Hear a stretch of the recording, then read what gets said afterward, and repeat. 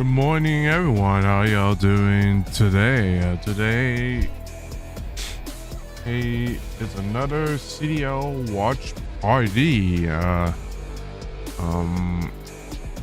Today's matches are going to be quite interesting. We got Carolina versus LAG, Miami versus Vancouver, New York versus Texas, and then Atlanta versus LA Fees. I am excited for the LA Fees one since you got the super team with the teammates with the players I know that have done really well with the other teams before, and I am excited to see how this LA Fees roster goes against the Atlanta Face.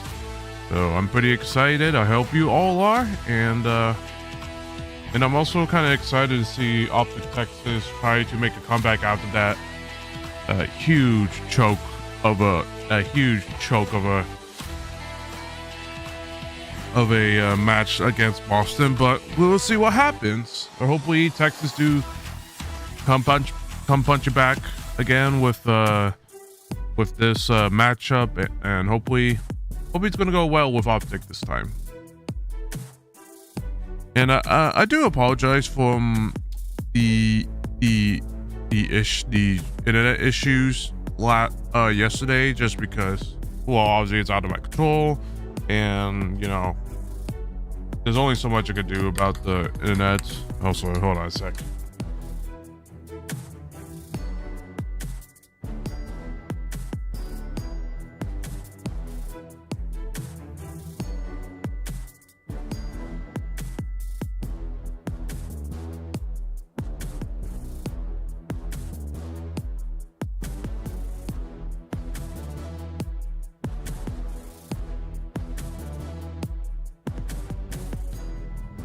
But yeah, today's gonna be. Yeah, hopefully today will be better without the outages. Won't say it soon yet, but we'll have to see.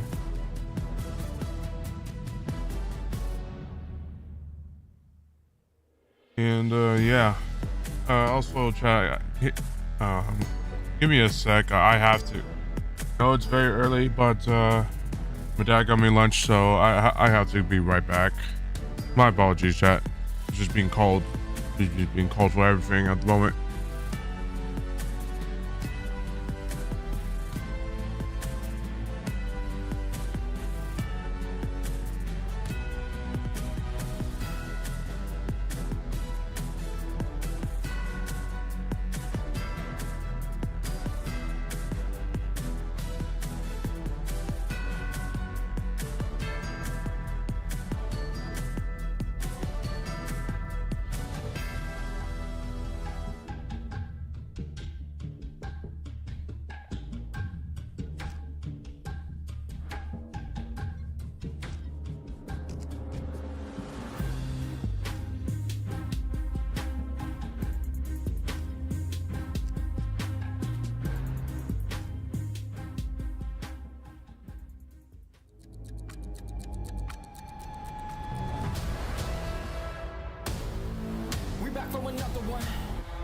Another one, here we go.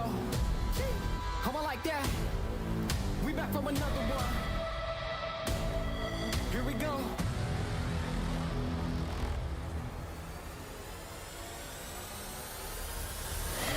We back on the scene like we never left. Time to go put them back on the shelf. No, we do not need permission. We came in alone, now we leaving you by ourselves. Now nobody wanna play me. Everybody think I'm crazy. Guess I gotta live up to it. Nothing but to do it. Hear me out. Let's go. They know we done been there before. They know I done been there before. We gon' do it again. I think we gon' do it again. Go for the win. Tell them let's do it again. Let's do it again. You know what we doing. Do it again. Tell them I'm back for another one. Let's win. Let's do it again. You know what we doing. I like that. Let's do it again. You know what we doing. I like that. Do it again.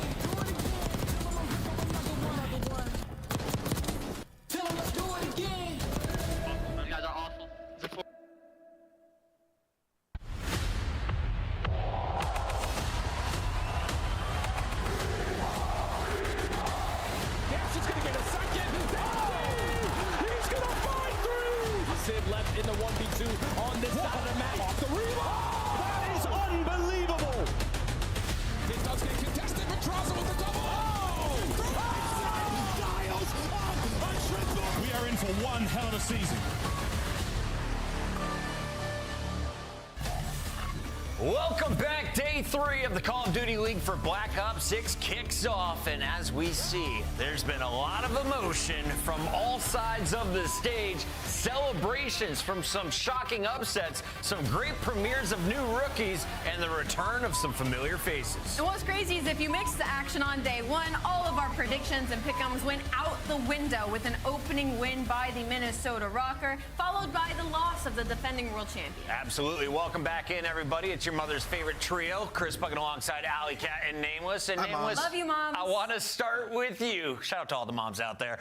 What have you seen so far, and what do you think changes by the time we get to Major 1? I think there's a lot of parity in the league right now. I feel like everybody's learning from each other, and they're going to sort of have to copy. It's a copycat league. We've known this for a long time. You learn after the official matches. But as it stands right now, the only team that has stood out to me has been the LA Thieves. They look like they're a tier above all the other teams as it currently stands. We'll learn with the last match of today if they're dominant. We'll get to that in a moment. First, though, we got to revisit some of the biggest plays in our new favorite segment called Burgers and Fries. Let's take a look and find out who's showcasing some buns plays, who is frying. Shotzi absolutely frying, goes on a 10 streak. A little bit later, helps out the opposition. Yeah, what does he do with it? He tries to give some extra kills to the enemy team. A little bit buns there. Little buns. Hey, Dashy forgives you. So does Kenny. Even Shotzi's not safe. ARs are good guys. Here we go. Play number 2. It's Beans and Toronto Ultra.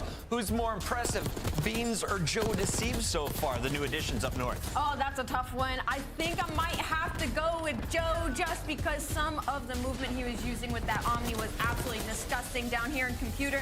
As we're watching it now, parkour, easy peasy. That's definitely some fun. Pulls out the knife for the zip line, making a case for it to get GA. Nevertheless, fries for Toronto Ultra. Sitting at 2-0. They have been frying. They deservedly so. Get the fries. Keep cutting them up. Pull out a sniper, too. Let's get weird. Here we go over to Nero, Minnesota Rocker.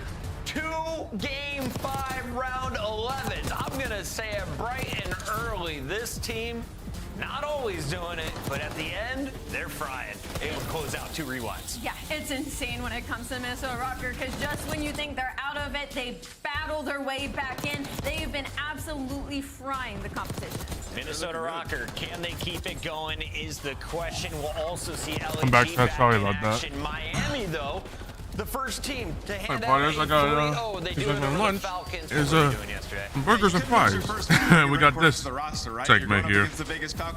Burgers and fries segment here. Had to call game, Quite finding fun. 3 kills on the rotation. Hey, Jaco, how you doing? Welcome. Getting the fries, baby. I love the fries wiggle right there. Well-deserved Real.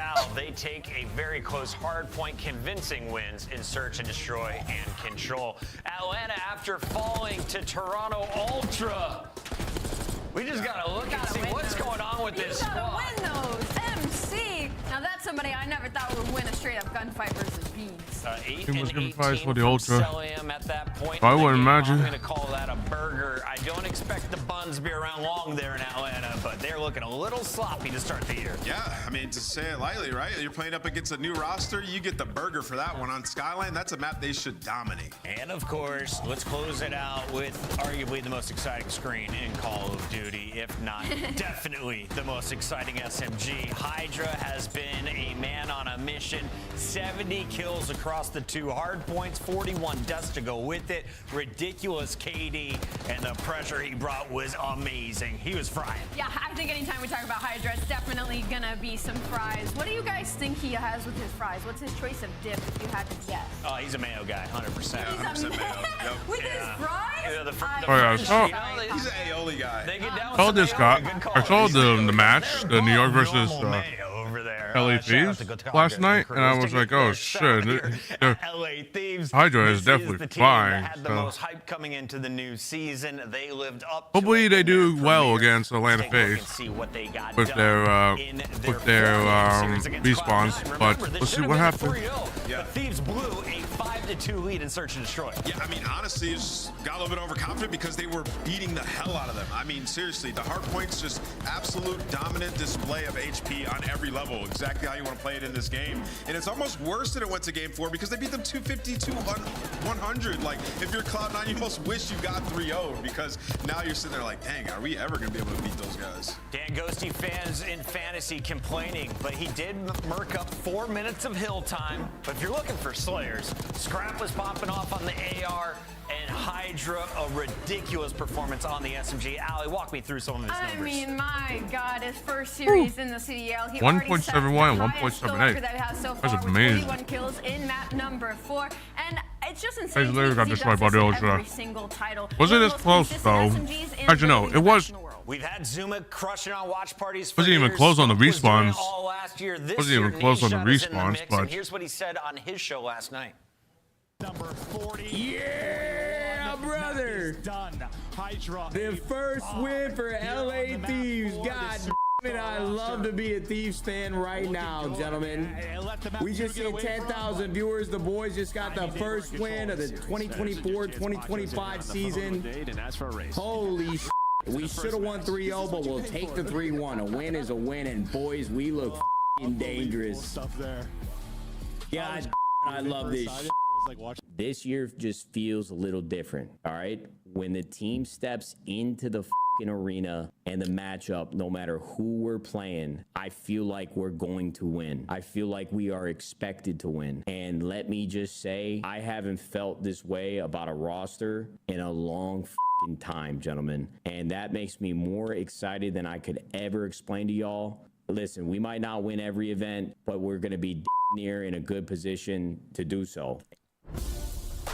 Now, Nadeshot may be a little bit biased, but we're going to see LA Thieves take on Atlanta FaZe. Do you agree with Nade? Are they the team to beat in this showdown today? Yes, they're the favorite right now. They look like the best team in the game. We saw the preseason tournament where they beat FaZe in 2 best-of-5s. FaZe come in and they look sloppy. I think LA Thieves are going into this. We should dominate them. That's how they feel. And of course, we got to call out the head-to-head matchup, Scrap versus his rival Draza. Scrap has had Draza's number, but this is a new team for Scrap here in 2025. It is a new team for Scrap, but it only looks better for him when it comes to this rivalry because Atlanta FaZe right now is on 1 and maybe a little bit overrated, where LA Thieves are living up to their hype. Let's take a look at where we have sorted things out after 2 days of action. 8 games in the books. 2 teams are going to finish at the top 2-0. You're going to see 3 more teams unbeaten at 1-0. LA Thieves is in that mix. And on the right side of your screen, it's been rough for the Falcons and 5 other teams shocked in the opening 2 days. Yeah, I mean, we're sitting in a world where, like, Cloud9 or Optic are going to be 0-2. They play each other today. Both,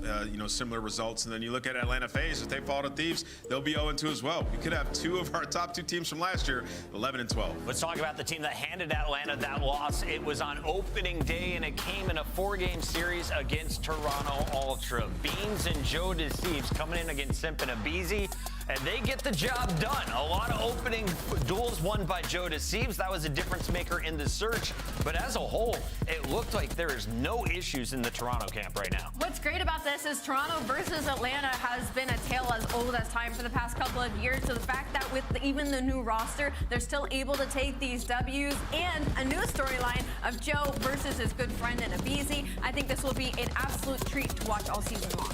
Yeah, they've had the toughest schedule so far. I had to go up against FaZe and Surge, and, Make Quick works both of them. Toronto look absolutely unbelievable. The retakes on Protocol, Search and Destroy, money. You're talking about why you picked up Beans, like, to slay and be good in Search and Destroy. So far, so good. Bring in that extra energy. If you were concerned about the comms, no need anymore, and they're going to be hosting a major. And of course, Toronto, they've got teams around the world, and we're heading to Madrid, Spain. That is coming up for the first major of the season. Come on over, as Toronto will be hosting the event in Madrid. I expect to see a lot of Miami Heretics fans in the venue as well, Alley Cat. Oh, absolutely. And what's crazy to me is Toronto's already usually such a great event that we've had in previous years, and they're like, let's treat everybody. Let's go to Spain for the first event. Why not? I'm really excited. Adam, Allen Crew, keep killing it. I see what you guys are doing out there. Let's move it on to the other 2-0 team. There's only 2, Toronto and another purple squad that goes by the name of Minnesota Rocker. We were worried about this lineup.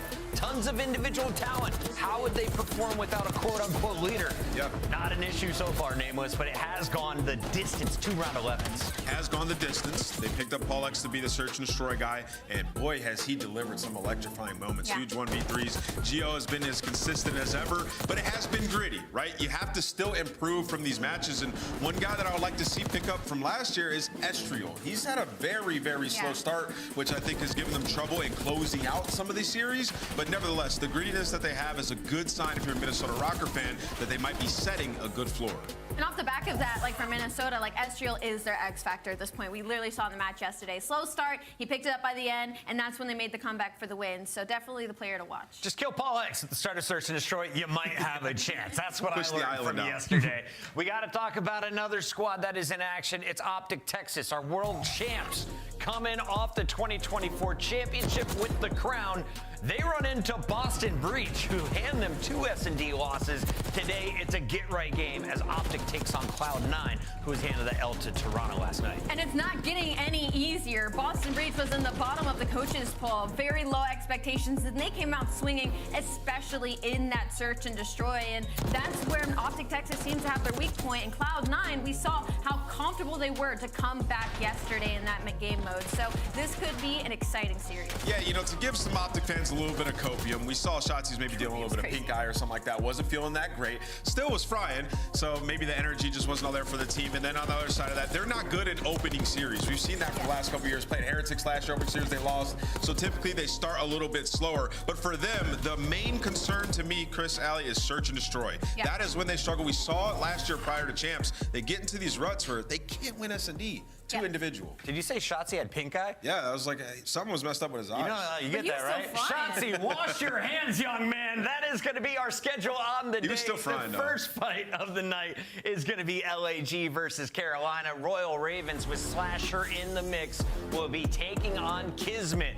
And 3/4 of that World Championship subliner squad now playing for Gentlemates, Allie. I mean, we have a banger to open it up, but we also have bangers all day long. We get to see the Miami Heretics and Rencore take on the Vancouver Surge, and the absolute banger at 7:30, Atlanta FaZe versus the LA Thieves, arguably the best team that we have right now. Oh, okay, I'm just trying to eat at the moment. Right now. But I have, but for this, I still have Gorillas winning against Carolina. And I have Heretics with the hot start yesterday. I have them winning. And then Optic, it was just unfortunate stuff that happened, but you know, I'm still having them winning against Cloud9, and then LFE's gonna be tight. So I'm seeing Game 5 going to LFE's, but I'd be a little worried because of their S&Ds. So it's gonna be interesting what happens.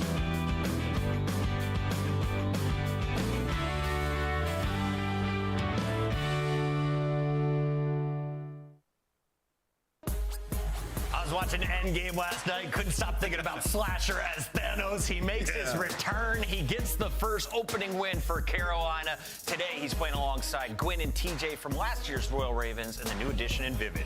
I mean, what I saw from the Carolina Royal Ravens was just a lot of resilience against the Falcons. They tried to maybe kind of get some situationals and the hard points, but it was the likes of Slasher, you know, the vet on this team, and TJ Halley to kind of bring things back. I think my biggest focus for this squad is going to be how they continue to gel together, because it seems like the chemistry isn't quite there just yet. I feel like they should have been much more comfortable versus the Falcons.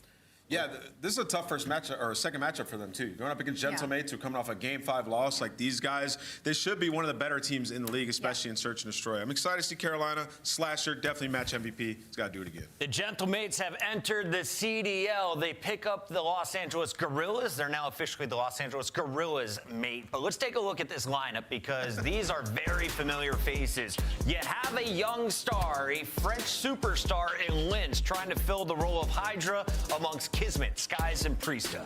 I mean, this roster is disgusting again. I will say it again. I can't believe that this got to fly under the radar. You have the 3 world champions, and you have Linz, who was in contention for Rookie of the Year last year. And from what we've seen already, is he has continued that. He is disgusting at this game. Unfortunately, they do fall short, but I don't think that takes away any of my expectation from them. Nameless, if I'm looking for overs and unders, here's my maps and modes. Where can Linz score me some big ones today? Oh, man, in both the hard points. I mean, if you could take like a maps 1 through 4 over, take it for Linz. The man is an absolute beast, and this might go for a little bit more. I mean, they for on map number 1 and lost, so looking to run it back on ball, see if they can actually capitalize and close it out this time. Gonna be interesting. Match is ready. Last time I went with Kismet and crew. I had faith. They lost a round 11 in Search and Destroy. They do not allow that to happen today. They get it done in 4. I'm gonna kick things off in our Scuff Pick'ems with Gorillas.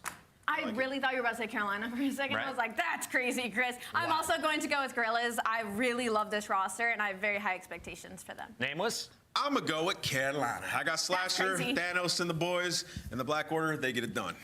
And fans, where are we landing? Also feeling LAG. Nameless going rogue. Last time he was alone, he was right. We'll find out if he's got it again. Let's send it over to Study and the guy I'm beating in fantasy football today. I hold shift.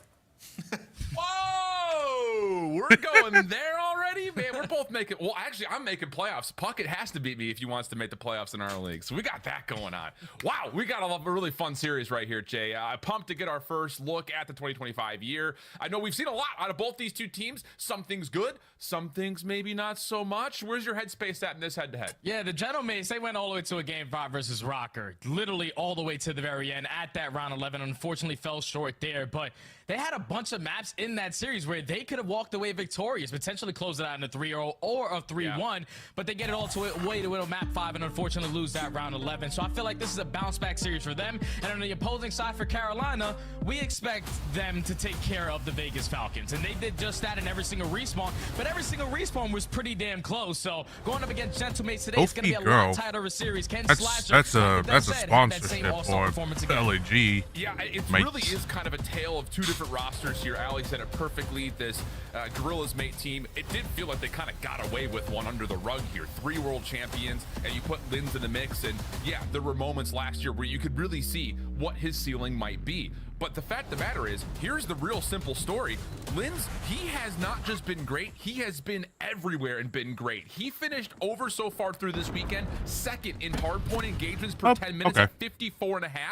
The person above him, the only person above him, is Hydra. So the French are taking over, and for LAG, that means great news, although obviously the start of this lobby seems to be a bit of a bounce back restart for us. Yeah, that's some good company to be in, though. If you're up there with Hydra, you know how much pace he sets with that SMG. You saw how LAT looked yesterday in that series versus Cloud9, especially in the hard points, but if he's going to continue to play like that, that's why I think when you said it perfectly, like this roster is going to be like one of those rosters you expect to do well, because you said it, 3 world champions. You add a player like Linz, who's basically a mirror effect of what Hydra's able to bring. So you got the same coaching staff of when they won a world championship. This is basically the same exact system they had 2 years ago in Hydra. So if it ain't broke, don't fix it. Let's just try to fit Linz in. This time, Kismet, he needs to step up a little bit more in that slaying department. But these guys know what it takes to win. They just have to. They shook off that loss in that map. I mean, that first series, they did bounce back here. Yeah, and I think the thing about it, you know, Kismet, I think after last year, we had kind of this meme of, was it going to be 99 Kiz or 0.99 Kiz? And I think so far what we've seen is that this dynamic between him and Linz really does feel very familiar to what we had seen with him and Hydra in moments when they were brilliant in years past. The other side of this story, though, is I think just the simple idea that Priesta and Skies together have been really good at locking down lanes and allowing the opportunity for these SMGs to essentially do what they want, where Linz can essentially be allergic to the hard point, where Kismet is the one entering once he gets good information. So it did feel like this team had a really solid start to their opener. Oh yeah, especially with Skies, dropping like a 1.4 with that lead AR role. He's going to need to be that guy now, where he's putting up those massive numbers in the slam, because if you think about the kind of player that Priest is, he's a guy that can do it all. Kismet's thinking about the objective, and then with Linz, he's just the raw SMG talented slayer that you're always going to try to get. But with you losing players like Hydra on your lineup, with you losing players like Slibber on your lineup, someone has to make up in that slaying department, and Skies showed that he can do it, at least in that first series.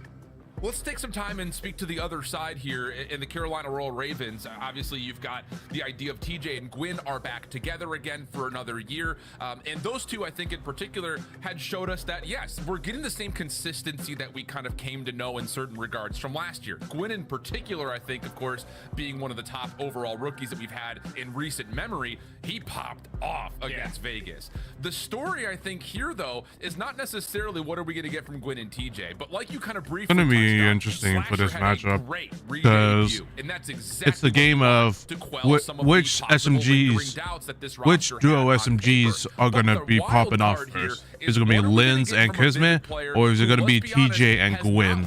Because what I've seen from Gwyn from the first match, he was cooking up.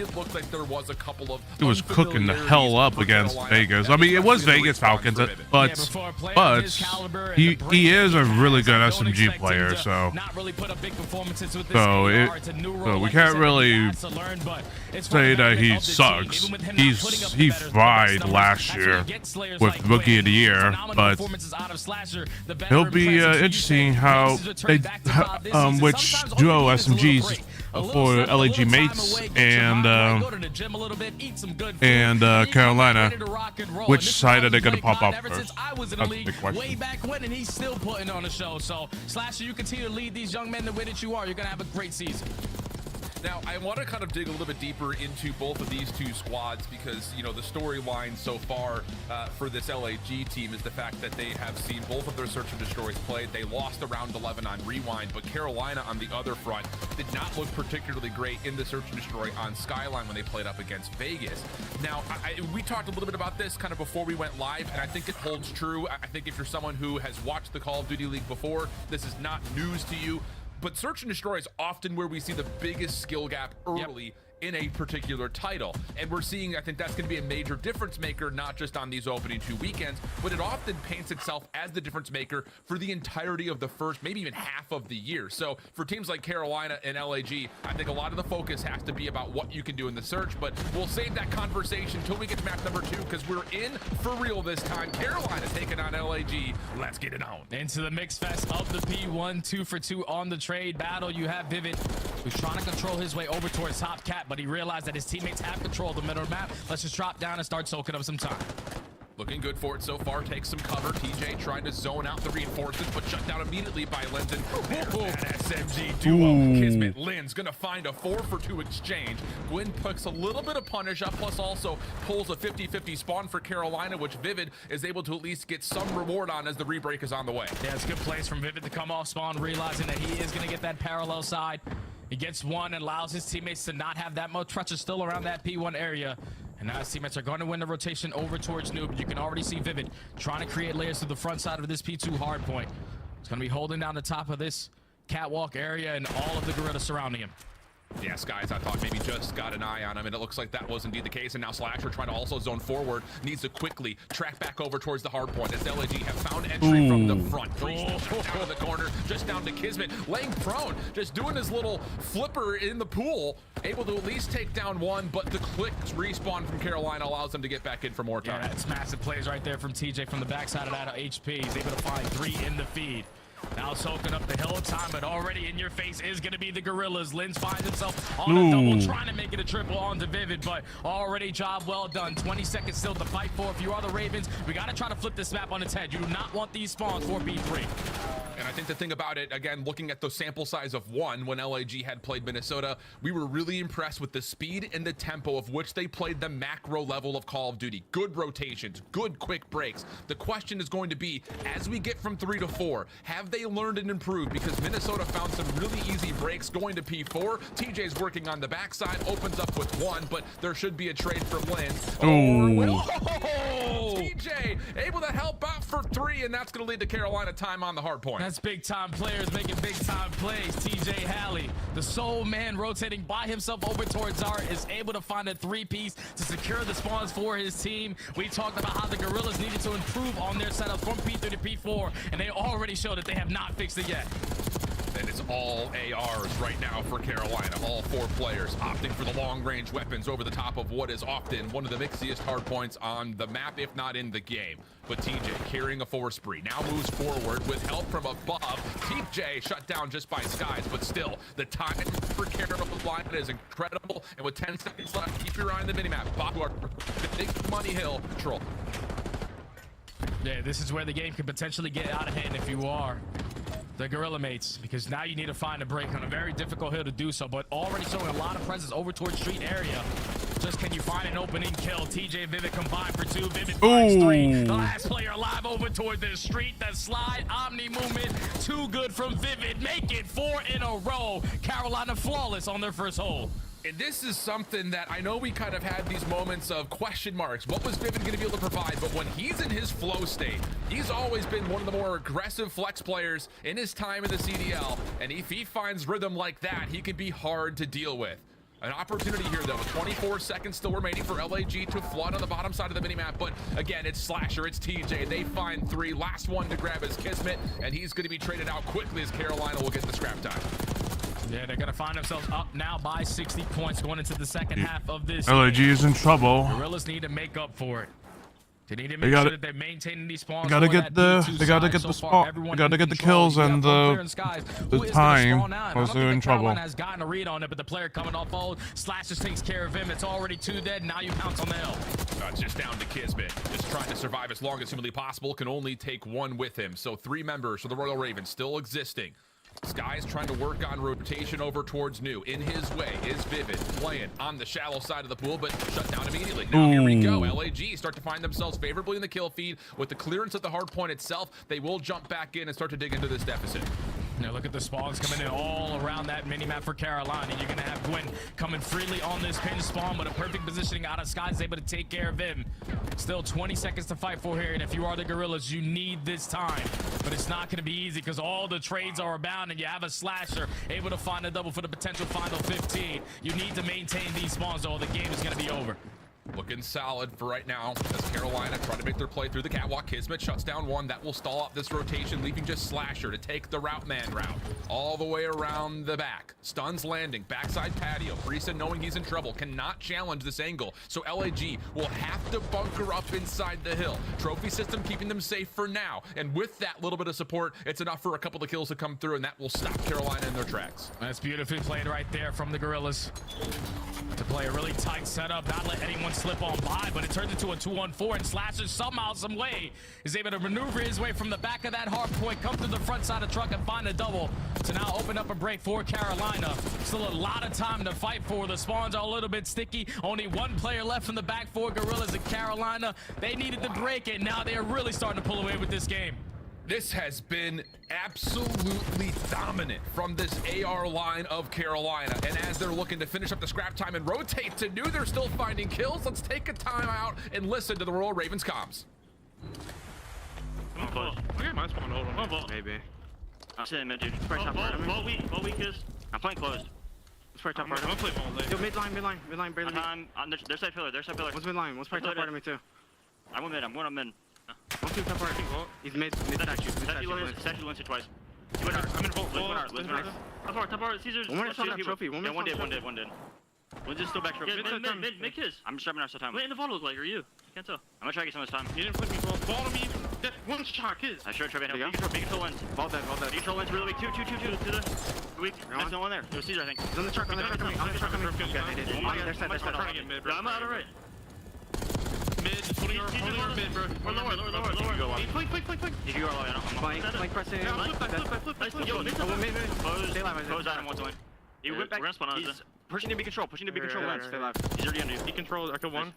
Might spawn up to the below me. Absolute. You're standing over there. Len's in spawn. Just stab. Sure, Len's might flank us. One shot top. What? He's going top bar. I'm named top bar. Mid on me. I spawned deep front. One small ball. 100%. Our dead. Vault dead. Top and on hill. They're gonna spawn out. Spawning on mid. Spawning all the way on mid. Yeah. Top hill, Caesar. Top hill, dead. Cutting the mid spawner. I'm one shot. Push you. Backstairs on me. Good top. Backstairs, top. Line, left. Quick pressing. Yo, Art. One still top hill. Yeah, you can go front of me. His was Art. Top hill. He's just sitting up top. One's there.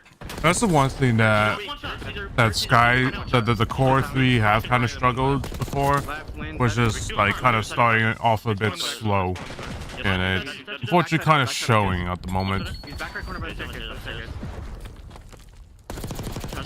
There's backstage and statue. I'm just out front. Going back to it. I'm holding the right. I'm in you right now. Okay, my great piece. I'm looking at the right. Show me right. Alright, 1, 3 old. What did you them? Well, you guys are 3 old and 1 art. Art dead. Coaches did show who was paused. Well, the follow-up after the second hard point, it really that was only one LG major start to though, bring it back. and they have, and Ultra has Just been right there faced for the Gorillas. They did many everything they times needed when to they to were put facing themselves in against each position other, to try to but chain that P3 to at the the P4, but to get no time off of P3 because of the way that but Carolina were playing it. but just couldn't be consistent against the other teams for Ultra, so it wasn't like they weren't. I knew they kind of weren't gonna be that great, even though they were good against Atlanta FaZe. Ultra just wasn't consistent against the other teams. Now they're back into the hard point. Absolutely the case. Slasher having a master class, 29 and 6. Gorillas gotta win the rotation and get the time on the hard point. Just trying to hit the early Well, they gotta round get the with still kills 40 seconds first to before they fight can do for. anything. That's a little bit of extra Look at space that. in time for They're just Carolina getting. to They're get just. closer They're to just that running in and dying. Lynn's trying to do It's it not what you all. want. He's been good Ooh. at this before. The walking triple kill from day 1. He gets 2 here, and that's going to lead to some space for LAG to rotate quickly to P2. Yeah, creating these Oh, layers what they was need. that, Flawless hold Lins? here at P2. Try to get themselves back into the game Oh. around being hit from TJ, able to win the one-on-one versus Kismet. Where is he now going to spawn? It's going to be all the way across the map, so it's the teammates now approaching from the front. That's 3 dead. Last player alive in the back is going to be Lins. See, that's not what you want. You just dying on the point and dying, being broken so easily in the point, and like now you gotta, you're making your life double. It's hard. You make your life harder by just allowing them to break in so easily. Really can't do anything, but you got to still try to hit something here if you're LAG with the clock starting to tick against you. Yeah, you can't give all this time. Thankfully, they opened up with a double. Relieve some of that pressure, but TJ watching that cross from that mid alley is able to find 2 of his own. So you got Vivid playing with the door, trying to get back into the hard point for that remaining 15. But now you're just going to walk away still with the 70-point lead. Only needing about 30 seconds to close out this map. Number 1, you have Gwyn now fighting that one-on-one for the rotations. Big plays have to come in from Kismet here. This is just leader's advantage gameplay from Carolina. Hello. Having a tough time finding Kismet, eventually does, but he puts this pressure on LAG to have to fight the war on 2 fronts. And as they turn around, knowing they need to try to keep the left side of the map, Carolina find the kills on the hard point. They clear things out, and they even get a little bit of extra time from Vivid before he's finally shut down. LAG need this time, and they do get a 4-down feed to start earning some of it. Yeah, they need all this 30 though. You need to chain these this time with a couple kills at the very end of this hard point to potentially flip them all the way across the map. But when you have such a lead the way that you do, if you are Carolina, you can afford to hit routes like this. TJ with the double. That makes That's 3 not dead what in you the want feed. right Last there. player alive is going to be Priesta. They already have the info on them. They can no longer win it here, but they are as well have the rotation over towards P4. This might be GG. And just look at the effort from Gwyn and TJ to zone further forward, knowing your ARs have already backed up into new. This should be last chance here for LAG, and Slasher's not even going to allow them to see the front of the hard. Oh man, Slasher's on 37, 4 in a row. Carolina putting a beat down on the Gorillas mate squad out of LA, and Vivid has instantly quelled some of the map 1 doubts from last they played, because wow, that was an AR masterclass. Not even close. They were just getting. They were getting. That is just. They're just getting outplayed. That's what you don't want to happen. Just being outplayed heavily. Like, just. I mean, if we look at it, it's just like they had setups, but they kept getting broken in so easily. With all the pressure you were setting with your SMGs, with the Like, something's wrong with there if you're getting broken in so easily. To open up the series 1-0. And it's just, again, the idea of them pulling out, I think through the majority of the map, 4 ARs, just locking things down. Don't allow a single member from LA to move across the map without being contested. And more often than not, it really did feel like it was either Slasher or Vivid finding a first kill on those big rotational moments to give Carolina these 4v3 moments that just says, all right, Gwyn, TJ, go run, go hit those extra routes, bump a little bit further forward, just take more of the map. I mean, that was absolute perfection from Carolina in my book. And it all starts from like the very first part of that game. When they start off getting that P3 to P4 chain, they find themselves up by 60 points. This is when those SMGs now have freedom to hit those long routes, to open up these plays for their ARs, and the ARs to take their sweet time just holding down these lanes because of the time that they have, and they're knowing that the Guerrillas have the pressure on them to make up for it. So if you are the Ravens and you're going to continue to play hardpoint like that, just strictly fundamental, obviously when you're getting the kills, it makes it a whole lot easier, but that was just a perfect game plan to open up in this map number 1. Now, if you are the Guerrillas, who showed a lot of dominance in their search and destroy, we know what Kismet is capable of, as well as Priest and Skies, because they won a world championship together through their search and destroys. But Carolina, they got the same thing on the opposite side. You got Slash, who's been playing SD for a long time, TJ, who's phenomenal, and also Gwyn, who's even young and coming, but dominant in search and destroy. So this is going to be a battle here. Yeah, it really will be. I think the thing, though, about it, again, is, you know, after what we saw against Vegas, granted, it was on Skyline, it didn't look particularly comfortable for them. Yeah. So there is this level, again, of this Carolina team needing to kind of show us what they have in store. And so, again, we're going to see some unique maps in this pool compared to what Carolina had versus Vegas in their opener, starting with the Rewind first and foremost, which, again, let's be honest. I mean, we've seen this map a handful of times already on the weekend. It's a lot of make sure you can play your numbers out correctly. Yeah. And for LAG, hey, there is a little bit of history there because they were able to really kind of put their foot on the gas when they were playing up against Minnesota in a number of moments, especially in the first blood category.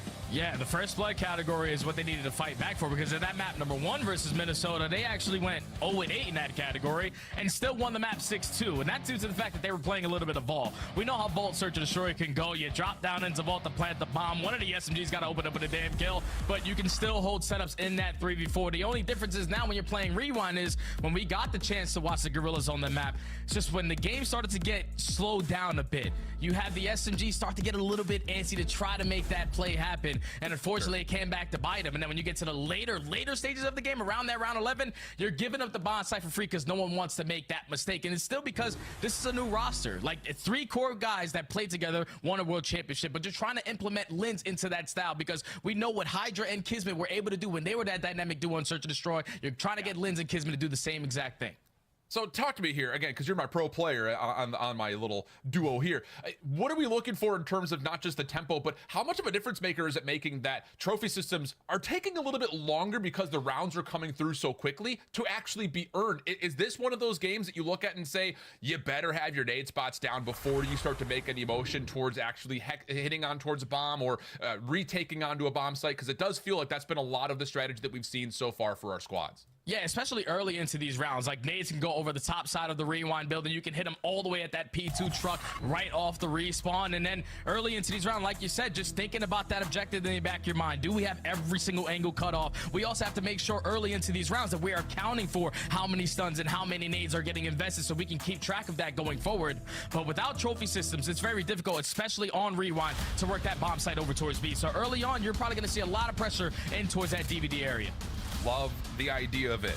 All right, that's the small, at least at a glance, breakdown. What are we actually going to get in practice, though? That's the big question for LAG. A map that they have played, it was a round 11 loss versus Minnesota in map 5 when they had played. So what have they taken away from that previous experience? I think in particular, you look to see how much more value will there be on their lives in the first 30 seconds. Because like you said, the first blood category was not great for them. In particular, Skies went 0-3 when they played against Minnesota in both searches. The Guerrillas can do better than SD. Already into this round, though, for the Guerrillas. Gonna be All interesting. The investments of the stuns and nades over towards this B side. Kismet just going to send it on in for that first blood, but that can come back to bite him because he is the bomb carrier. They still have the numbers, now making it 2v2. Bit of a pinch on the way as well. TJ playing from the backside of this, Slasher on the opposite. Skies looking to zone forward over towards this backside alley, and they will collect the bomb. But again, tracking back to B is no easy feat. So they're going to try to re-rack this, and Slasher finds himself just caught on sprint. So now it comes down to TJ for the 1v2. And he has an SMG, no tax in the back pocket. It's a lot of time to work with if you are the Guerrillas. So they're slowly working their way over towards Burger. Just trying to clear out the mid street using the buddy system to their advantage, but 30 seconds, eventually the objective has to be on their mind, and I'm thinking it's going to go over towards A. Sure feels that way. TJ, what kind of timing will he have? Currently just existing over the top of the B site. Now making his move to enter into DBT. Can he catch Priesta? He sure does. Now very doable. He even gets a look at Skies. The 1v1, he knows the bomb is down. And TJ has the benefit of the clock. Now through storage. Here comes the follow-up check. Skies sees him, and TJ knows not enough time to plant. Just run, stay away, and that's going to be enough to secure the 1v2 in the opening round for Carolina. That's perfectly played right there out of Teach. He catches the timing onto Skies for the bomb carrier. Then when you turn it into a one-on-one, actually Skies was the last person alive. Just not enough time to work with. Within only 15 seconds, and the guy you're thinking that's going to get the objective goes down, then you instantly get spotted with a shoulder out of TJ through mid-courtyard. That's just the experience right there kicking in for the young man. Carolina take the first round. Now we've got a 4-man flood avoiding the opening frag over the top from the defense. And look how quick this is for Carolina. Straight on in towards the dumpster, and then beyond that, LAG is going to have to play retake here, Jay. And this is where LG needed to show fixes versus Rocker. They were giving up that A-bomb site for free. This time they take it away from them. Oh. But they have no presence over towards B. The first blood comes in from Skies, though. Man advantage Gorillas. Great defensive retake nades. As soon as they clear out A, they're able to get some damage done, but it doesn't make much of a difference. The team shots from Slasher and TJ are flawless. And now Slasher from a place of superiority on top of the trailer tract. That's enough to get TJ again on this pinch around the back. Timing is perfect. Kismet is absolutely stuck in a Bermuda Triangle. Carolina Royal Ravens. They go back to back. That's just a beautiful blind counter right there out of the Ravens, man. You get no early investments from your nades, but you realize there's not any pressure into a courtyard. No one's sitting on the backside of their 18. Let's just get this bomb down for free. Thankfully, the nades, you got everyone on Carolina rocking that flak jacket, so no one's going to get one naded for that first blood. Once that first kill happens, the trade is instantly there, and then the crossfire setup from Carolina, too strong. As they secure the second round, great plays again from TJ on that repinch. How much of that round do you think is going to play a bit of a mental deterrent to the LAG defense? Like you mentioned, they were struggling over the A site. They full stack it. They've got some set nades over towards B. That still doesn't work out. So remember that to see what they want to do in their next defense. For now, though, trying to get away from a lot of these stuns and nades from Carolina that did land early and will be Priesta for first blood. TJ wants to find the trade, but Skies is there to help support. And this looking like a flawless round unless Gwyn has something to say about it here for LAG. It's a 1v3. Yeah, not going to be able to get out with his life, and that's beautiful patience right there out of the Gorillas. Realizing that, okay, there's a couple nades coming in through DVD. They're already hitting our stage. They're probably going to be the aggressors on the round. So they find that first blood, actually the first 3 kills before Gwyn is even able to get a trade. But way to stop the bleeding if you are the Gorillas right there. But now to go back to what you said about their defensive setup, with them getting caught off guard early on and towards that B, do they go back to the setup that they had on day number 1 of watching them play the map, with just stacking over towards courtyard to not allow that to happen again? Let's see what happens. Again, those secondary nades from their defensive setup around A over to the B site were good. They were landing. Just didn't work out for a first blood. And this time, Carolina going to spend a lot of their opening utility right off the rip. And for LAG, no, this is the exact same defensive setup they had previously. Sky's going to re-wrap back over to make sure this back B alley is safe. TJ with the RCXD will get to work scouting out where this defense is. And he should be able to at least spot a couple players sitting outside a courtyard. But he's going to back down the players from the Gorillas out of this A site to open up that site for Vivid to potentially go for the bomb plant. It's now with 55 seconds left. You get Gwyn to take that glass control, but look at the Gorillas already making the adjustments, pushing their way through warehouse. Yeah, Gwyn was trying to stop it, but gets caught. So now 4v3 for LAG. But the RCXD is still in effect and is keeping the defense at arm's reach. Finally gets shut down. TJ can now make his motion forward, but this is anything but comfortable for Carolina, trying to get this bomb planted at A, and they've lost their bomb carriers. Vivid drops Kismet off the backside. Easy follow-up, and it's just down to TJ for what would have to be a 1v4, and he does not have a lot of time to make that happen, and the shutdown will come through.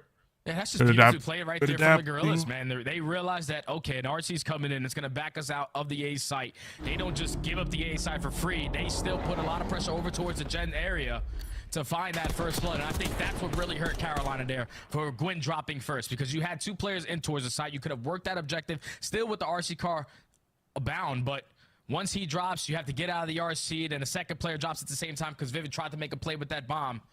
Just great plays from the Gorillas. Again, just slowing down these rounds. Tie up the game at 2. Okay, let's reset things back towards neutral. And let's keep an eye to see what our trophy systems are going to look like, because they should start coming through here pretty soon. Carolina taking a very passive approach on the backside at B. It's a double stack there with the trophy system to keep Gwyn and Vivid safe. Defensive stuns will get information that Priest is playing outside the RV. Follow-up nades will not land, though, so again, we stay 4v4. Curious to how many players have tax left, because we saw all those nades and stuns thrown up in the air. Linz is going to have a frag in his back pocket, but now they have full DVD control. And with the bomb going down, Carolina going to need to try to find some success in this 4v4 retake. Wow, and Slasher just takes a slide across the front doors. TJ over the backside at Burger, shut down by Linz, but from the front, Carolina starting to build some pressure on this retake.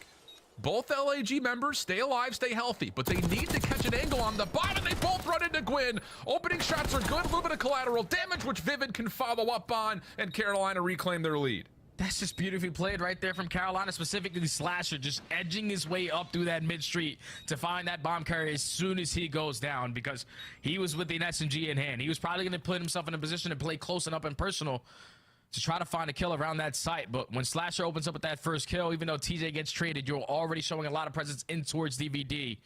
So you force the Gorillas to back on out, and Gwyn plays it to perfection, watches the rotation over towards Street, gets the info on both, and they secure the successful retake on the defensive side to take the advantage again. 3-2. What about that first blood from Slasher, though? He was crawling up the mid-street like a caterpillar. I'll say it. But wow, huge first blood. Carolina take advantage. RCXD earned and utilized immediately. And that's got to be from LAG's side. Yeah, sure is. It's Priesta who's controlling it. He's staying safe all the way deep towards the backside of B. And this is essentially now a 5v4 because the RCXD is just playing this little wiggle on the corner. Yeah, it's basically, you cannot go over towards this B side. We got all the info on this side of the map. And then the ARs from the Gorillas, you can already see, take a lot of control of Burger and mid-street. So they have all the crosses in towards DVD. So if you are Carolina, you got to work your way in through mid-zig. Yeah. But with only 45 seconds left, now that RC goes down, the play might be at B. A couple of delayed defensive nades, not going to land for much information. Now a late trophy system is placed. Carolina trying to get themselves set up for this B execute. Keep your eye on Kismet, number 7 around the back. Slasher, he's turned. And he's going to be able to at least fight back to bottom. Now here comes Carolina. They're going to isolate, and they will find the kill. Can they rewrap this back into A, though? Skies is still watching a bit of a cross, and now Linz is here to help support. Yeah, Linz has to try to make a play. You don't want to allow this bomb to go down for free, and when he tries to peek, Slasher makes him pay for it. His second on the round in the 3v2 is Carolina. Priest Skies got to try to clutch on up. And Skies is completely caught off. Slasher able to confirm where Priest is located. This would be a 1v3 for him. Still tagged, but on the regen. Has Gwyn a bit more at range. Stun will land, and here comes TJ on the side. Easy follow-up, no worries there, and we're staying this two-round exchange. Carolina up 4-2. Just can't do much when you're going against a 1v2. Search and destroy. They realize, okay, 30 seconds. We still got enough time to rob this bomb site over towards A. But once they gain that info onto Kismet, you can already see the chemistry is there for this young Carolina roster. Everyone turns around to isolate him. You get that first kill. Now we have the man advantage. We rotate over towards the site because the rest of the Gorilla members were playing for that B pressure. So you get the bomb down for free. You catch Linz off the guard through that mid-street. Just easily well-executed plays out of Carolina, now up 4-2. Nades once again ceremoniously over the top. Neither really finding much impact. Our third RCXD now makes its way on the field. And look at the aggression here. Hold on a second. TJ's making a play. He's already gotten deep through. Skies. All timing is over. TJ still goes 1-for-1. Trades are decent. Back and forth we go. And we're left with a 2v2. Got Gwyn and Vivid trying to clutch on up. Priest and Linz not trying to get put at game point. But that bomb is going to be now over towards the A site. And it's an all-out that was really in the good back of the spawn. Oh, timing here could be everything. Vivid. Oh my God. Sliced his way between two different LAG members. He will get the full clearance that nothing is B Street. And it's one of those moments where no information is good information. You haven't seen anybody, so you have to know that they're playing somewhere through the middle of the map. And it looks like there is a bit more confirmation here as Gwyn keeps his sights up towards the front doors at A. Yeah, no information, like you said, is good information because Vivid is clearing out all of that right side. So Gwyn has to know that they're playing around that mid-street area. and might have put himself in a perfect position to potentially clutch this round. Has he seen them on this rewrap back over to B? Sure seems to have. He is chasing shadows right now. Timing is everything right here. He sees Priesta. That's going to be enough now for the popover, but Priesta wins his one versus Vivid to the 1v1. Not a lot of time remaining. Gwyn, he's going to have a chance at the gunfight, and he does take it. Priesta can't believe it. Had an angle, had an opportunity, but it does not make a difference. Carolina find themselves on map point. Just greatly executed on that 2v2 scenario. The fact that Vivid works his way all the way through the street, even though he gets some really bad COD timing on the backside of Yellow to spot either one of those players, just the info that he was able to get and then give it to Gwyn to realize where the play was coming in. He spots those players through the middle of the street, working their way through courtyard. And I thought once you get that first kill off the bomb, you probably want to run away with your life, but he did not want to get bad COD timing there.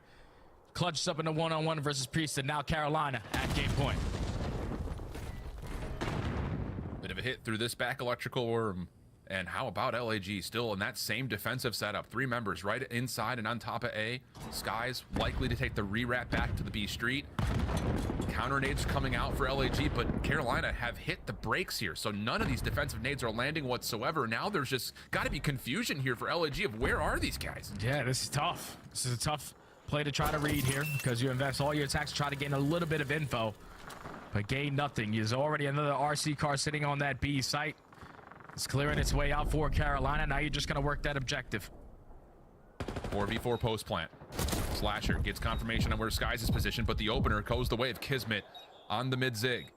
Lynn's right behind some of the play. He still stays concealed. Slasher, what can he do? Gets an opportunity at Skies, cannot convert. Follow-up should be decent here from Gwyn, but instead, Gwyn just takes the back seat. He's got the Hellstorm. He's gonna try to win the game with this right here. You have to try to chase him down if you're Priesta and Lynn. Do any of these missiles connect? The first 2 will not.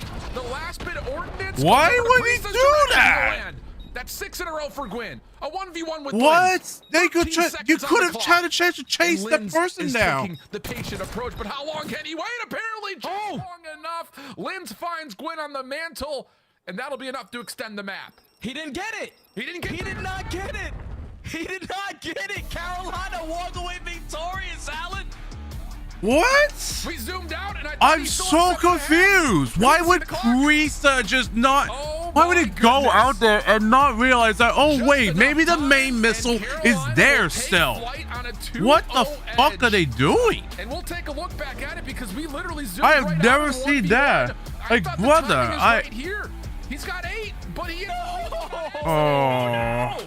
That's so tough. 23 seconds. That is so tough. Why would he? Weapon at the bottom of a zip line. You're just picking it up every single time. But Carolina clutch up in the search to destroy. Gwyn puts the team on his back in those final couple of rounds to earn himself that Hellstorm. I really don't know what Priesta was doing in that scenario. I don't know if he thought every single missile blew up at that point, but he just walks out, gives the free kill to Gwyn, and then with only 15 seconds left, it's very difficult for Lynn to try to locate where he is and also stick that defuse. I am just so confused. I am just so confused on what the hell they were doing. Carolina take the search like, destroy, even on the back brother, you did not have to run out. You did not. No, actually, you knew that there was a main that the main missile still has to be out there, but you just run out there expecting that. Oh, it's cleared. Oh, it's still out there. You could hear another one come by. And the thing is, he could have just ran in the back and just tried to kill fucking Gwyn. He could have done that. He was right there. Carolina in a position of major control. Like if you call it him who's, you must know he may be spawning in the back. He may have been in the back still. There is one person brave enough to pick Carolina again. Yep. They just look good, man. They're a very good team. You know, solid on all levels. Search and destroy. That's what we expect to see from them in the search and destroy game mode. Having players like Slasher and TJ, and despite Vivid having a bad game, still able to run away with the dub. How do I get Slasher off of a truck, or any annoying player who watched Slasher play and is now going to do it to me tonight? I don't know if you can get him off the truck, Chris. I'm going to be very, very honest with you. Switching gears a little bit, though, off of Gas in Carolina, LAG in that Search and Destroy, what I didn't expect is just how uncomfortable they look in this game mode. They clearly seem to have feel the missing presence of Hydra and the pace that he sets, because throughout like round 5 and 6, if you go and watch it back, like they just look uncomfortable. They're not really hitting things out together. And when they do, they're giving themselves really bad timing, as if they don't trust each other to hold flank or watch something, maybe some miscommunication. So a lot of work to be done for LAG's S&D. The LAG mates trio, won a world championship 2 years ago. Yep. What's happening right now? Yeah, I mean, well, one, you're trying to figure out this game. It plays obviously way different than the last 2 titles that we've had. And then in Search and Destroy, like, you have to play together in this game. You saw so many rounds how Carolina pushing up towards the B Street, using their attacks, and then wrapping back and isolating Kismet. Where in past years, Kismet had so much success being a guy on an island, making a huge impact play. It's not going to work as well this year, given how the map design is and how you can play together and bait and switch the whole map. So I think they just got to figure out how to approach this game. Give them a little time. Well, they have at least one more map. Let's take a look back, though, at the hard point, because if they hope to win this series, they got to win the second one. What went down in our first? Yeah, let's hop into drawing conclusions. So this is rotational success. We're going to talk about this one as it stands right now. The map is tied. It's going to be like 5-point difference. And right here, you have to make a big play if you're the Carolina Royal Ravens. So what I want you guys to do is notice here on your mini map, this is TJ Halley. He's making a rotation over towards New, trying to get control of the building, right? And he knows all the players are spawning here. So if anybody's going to be wrapping back, trying to get favorable positioning, they're going to be coming this direction.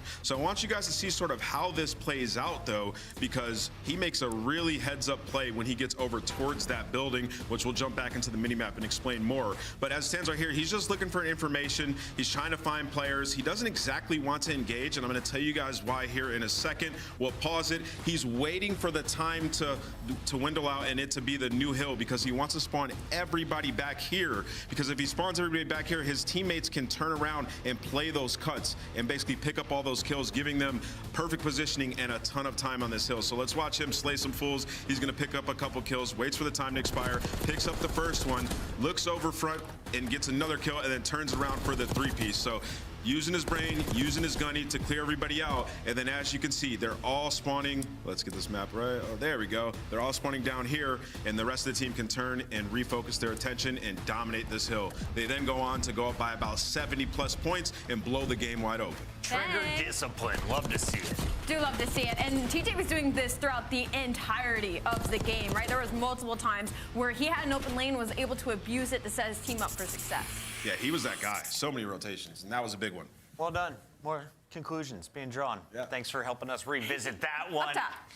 Killing it on the Telestrator. We also have a man killing it in the game. Let's take a look at our scum play of the game. It's early. I wanted it right now. Isaiah Quinn, a.k.a. Quinn, doing Quinn-like things alongside Slasher. Walk me through this final round. I mean, Quinn is just that guy. This whole Search and Destroy. Like, The last round obviously was this the nail in player the coffin. just- He this has play the just crews to confused work me. with. He's You gonna know call it, you know whether we're towards the B missiles site. come He's out. not gonna Okay, yeah, cast sure. them with the Why would protection Priesta missile. go out? He's Look the at one to Priest. call the Why would Priesta Priesta go out? He just Thinking has that, to oh, play time. must be Go done. check the bomb. No, Just the wants main to see if missile's he can there get this still. player off it, and unfortunately for Linz, he gets the kill. I'm so but confused. isn't able And to then defuse. I look like what Gordon happened? kinda tweaked at What that happened point. right Like, there? he was sneak I'm so defusing, he would've confused got with it. You Linz. just gotta wait a second, and the only reason Oh, they win that round man. is because Linz has a blunder and reloads instead of hops the bomb instantaneously. A wild round success nonetheless if you're Gwen, but man, that was crazy. 7.2. 6-2, the final He would have score. could have had LAG it, but getting beat unfortunately, up in just S&D. he's like Coming kind up, of though, folded we a have little. Game That's 3. We're unfortunate. going to control, and I'm told the casters are ready to party. Vault is coming up next. Sticking with your team, I'm sure. I'm thinking they're getting the 3-0. Is this going to be a 3-0? I don't think it's going to be a 3-0. I think we'll go to a map number 4, but it could go Carolina's way. Shift and study. It's your show. Take it away. Yeah, we're always here to party. You know that. That's the way we rock out this way. No, it's been a good series so far. It really has been. I know the scoreline may not necessarily suggest it based on the 251-61 and then the 6-2 there. But again, the conclusions that were drawn, absolutely perfect. Key moments that Carolina keep finding themselves on top in. That's kind of the storyline for me right now. just those quick decisions that need to be happening for Carolina. They're making them very, very quickly with this brand new roster. So if they can continue to do that, they're probably going to walk away victorious in a clean 3-0, because we watched them play this map already versus Vegas, and they were able to walk away with obviously 2 defensive rounds, 1 attacking round. Very, very easy work for them. And on the opposing side for the Gorillas, this is another map that they fell short versus Rocker all around round number 5, and that's due to the fact that they had back-to-back offenses to close out those rounds. Even the trophy systems cannot save them, but just the way that Carolina are playing right now, everyone's in sync. If you are the Gorillas, we need to see a little bit more teamwork, and I know it's going to be very difficult because it's still the beginning of the season. You need time, and that's what the Nets touched on in the middle of that break. And the other part of this, and something to that's keep not an what eye you on want. here as we jump into the vault control, is that Linz was really limited in terms of how much he could do on the map, thanks to the AR presence. They need to figure out their chemistry, honestly, because the way they played S&D is so weird. This could lead to Like, a pretty early the stack. decision makings that they've been doing in that S&D is so weird, and that hard point, I have no idea what I have no idea what the hell they were doing. Let's see what happens in the control. It's going to be extended already to 2 minutes and 15 seconds to work with, and you can already see all of the Gorillas dropping down in the vault. Let's instantly try to make our way over towards B. Haven't touched it yet, and now Slasher has a chance to really break down some of this forward motion from LAG. The only player they have not found yet is Priest, and he is all the way over towards the bottom side of the map. Although the thing for here is Carolina's defense also has some forward progression towards this. Oh yeah, his camera might be frozen. Caprisa is able to find at least 1 kill towards yeah, his the back camera's end. just frozen. Unfortunately, he is going to fall. You're You're just hoping that the rest of your teammates can take a little bit of map control away capture from A real Carolina, quick. as they show a lot of presence in Like, towards A is just easy to capture just because of how close it is, and like, you know, because they're already here. depending on their setup, on the defense setup, you know, they could be like, you know, well, let's just we're getting pushed, so let's just give it to them. Bottom side vault tagged up as TJ trying to find the hunt. But B is going to be way exceptionally harder, just because of how far and open that shit All is. things told, 19 plays 18, minute 13 on the clock, and we've got a pretty even affair here. And Gwynn's on 5 in a row. Unfortunately, the double chow from that pool area and towards bottom vault is going to be able to take care of him. It's already been a minute wiped off the game clock. And still a great setup from Carolina around that B point. You have Slasher being the safety net on the side of those palm trees, just making sure he's able to at least eliminate 1 player on that point. But Linz is able to assist his teammate. So that first segment is going to come in, and that's 3 dead. Yep, this is it. Gwyn trying to contest. He gets shut down. There's 2 players on. Second tick of progress. Going to get locked in. Third will quickly be on the way. Kismet watching the cross to try to stop these Carolina defenders from even touching the zone. They've been able to take 1 off. Can you get the second? Yeah, he sure can, but he cannot get there to touch in time. The last remaining member for LAG able to get the 3rd tick, and with that, the offensive round. That's great plays right there from the Gorillas. Every single time they needed to work out of their base, they showed a lot of presence through that mid-map. Consistently try to have players working that overextension. It's not set up easily for Carolina, but it all starts with finding that kill onto Slasher. Once It kind of amazes me on how much. All of Carolina are playing nice and slow in the back of their Kind of amazes me on how much. Player pushed up, get on the point, force them out of their positionings. How many players that use the Ominous with no trophy or system the ARN in my world. Yeah, that's huge. We've seen that a couple of times though so far. The opening 2 rounds have often gone the way of the offensive side, which is not what I've experienced. In how many players with using that gun, the AR, again every using of the they get locked, they're locked forever. 30 lives to try to make this happen. If you're new to control, TJ over the top gets a look over towards Priest, that pushes him off the angle, but they don't track down Linz, and that's enough for him to keep this LA defense very formidable over the top of the A zone. You can already see they're taking away that B street control. They're trying to work their way over towards gold, force all of the Ravens to overextend over through that pool side. And they're just going to waste a lot of time trying to locate where these players from the Gorilla are. They are effective again on the trade. 2-2 split now, but Priesta with that double is going to keep the numbers in their advantage. Gwyn just trying to play a little bit of whack-a-mole from inside the bottom part of vault. Shut down Slasher, catches Priesta, bursting through the doors over towards gold. That shuts down some of this defensive least effort to control the B street. But the thing about this is there's just no eyes at all over the top of A. Carolina just do not have a lot of options right now. And they don't have a single segment as well, so you gotta try to make up for it in one of those categories.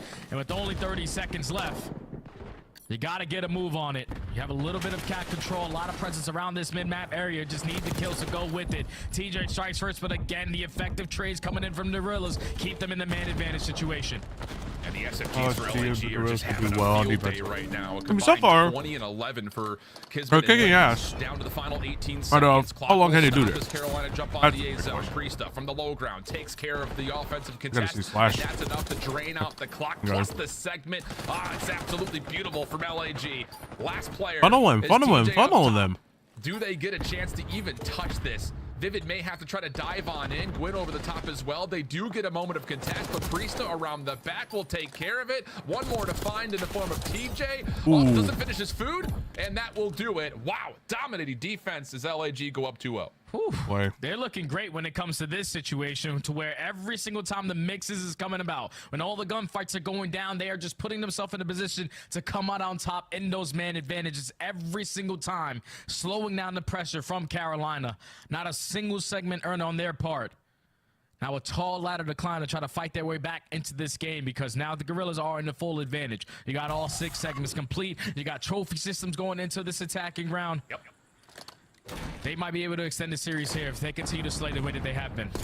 I know our ops team also wants us to mention the fact that Priest is on 5. Getting closer to a potential Hellstorm. A little bit of friendly fire off the opening team nade. Kismet trying to make something desperate happen over towards B. This kind of feels like this is trying to open up Priesta for a chance to get a couple more eliminations over towards B Street, but that goes completely awry. Priesta up and down over to the palm tree. Gets kill number 6, working closer and closer towards the Hellstorm, but is having a tough time locking down probably the other 3 kills he's going to need at least if he wants to get this cruise. But look at the map control he's already taken away from Carolina. Can he try to play his life? No, the double chow too strong from the Ravens. 45 seconds still to play with. Now the Gorillas have changed their focus on the pressure over towards A, as that's already 3 dead in the feed. Lynn's having himself a map alongside Kismet. You said the SMGs are roaming around, having a good time. First segment complete. Yeah, nearly both of them sitting at double positive. Second pick still being worked on. Lynn's shut down. Here's a chance for Carolina. 3 straight eliminations. 1 more to find. It's Priesta.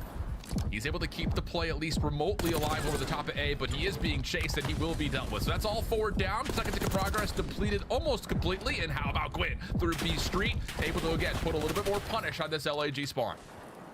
But now you have to put a little bit of rotation coming in towards that B Street, because once Gwyn falls, you can start to work your way up and potentially put the game clock at a pause if you want to work your way over towards B. But they're just trying to use this as a decoy, hoping that their teammates can find a couple kills around that middle of the map. The game clock does come to a pause, but Priest are the only player in a position to try to make something happen. LAG doing the job that needs to be done, though. 17 plays 14. They've dug into this life deficit pretty darn nicely. Gwyn trying to get it done himself. That's a 1v3 he's just elected to take, and he gets punished for it. Third tick locked, and yep, here we go. Just a 2 life advantage. Make it 1, as LAG will get the full A zone, meaning they get another minute to try to opportunistically get over to B quickly. Yeah, they're already on it. A lot of presence around Vault. You have Lynn sitting on the side of those palm trees, just watching that top window. That's 2 dead in the feed. Gwyn through Vault, has to try to make a play. It's another moment where he's got to find himself in a 1v2. Takes care of Skies. Priesta not on the zone, found by Slasher. Back to a 2 life edge. Vivid also confirms the information that Kismet's playing over towards the back of their spawn, and they do not want to let him stay here safely.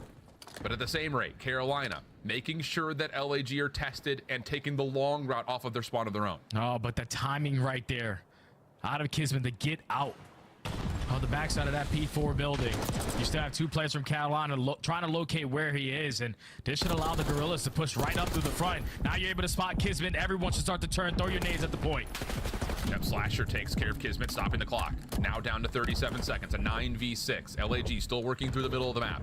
Carolina, knowing that their back is secure, have gotten a little bit further out of their spawn. Priesta has TJ in trouble. Semtex out. Vivid with the supply of support. How about that? But it may not make a difference. Kismet takes down both. And now it's just down to trying to find where Slasher and Gwyn are. 20 seconds left for the 7v4. Yep, Gwyn's in a great position to at least find one. Slasher wins his one-on-one across the Yeah, map. Only 2 players alive.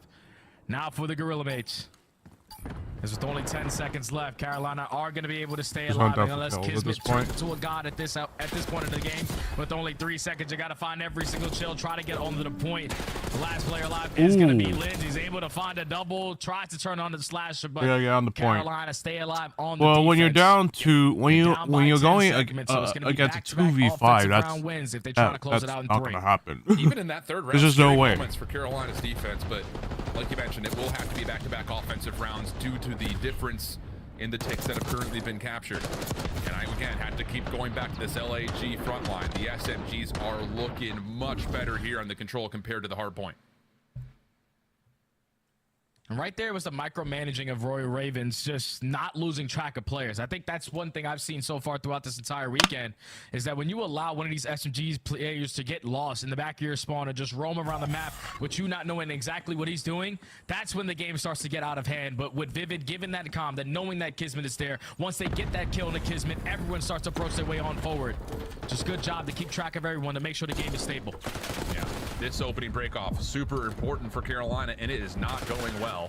Gwyn at least gets one back, but that's a 4-for-1 exchange. And look at the pressure that TJ already feels coming off spawn. On the opposite side of a Vivid, trying to deal with as many LAG defenders as they possibly can. And that's not bad, 2-for-1 on the trade. And that's going to lead to an opportunity for Carolina to get eyes on the A zone. But look at the pinch coming in from Linz. He might have timed this to perfection. He finds one, is able to find a double. Still one more player alive in Vivid, but with everyone falling, you just want to hold your position. Trying to catch anyone from the Gorillas, trying to put your teammates in a little bit of a spawn trap, but finds that opening kill onto Kismet. But with 40 seconds left, with that double, this is where you go away. And they get information that Skies is also playing just over the top of the A zone. Good nade into this back U-Haul. Vivid pushing off both defenders. Allows Carolina to pause the clock at 34 seconds and stack a little bit here for the first tick. Second on the way. Linz are able to shut down Slasher. Skies from the top gets a second. And now Vivid has to keep this masterclass alive, and he almost gets the lineup for 2, but instead it's shut down, and LAG will continue to contest this second tick. Yeah, and that's where Carolina cannot have all 4 players in towards that middle, around that 8 point, because you give up that catwalk for free. And then all of the Gorillas attack that side of the map. They're able to hit a couple pitches and find a little bit of a break, but they work their way back on in for that second segment to come in. Only down by 1 life, should be able to extend this game clock, because I don't think the Gorillas are going to give it one more push. And Quinn's just trying to see if he can take advantage of some timing. Linz sees it, doesn't make much of a difference, and Gwyn's now on the hunt for Priesta. It'll be TJ who finds him first. Now it's just down to, can you reduce this defense to have to play out of their spawn? Gwyn trying to be a thorn in the side, but gets shut down. Carolina keep things level, though, making sure LAG are still at least somewhat reserved on their defensive setup. It just comes down to what kind of damage can Kismet do in their back line. Yeah, Kismet's just being a nuisance. You have 2 players coming off the respawn trying to locate where he is. Thankfully, Slasher is able to catch him in a situation where his teammate already finds a kill, and now you have this route being hit from Gwyn. He opens up with that first kill. Can he find anything more? Because they're going to spawn so damn far away from this point. Just going to fall into the hands of what Priesta can get done on this pinch. Well, first take gets locked, second on the way. Priesta, there's the pinch. Vivid, who had stayed alive through so many different nades, cannot exist through the pressure of the flank from Priesta. Skies gets a kill down, but loses his life. That's enough to keep this clock stopped at 42 seconds. Linz, little wraparound over through Lion. Good help from Kismet. And now LG can take their full focus to TJ, who does get cleared off the point, and the clock continues to tick away. And that's Big P-Dog, man. Hitting the long route with that AR all the way through poolside. Wraps his way over towards B Street. This finds one and continuously is blocking that close gold spawn to make the game a lot easier for his teammates. Now with only 25 seconds left, last hurrah here for Carolina. 2 players fall. This might be over. Sure feels that way. It's going to have to be TJ to touch the zone and stay alive in this 1v1 with Kismet.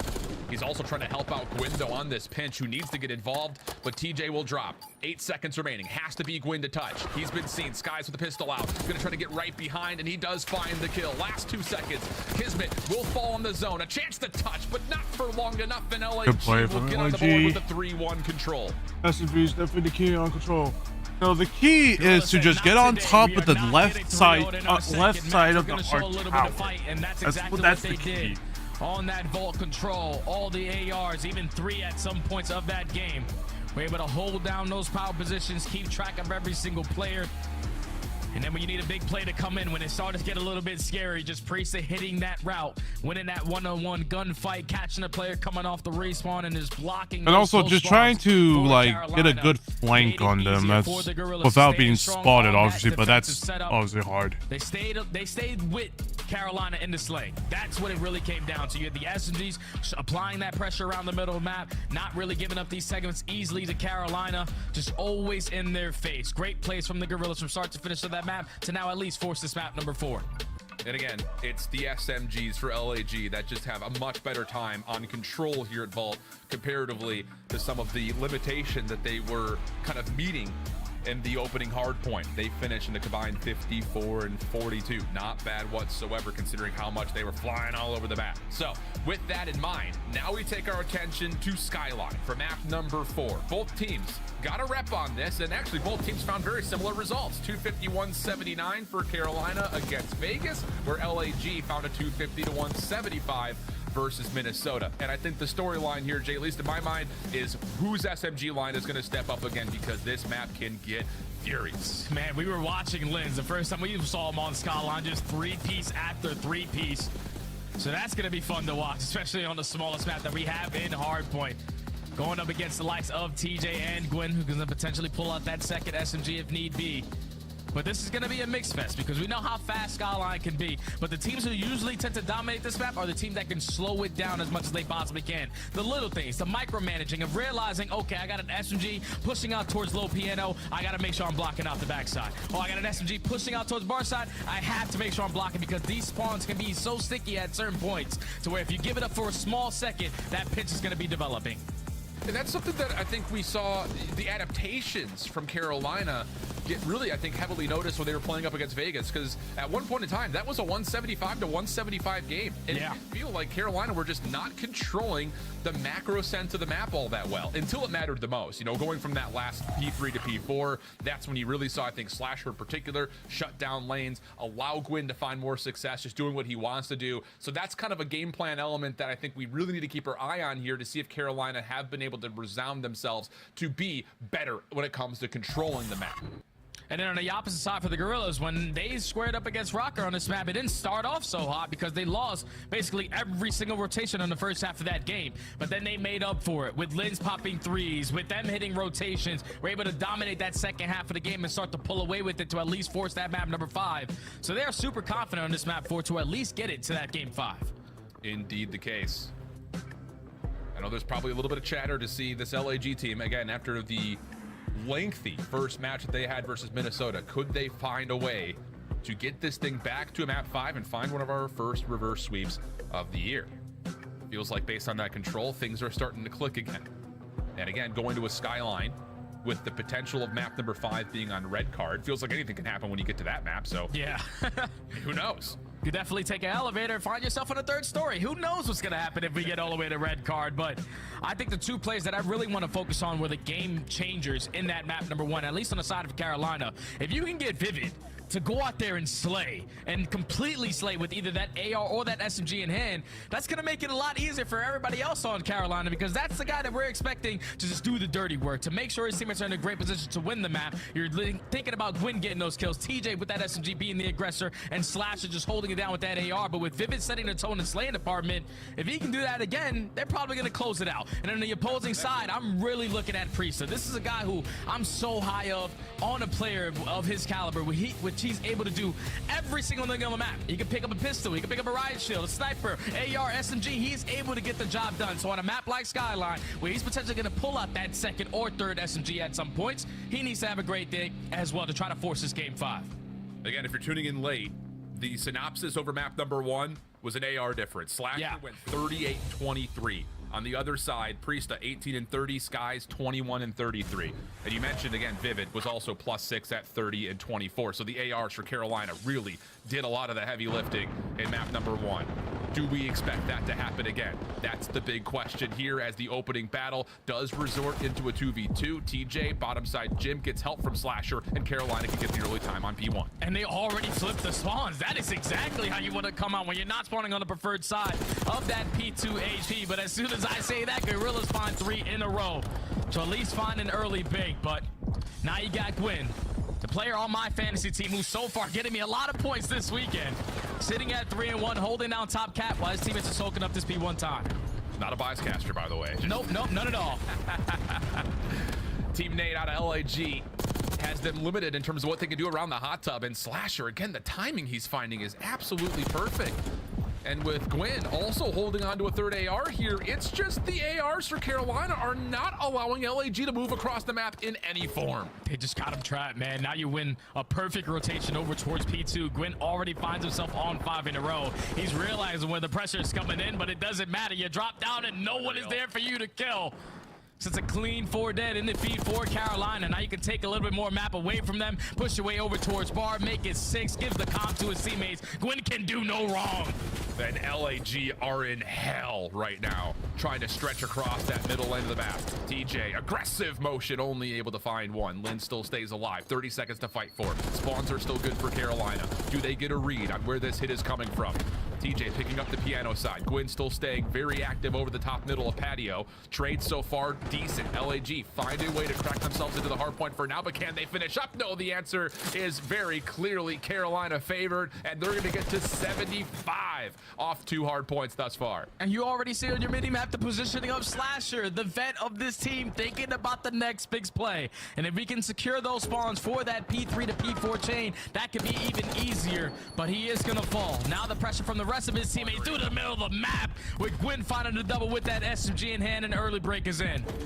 Trying to get the regen as LAG off their spawns over towards the patio side. Flood back on into kitchen. That's a clean kill feed. And look where Carolina are spawning. This is not where you necessarily want to be. You need to pick up these lanes. And wow, they just run through the middle of the map. No one even sees this.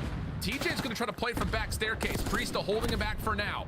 The hit from the front, though, also developing simultaneously. So LAG really being tested. Trades are decent, but Carolina will win out on the old time of 23 seconds to fight. And this is what happens when you grow yourself such a big lead in the beginning of the game. You can afford to hit these long routes to try to pinch those spawns, play the mind games versus the Gorillas. They find a little bit of a break for the potential final 20 seconds, but Priest is trying to play his life on the back of the new hard point. Unfortunately, is going to get bait and switched.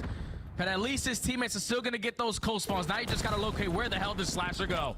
And he's out of there. And finds Lynn. So now a 4v3 in the break attack. Oh, man. Oh, mercy. He's able to find the second. Kismet, Sky's trying to hang on. Carolina will have Slasher spawn right on the... Oh, man. And he's going to take down another double. Now it's just to the fight inside the hard point. Vivid in a prime spot to lock down Lins, and Carolina can do no wrong. And what'd you say, Alan? LAG are literally in hell. They're thinking they're getting all the kills around the back. No way Slasher's gonna get that close spawn on the backside of that picnic table, but he comes off spawn, catches the double, and secures the back spawns for his team. Now up by more than 100, the Gorillas have to fight for every ounce of scrap comm that they possibly can. So 20 seconds here at P4. Yeah, the still gonna be here though from Carolina. Just trying to fight for every single second. But LAG, that's what I call dog shit spawns or Modern Warfare 2 just under or 100 3 point game spawns. reset back And over spawns are dog shit. To open up his Kismet, but Gwyn finds him immediately. And now look at the map control, the mini-map. Carolina have a position for TJ to just go rogue as soon as the hit starts to develop. He's also soaking hard point time. And LAG, they have to find this kill quickly, and they do. Okay, here's a moment. LAG with a 4v2 opportunity over P1. They're now soaking up this hill time. But you need a lot of this time to try to get yourself back into this game. The way that Carolina are playing, though, you can see they're just holding. They are not pushing up past that 50-yard line. They don't want to potentially spawn the Gorillas behind them. They just want to kill everything right in front of them. That is a clean 4 dead again. Still 30 seconds here at this P1. And the Gorillas now have to push through this and think about that next hard point. And they're getting caught on sprint. Vivid just zoning off top bedroom, right back into the hallway. Oh, man. For Skies. Woo-hoo-hoo. How about Carolina? Vivid on 5 in a row. Does he get a read on the players trying to hit through the top side of the halls? May not need to. Help is on the way. You got TJ who spawned in Narnia, but Vivid still holding his own. Gwyn following up, and Carolina all over it, but they do lose spawns, and LAG will take advantage of that. Yeah, LAG with the numbers should be able to bombard their way back into this, because this P2 tends to be a money hill. Just cannot allow someone to slip on by, find that first kill, and then spawn you all the way across the map. Because then everyone else around that hard point starts to panic a bit. But 20 uncontested seconds. No one watching the overextension to the low side of kitchen. So Slasher strikes first. TJ and Gwen through the front doors are able to find everyone after that. 4 dead. Spawns all the way across the map. Another break for Carolina. And one thing we did see in LAG's matchup versus Minnesota to open up their CDL year was that they were prone to just being too bunkered up, giving away too much space where they can't even confirm information. And look at the result. It's just an immediate break and a convincing one at that. And you look to the minimap again, and yep, our ops team is right all over it. Slasher trying to get the early damage done, but he will be shut down. LAG have to win this P3 to P4 rotation or this game is over. Just every time you think LAG are fully set up at a hard point, that first attempt that comes in for Carolina, they make it count. And then you're spawning all the way across the map with that much time left to try to even contest it. You already have to chalk it up and start thinking about that rotation, but even that isn't easy because you got players like Slasher who are already hitting it nice and early. Still almost an 100-point lead. 40 seconds to fight for here at Bar, and if you are the Gorillas, you need all this. DJ making a route around the back. Carolina knowing they have the spawns locked.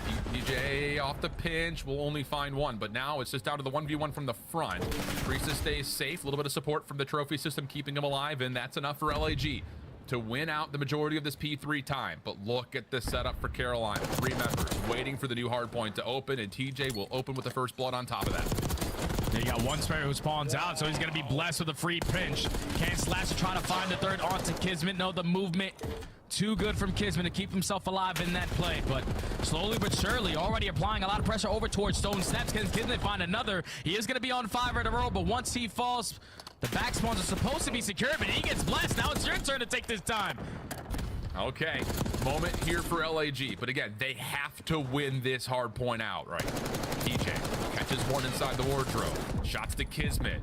That's enough for Gwen to follow up. Confirm the assist to TJ.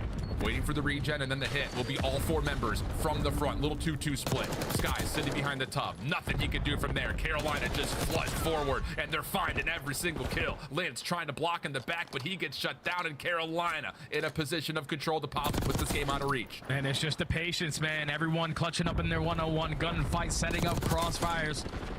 And eventually using that aggression to spawn them all the way across the map. Liddy, go. Welcome back, brother. You are shooting completely different. Ever since that little bit of a break, man, but only 5 seconds remaining here at P4. Carolina only need 35 seconds to call series. So with this much time still in the lead, this is where some one of those SMGs can hit that underground round if they want to. And Slasher up top, not even being contested at top bedroom. Shuts down Lynn's inside the hard point. Priesta trying to survive over towards the gym, and nope, not gonna happen. Lynn's following up, but you can feel it. It's just getting really one by one they come, one by one they fall. LAG absolutely obliterated as Carolina continue to tally more time on P1, and Gwen gets to work locking down the high ground. And this is the 3rd time where the Gorillas do not want to be fighting from Platt's side. They want to be the team holding down from Piano, because look at how difficult it is to get past the ARs on the side of the Ravens. Finally, an SMG is able to get on through, but for how much time? Linz is able to find a double. Still the spawns in the back pocket for Carolina, and Gwen is just dancing with depth. Catches another double in the back pocket. Just a hot swap between the AR and the SMG. Getting it done. Priesta tracked down backside P. Oh my! 6 in a row. He's got possibly 7 and 8 in front of him. Oh, and he wants it. Little heat check out of Gwen. Shuts down everything. TJ on the follow-up. It's perfection. Carolina, a masterclass here on Skyline. One more chance for LAG to try to break. Niven's been tagged, but he's still shooting back as LAG will be absolutely thrown out of Skyline. A 3-1 affair as Carolina find a win. Whew. Them boys just played some great fundamental hard point in both of the maps. We're talking about out-rotating the Gorillas basically on I every thought single LG would hard win point, this, but but on that I guess skyline, not. allowing the Gorillas to at least get We got one a or lot two of work players to set up a pitch up ahead they of had them trapped. That up P1 ahead to for P2 LAG. chain, I did not think it was going to be that difficult to try to break on in, but that was their saving grace there. They did not allow anyone to sneak on through bar. No one to go through top hallway, and if you slide out of battle bedroom, you got Slasher with that AR. Watching from Piano, just gunning you down. Carolina, a new squad. Who the coaches had them ranked all the way in the bottom echelon of the teams. They come on and Easton Kismet didn't, unfortunately, didn't do that well. And start off 2-0 on week number 1. Massive opener from Carolina. Slasher in particular, of course. Again, I think there were a lot of just lingering questions. Which Slasher were we going to get? Well, we got the hollow one. We got the one that you could send to the TGC and get tons of money for. He is unbelievable. And then again, I think just on top of that, you want to talk about the complete squad. You've got Gwyn, who's flopping back and forth between an SMG and an AR. Vivid, a couple of moments where he's been able to put together streaks, but he also finished with over 2 minutes of hill time. That's letting Slasher, again, do what he wants to do, and that veterancy was massive, Jay. It's very, very scary when they're playing like that, because if Slasher is going to put up those numbers in year, 12 or 13, it's going to be a very difficult team when they have all the fundamentals in play. But enough from us. Let's bring the desk back in. Thank you, Jay and Shift. Of course, a quick finish for Carolina. Allie's down bad, bro. I don't know But if she they're numbers felt 2, so I'm going to stay there for the rest of the year, actually. It's on purpose. Los Angeles making you that depressed already. Just a little bit. Just a little bit. All right, Gorillas and Kismet leaving the lobby early. You know it's a bad day at work when you can get in Kiz's head. So let's talk about what Carolina was bringing to the table. What was the most frustrating part of their game to deal with today, Nameless? Yeah, well, I'm going to start things off before I get to that. And Kataga's probably feeling like he got fleeced right now. These guys do not look like world champion caliber players. Right? I mean, seriously, but let's talk about Carolina, man. Unbelievable. Like, off the rip, we knew something was going to be a little bit different from them when we looked at that first hardpoint. TJ playing effortless rotations, and Slasher looking like he's back in prime form. We're on a Treyarch title where he won a world championship before. He looks so comfortable on this game. And then Gwyn in the respawns, like pulling out a sub AR, didn't matter. He was going nuts on the skyline. My God, they got slammed. That's simply what it was in that map number 4. I couldn't believe my eyes. It wasn't even the fact that LAG was necessarily playing poorly. They just couldn't win a pivotal gunfight. Every single time that they had an early rotation, it was Slasher or Gwyn just doing things like that on them, and they just could not get a foothold in this map number 4. I don't know if it's the pace of this game that they're just not used to, but for LA Gorillas, mate, they've got to figure it out soon. Nameless, I'm still trying to put up 30 kills in a hardpoint game, but Gwyn dropped 30 non-traded in this game number 4. Silly. Is this LAG not understanding the spawn system? Because multiple times I've seen Kismet, Priesta, whoever spot up at the top of the stairs getting shot in the back. Or is it just Gwyn playing his routes? Yeah, I think it's a combination of both. I mean, obviously, you know, they're great players. They understand the spawns, but the processing of it definitely a little bit slower than you would like to see if you're a Gorillas fan. I mean, we've seen the P4 both times. Like, how are we not retaining the spawn back there? We're getting broken on the hill from up top bedroom. That's unacceptable, right? If you play ranked, you know how much of a money hill that can be. So growing frustration on the side of Gentlemates, like, you're not winning search and destroys really, and you're losing hard points by 100+. It's getting bad. Carolina looking strong here tonight as we open things up against LAG. A 0-2 start for our purple squad. It's now time to bring in last year's Rookie of the Year, off to a fantastic start. Gwyn, talk to me about that search and destroy to kick things off. How's this team feeling in this new game mode for Black Ops 6? We feel great in S&D. That first S&D loss versus the Falcons was not the best show. He kind of went away from what we talk about, but we're very confident in S&D. We feel like we're one of the best in S&D. And it shows for sure in this series, especially. Gwyn, congratulations on the win. I am now picked against you guys twice, and I've lost both times. I'm a little silly, my bad. I want to ask you though, when it comes to this game, when it comes to everybody else, you know, the coaches poll has proven to be a little wrong already in the opening weekend. Where do you think you guys kind of stand right now in the league? Where do you stack up? We're fighting for top 4 for sure, for a chip. That's all I know. Oh, yeah. I'm confident with these boys, and they're all confident too, so we're going to make some noise happen this year. Awesome. Gwyn, I want to ask you, you played with a couple vets now. What's it been like to play with Slasher so far? Obviously a world champion, back on a Treyarch title. He has a ton of confidence. How's that affected you in your game? It's affected me a lot. Honestly, having someone else that is, even though he's a veteran, he's still insane at the game. He's literally just on phase, like one of the best players in the game still, so he's giving me a lot to work on. My comms have always been my weak point, so he's been really hammering me on comms. I've been trying my hardest to get better at it, and I feel like it's kind of improved a lot so far.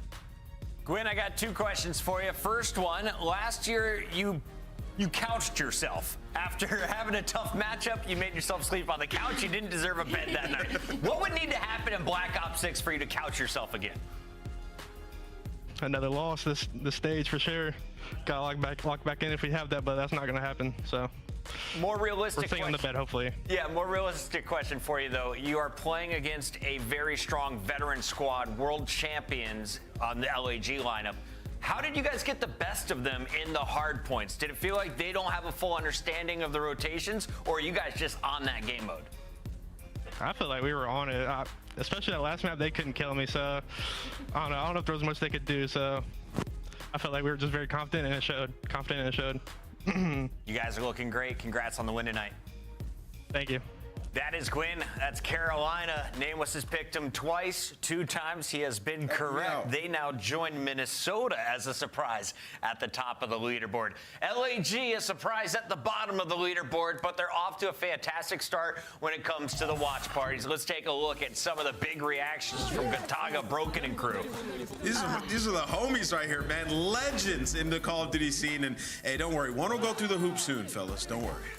It's just a slow burn. It's just got to build up. You know, you've got a very talented roster, world champions, a trio that won a chip together, and Linz, who was a contender for Rookie of the Year last year, and he still is having his moments already. I just think maybe this is a team that's going to take a little bit of time to get the ball rolling. Can we just talk about this watch party, though? You got 3 chairs set up in the front. You got a couch party, and in the back, boys lounging.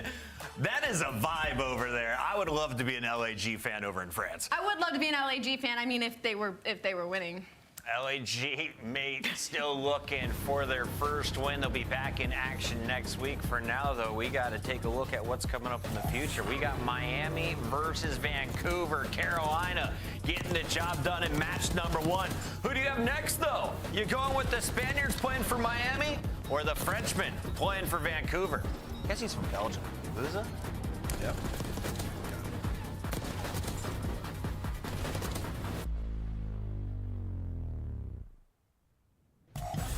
The Esports World Cup is an official partner of the Call of Duty League.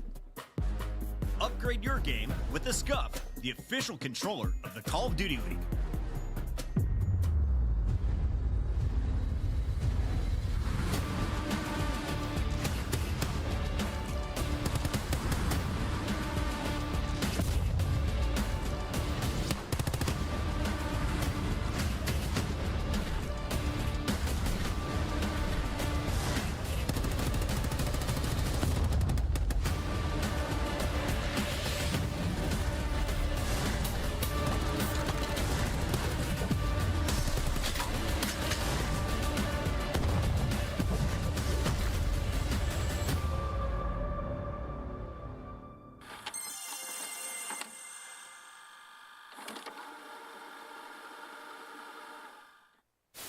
Oh no, oh no, I'm dead. I'm dead. No way. Did myself revive?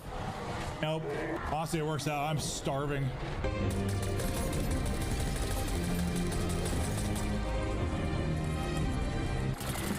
Krista called these my old man ship. Oh, boy.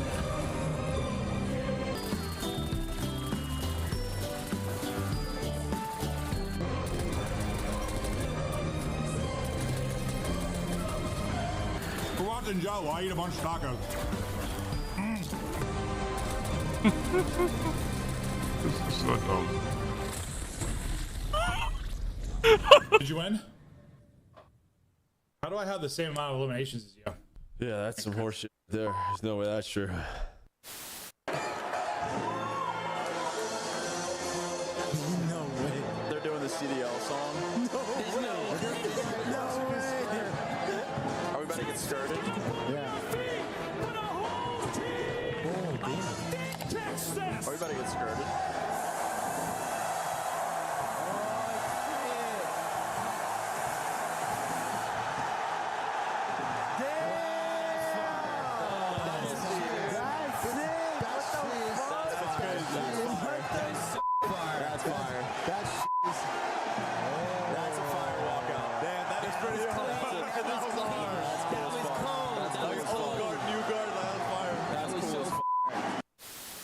Fame here. Fame, how you feeling, man? I'm feeling good. Happy to be here. Fantastic interview as always from Fame. Wonderful lad. What do you want to say to the fans out there that's been supporting you guys? F*** Optic, f*** the Greenwall. Vamos! And that's gonna do it for me and Vico here on the stage. You heard some words. Scrap and Draza now getting the opportunity to go toe-to-toe. Who gets the final chance to head to Twitter? We're about to find out.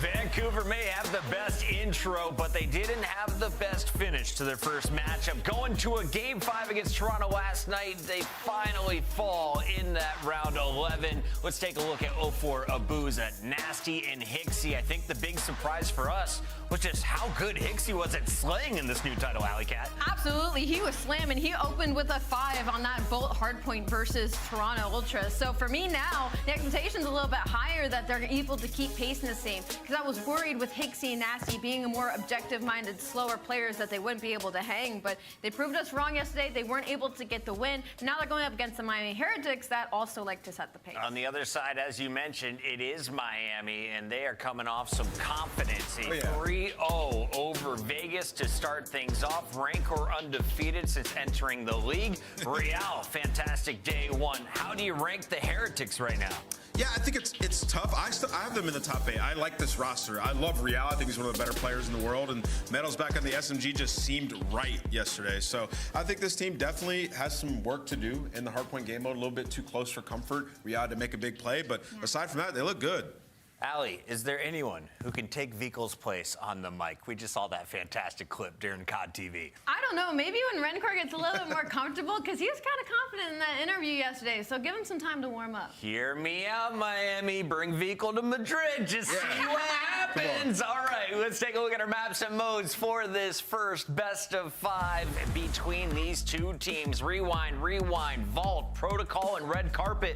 Who wins with a double dose of Rewind here? Yeah, I mean, I think if you're Vancouver, you want to close this out early. Like Rewind, Vault, Protocol, that we saw Red for Toronto, it wasn't good. The Ooh, this is going to be interesting. We get Rewind hardpoint. So you're looking at trying to get a 3-0 here if you're Surge. This one's going to be interesting. It's time to make our Scuff Pick'ems official.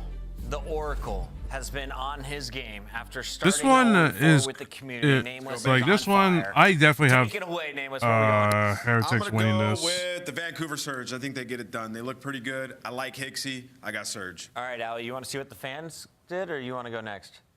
I can go next. I kind of feel like Optic Texas right now. You know, the defending world champs, first weekend of the season. They kind of got slammed. I'm getting slammed right now, trying to defend my title. I'm also going to go with Vancouver Surge. I think this is going to be a really close matchup, but I think I believe in the Surge boys. I don't know why, but I like Real. You should do it. You should Vamos, baby. No, I support this 100%. Opportunity for Allie to catch up. I will start the day 0-2. Probably the fans are siding with the Surge. We got Miles and Chance on the mic. Miles, I got this, right? I think you do actually have I got Chris. this This right. is a very, very cool matchup. Super stoked to see. For me personally, the biggest question, do Vancouver have what it takes to roll day to day and perform like they did yesterday against Toronto? Because that was a hot Toronto, and that was a great series, Chance. Absolutely. And I think even for like sort of the state of the year that we've had for a lot of these teams, like, you know, there's a lot of things that still need to develop, but some of the teams that we might expect to be lower tier have been performing. And now these two squads we're expecting to be like in that sort of top 6 range. Heretics, you know, lived there on occasion, depending on the stage last year. And if Rencor's an upgrade, who knows how good this team can be. And Vancouver has already going to exceed expectations, looking like a very strong squad. So I think this is a fun match. I think this is one of the matches that will be fun all year long as well. And also, Miles, I'm just happy that we get some more Rewind. We do. We get a double dose of Rewind. You hit the old triple arrow when you have to get that VHS right back to the start. It goes None of you kids know. None of you kids know. Joe was chirping at Clint, thinking like, "Oh, is this like your childhood?" It was mine too. Actually, for many people. Here we go. Mapmon. Heretics. Surge. And a hard point. And so far, I mean, it's all Vancouver. This is a real delight off the rip. Not an easy thing to do to hold on to P1 here, though, Chance. As we see, there's a lot of ways into this fast-forward video store. Yeah, I mean, it was pretty much a perfect opening break. Mainslayer Dixie just getting that first intro kill, and 04 just flies and wins the gunfight to flip the spawn. So Heretics might have been able to sort of get that P1 control back, but maybe long-term Surge are going to be happy. But honestly, for 20 seconds that are left on this P1 time, I'm thinking Heretics right now happy to just be those collectors. Yeah, very much so. Soak it away, lads. Soak it away. You are going to see Abuza probably hit that point on the way towards Technically, no. Awkward battle Technically, no. Various laneways here on Rewind. Look at that meme. Because all over the shop. it's a international. I would say international team on Vancouver versus puts him down. International / Canadian team versus Miami, the Spanish team. I call it a lot of fun. Watch out for that car heady as well. This is an atypical look too. You get one of your main SMG players that is sort of. We haven't seen a lot of people play BY hardpoint, so I am curious on how the pros play it. Just gave up timing, so Real's able to pierce the setup and get his boys inside. So talk about Mainslayer Hixie. Well, that's a moment where you needed the IQ to show up, but hey, the pinch is in. He tries to take it back, but Real on an 8 spree. By the way, the only player for Heretics trying to pierce through. Yeah, hardpoint rewind. I actually did get a. I did get a 9 kill streak on that at the very beginning of the game. Vancouver with a slight lead, going into our next hard point.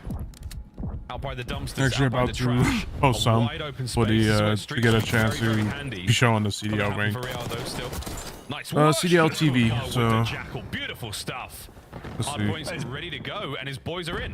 I mean, he just died off of an 8 or 9 spree. He's already back with a 4. And yeah, he's the man you can't get past. And finally, off the back of that electric start from Real, Heretics have just now taken the lead. That's a great bit of work. A big hit now from Surge. Oh no, Raincore cuts out the reinforcements, makes that hit look like nothing. Now you're gonna have to go back on a spawn.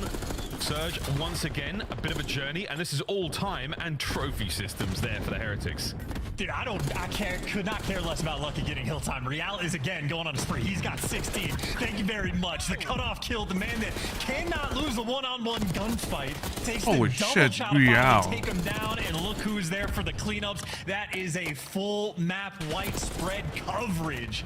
Heretics right there thriving on P3. I mean, slam that door shut, and Real, I mean, again, 17 and 4. The man of the map for the moment. This is kill record pace and then some. Yeah, for sure. See if he can keep it up. And again, whenever you go across the board to Raincore, he's picking up 2-piece after 2-piece. He is the cut-off man. And so far, so good. Hardpoint still in their hands. Real holding on tooth and nail. Here comes Surge from the outside in towards Beepers. But it's a big one again from Real. Backside of the hardpoint now. 04 trying to make entry through one of the many entrances towards this hardpoint. And I don't think it's going to happen. Pixie. 20 and 4. It's Real. It's just 5. We are in a Real masterclass for the moment. Surge at least have control and have stabilized on this P4. Maybe should be good to go for the final 20 seconds. And now that Real's forced to slide in, may be able to just die in these moments. So he is faltered all the way to 20 and 6. But look at the pressure Heretics are bringing to the table, right? They're taking the fight right to them. You know you're keeping these spawns pinned in the back, so they're going to be set up on new as well. And the man that they are putting inside the hill is the man of the hour, Real. 20 kills, want some hill time too. Will the Reaper of Rewind continue to do his thing? Yep, yes, 21-6. He's just non-stop, man. A wide open hard point now for the Miami Heretics to get comfy in. Watch out for the nades. Here comes the rest of the squad. But Real, the front line, how many can he get? Before damage brings him down, Hixie knows how to bring down that monster. It's not a silver bullet, it was a frag. Yeah, and the frag's going to be the unfortunate thing because Real, Mr. Do-It-All, in the time, the 2-piece, the AR, the SMG, doesn't matter. He's just not the trophy guy on the team. So he can only do so much, but as he pulls out an SMG, back in for the close Zig fight, you can see his entire team is just falling, and, well, that means he's going to get cut down too. Now you got, again, Vancouver flipping the map, maintaining the spawns. Abuza already already getting those frontline kills, and we'll just see if Real can keep up this pace, because this team is certainly slowed down. It's a victory of sorts if he can manage to pick up another kill record there, but all this being said, Vancouver have kept this a 5-point game. Magnificent work from the boys of Surge. Back over towards P1. That first go around was a fun one indeed. Renkor missed a 2-piece himself, and he managed to find one. Once again, it is Vancouver with the numbers and the hard point. It was 0-4 that really started to turn around for the squad. He went on a 6 spree, but now Vancouver may be happy that the Real onslaught has come to a close. They got the left side spawn set up for P2, and, well, you think you're going to slow him down, and that hill instantly gets broken, and the Heretics players snapping into position. Yeah, has it ended? Is it over? We'll find out. Right now, the answer is no. The answer is it's a 2-piece. Over to Medals. Lovely tracking there. Through the rented movies shelf. 144 climbing. Again, Heretics are just winning some big ones. Great looks over towards P2. Surge, again, playing a lovely game of hardpoint, but they're just unable to keep up with the slaying pace right now. Will we get a bit of a hold here? Surely, on the second hardpoint. That's a great bait and switch, though. Real's baiting for Renkor in this moment. You have all 4 players on Surge trapped in this back left corner. Renkor, this might be food for fodder. Everybody's stuck in the back end.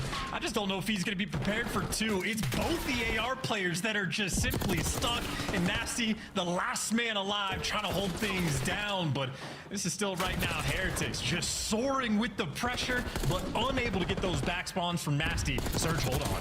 Yeah, great work from Surge. He may have been broken, but Heretics unable to find a solid foothold. Real trying to find it here on the backline as well. I'll tell you what, folks, Heretics are absolutely soaring. Let's go for listening and see how they sound. No sé, dime. Está mi pila, está en fondo, meta. Está con la por el medio. Está con la por el medio.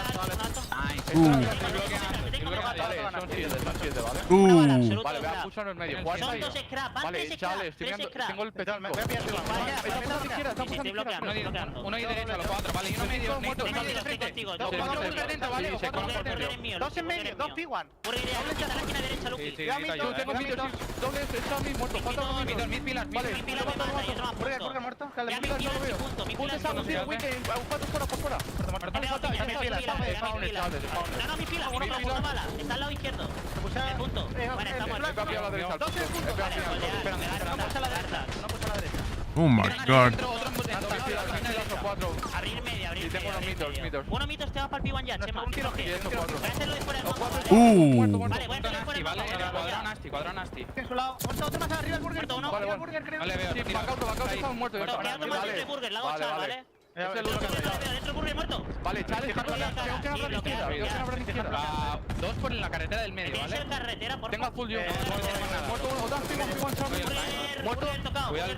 Vale, jugar time. Estoy yo out. Son buenos 60, asegurarlo. Tengo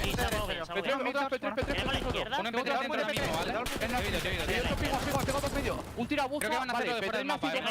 Fuera del mapa, Fixi. Si te apoyo fuera del mapa, Fixi. Si te apoyo. Era Nasty. Hay una de derecha. Está muy compilladito. Dos pilares de medio. Derecha, muerto. La gocha, Chema deja a la izquierda, Vale, close, un tiro punto uno. Toma deep, muerto. Vale, veo, Chema. De arriba, dos tiros. Ya está, me hacen, son spawn. You got Real out here doing his best sharp impression. He is the best in the lobby. 35 and 15. Can't be stopped. Getting the cutoff kills. He's literally done everything you could ask for him to do except throw trophies, and that's just not his job. But the trophy players right now trying to soak up this hill time. Heretics have thrived on Rewind. Oh, man. Real es un monstruo. And he's still going. 38 and 16. Can we break 41? That's all I care about now, folks, because this hard point, Vancouver have been absolutely slaughtered. It was looking good until the second set. Can they find a second wind here? Couple in the feed. Surge fighting for it. Big old pinch, though. Metals is on that. Real and Rancor spawn up as well. Lucky now playing the front line. If he times this right, it could be huge for the break. Hixie caught unaware. Now the push towards the point. Will he get the 2-piece? Will he need the 2-piece? His teammates now all angles. Sending Real. Firing the kills. Gets number 40. This is kill record 40. Wow, well, there it goes. The trophies have been the only problem Real has had all game. Might be a stick there from Lucky. No, Hixie fights forward. Real, here comes number 41. Or if we jinxed it, Ooh, we the did. timing. That sucks. 20 seconds left on the point, though, and Vancouver are still in it. Metals, he and Rancor clean up P1, looking for the win soon. And he just running down as well, trap those players and gens. He can afford to push the pace. And here comes Real. Can he at least tie the record? Absolutely cannot. Well, we do go to new time, actually. You only get to 2:49, so a little scrap fest. Everybody's going to have to flood in towards P1. Who wins the foot race? Well, going to be old Heretics in there. Real calling game. He called game at what, P2? Yeah, P3? 8-1. Like, all right, he's on something today. I don't know what the Spanish equivalent of Weet-Bix is, folks, but that boy ate it. He's feeling great today. Vancouver, a lovely performance yesterday against Toronto Ultra. Today, they have had the wind sucked out of their sails by the Spaniards. Wow, what a game of Rewind that was. That one went pretty fast. We had that one on the .125. That was a speedy, speedy map.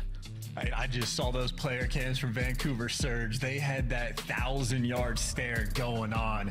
When they go to sleep, I'm just worried they're going to see Real in their nightmares. Yeah, wasn't that speedy? 10 minutes.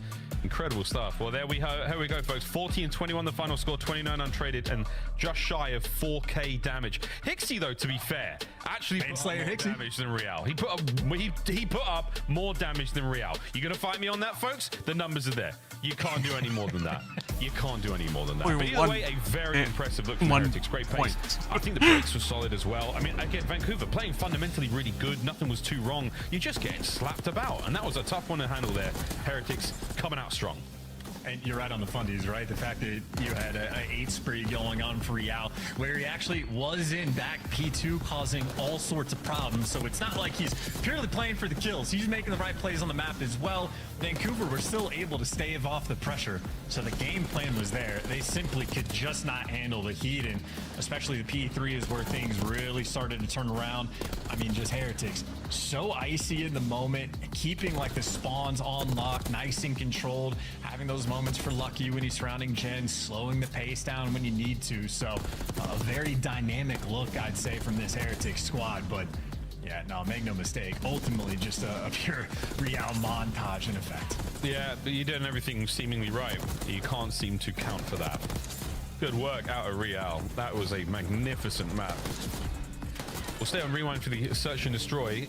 If his smooth moves across this throwback map are anything to be seen there on hardpoint, should be a good search as well.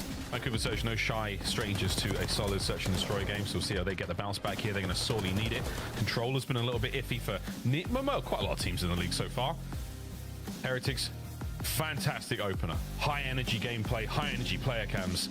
Exact opposite there for Surge.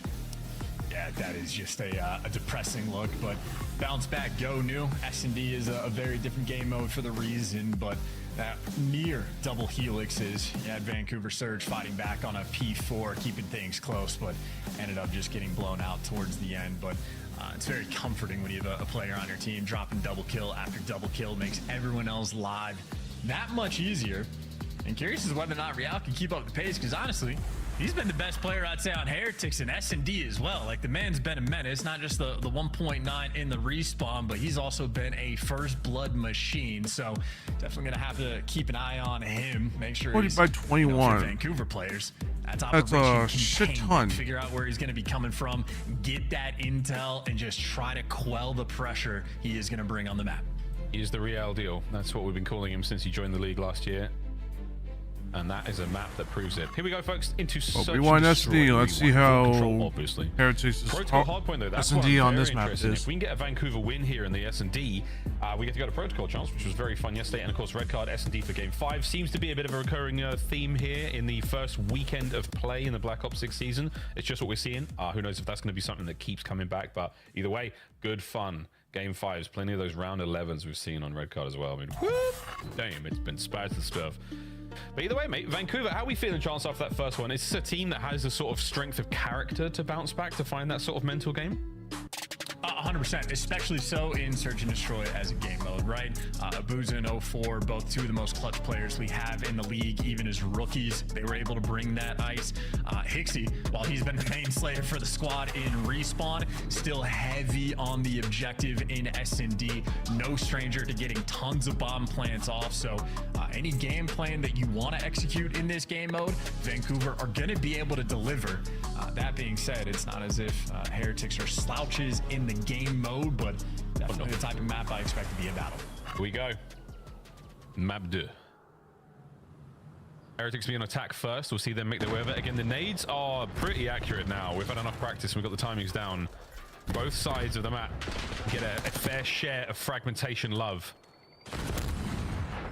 Semtex is popping off in the distance as well. It could be a bang out over here by Glass. Real looking for that first. This is just such an awkward little setup, right? 3 players in Glass that are sort of putting the pressure just on the other side of that indestructible wall. And Lucky has a big responsibility as well. 2 players potentially working on the flank, but he's playing distant. And look at the minimap. Vancouver are trying to hunt Lucky down. We'll see how long Lucky can live. He's doing it. Wait for the timing. Wait for the numbers. Here we go. Ixie gets the first in. Oh, gets ready for the second fight as well. No shot punch though. Real gets his first. 25 seconds on the clock. 3v3. And that's just no time. I mean, Nasty's cleared out the back spawn, but you're going to have to start flooding in towards this bomb. You got 10 seconds before somebody has to hop in. Bad. I think Lucky might have just done enough, making the live easy for the rest of his teammates. Lucky's sitting there calling out, I'm getting tagged in from players over towards the crate, 2 players working towards the back. Can I just get an ounce of help? And his teammates gave him more than that. And in the meantime, Rancor, the man that just gets to roam around for free, able to give you 2 in the round. Yeah, lovely work. And that 3-lane setup here on Rewind. You hit the middle, you face the flanks, pinched from either side. Surge go for the one end of that beast, and it doesn't quite work out for them. Kudos again to Lucky for staying alive for that long, giving Real that first blood. Always call for help, folks. If you have a mic, use it in ranked play. Little moments like that, show you why. Here we go in round 2, and it looks like we're inside to A. He's tagged. Yeah, no stranger to getting the bomb down. Vancouver, no reason to hesitate, no reason to wait. Get the first blood on 04, get the bomb down. Vancouver already in perfect position. Happy for this. Draw a line through the map. Don't let them cross over. You've got a couple of members of the Heretics now on the inside of the bomb. It's going to be Rancor and Metals. Stun's going to connect. And that's just going to give you a little bit more intel. Make some noise. Here comes the fight. Pressure on. Still fighting for the bomb site. Hixie takes a dip out. 20 seconds on the round.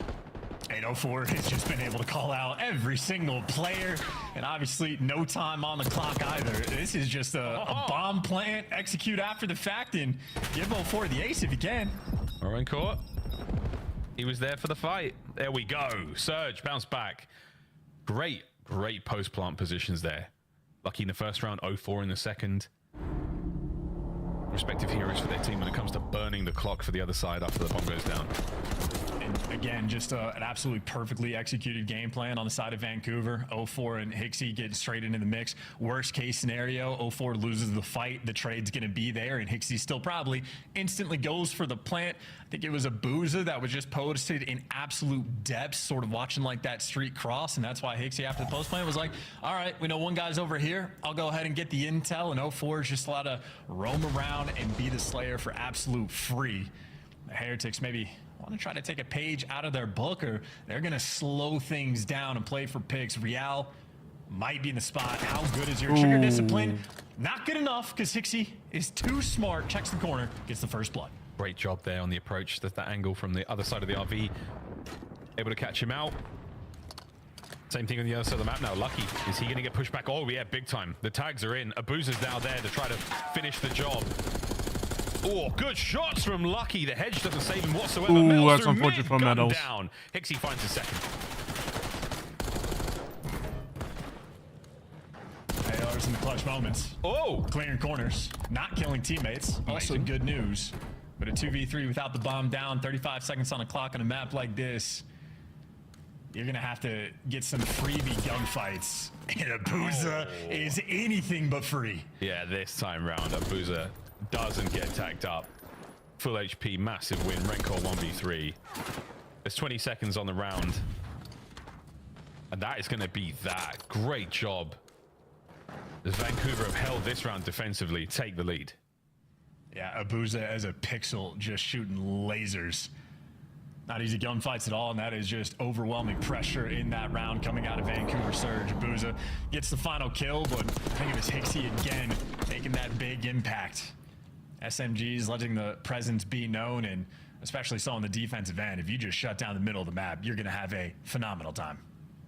Middle of the map's a huge place as well, whether it's the front side of the video store or the interior. Massive, massive play space here. A lot of angles, so many different aisles to work with. See players surgically cut these areas up into more manageable pieces throughout the season. But here we go. It's going to be a headbutt. Here on Jens. 0-4 stun's going to land.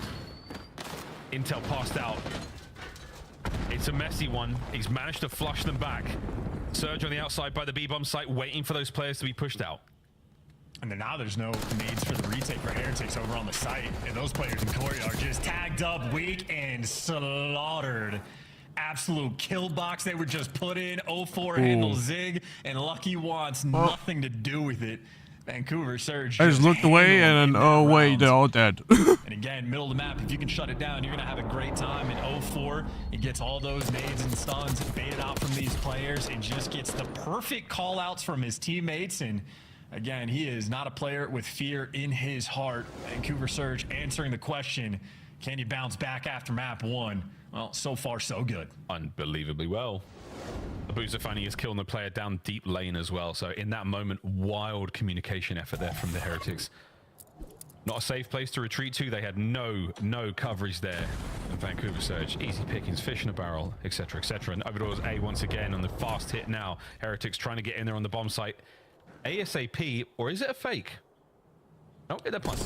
This is also bad timing. Abuz is going to get caught, but that does allow 0-4 to actually get through. And 0-4 leaves his mark, at least gets the first kill. We're going to have a mixy round.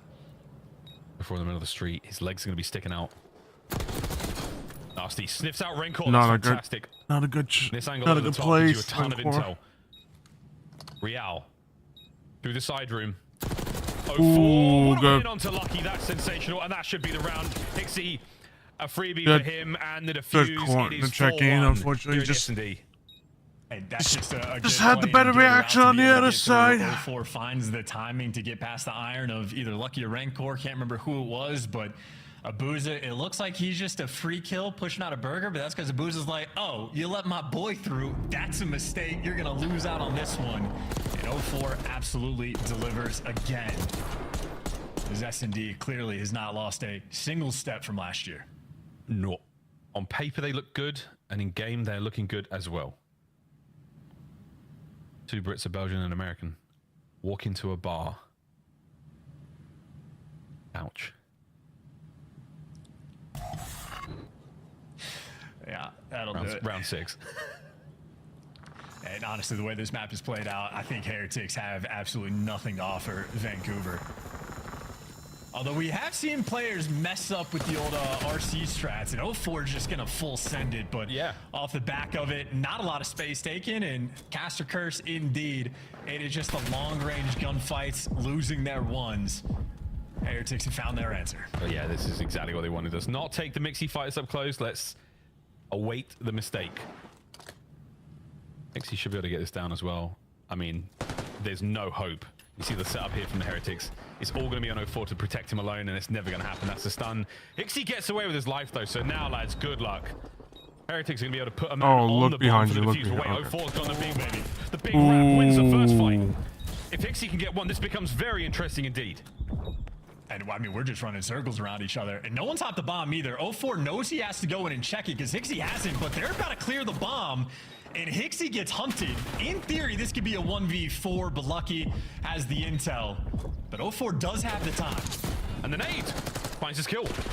Checks the bomb. No one there. Brought down. Is there time? Yes. Oh my word. What an effort from Vancouver. 3 seconds shy of a 2v4. And the Heretics, that was a nail biter for them.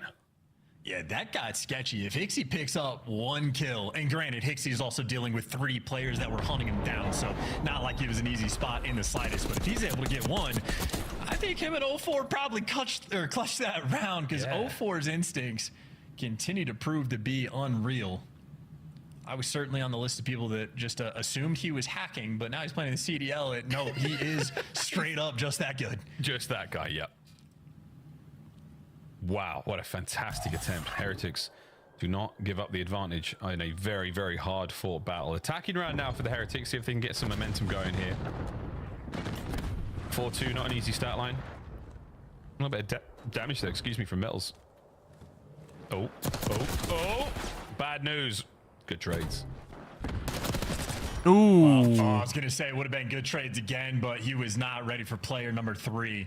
Real there to cover Renkor's back. And, I mean, that's Heretics playing super passive, hoping Surge make a mistake. And, yeah, they took the bait. A 2v3, though, Abuza and Nasty. And this positioning could pay off for Abuza. Again, not just 0-4. He also has had that ice, and Heretics know this. They do not want to make a mistake.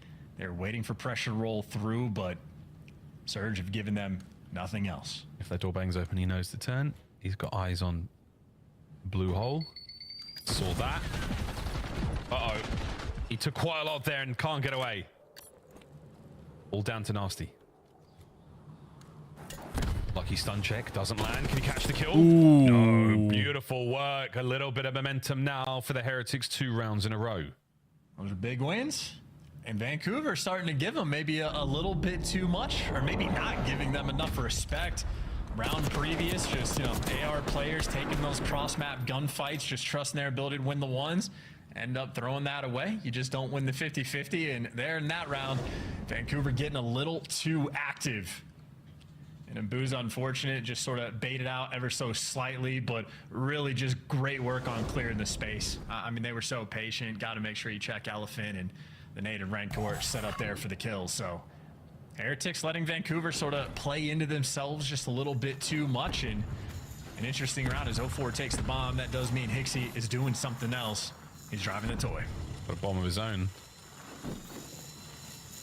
Can't get through the glass, though. That's unfortunate. Oh, no! Road Rage! Hello. Road Rage! Oh! Ooh. Real simply does it all. How the hell did he manage that? It's Twisted Metal on the A-bomb site, and now the plant. Abuza. Stun's gonna land. That's problems for him. Why would you do that? Metals, though. He's got a lot of holes in him. Nasty finds a kill as well. What a round this has been for Rencor and Real. Now on the inside of the site. Good luck, lads. And Hixie's cleared out the bomb. Real, you assume, is going to be able to get traded. Nasty's going to be here, and Nasty that's ends a up real calling bad the call. round, and there wasn't enough time to begin with. I don't know if that's like RC car tech, because I think you had Hixie trying to blow up the other RC car with his, and somehow 0-4 ends up dying. So I don't know what happens in that chaos, but I do know we've seen a few different teams use RC cars in S&D and do absolutely nothing with them. I think it's the fact that both cars exploded so close to him, because he's going to be on the other side. Yeah, look, bang, bang. No, that's what I'm saying. That's tech. He tried to blow up the other car. It just, for whatever reason, a massive explosion doesn't take out the other car. So cheese is the reason that 0-4 dies in this round, but Vancouver win it because they're willing to make plays. Shoot the car, doesn't do anywhere near as much. Wow, what a cool round.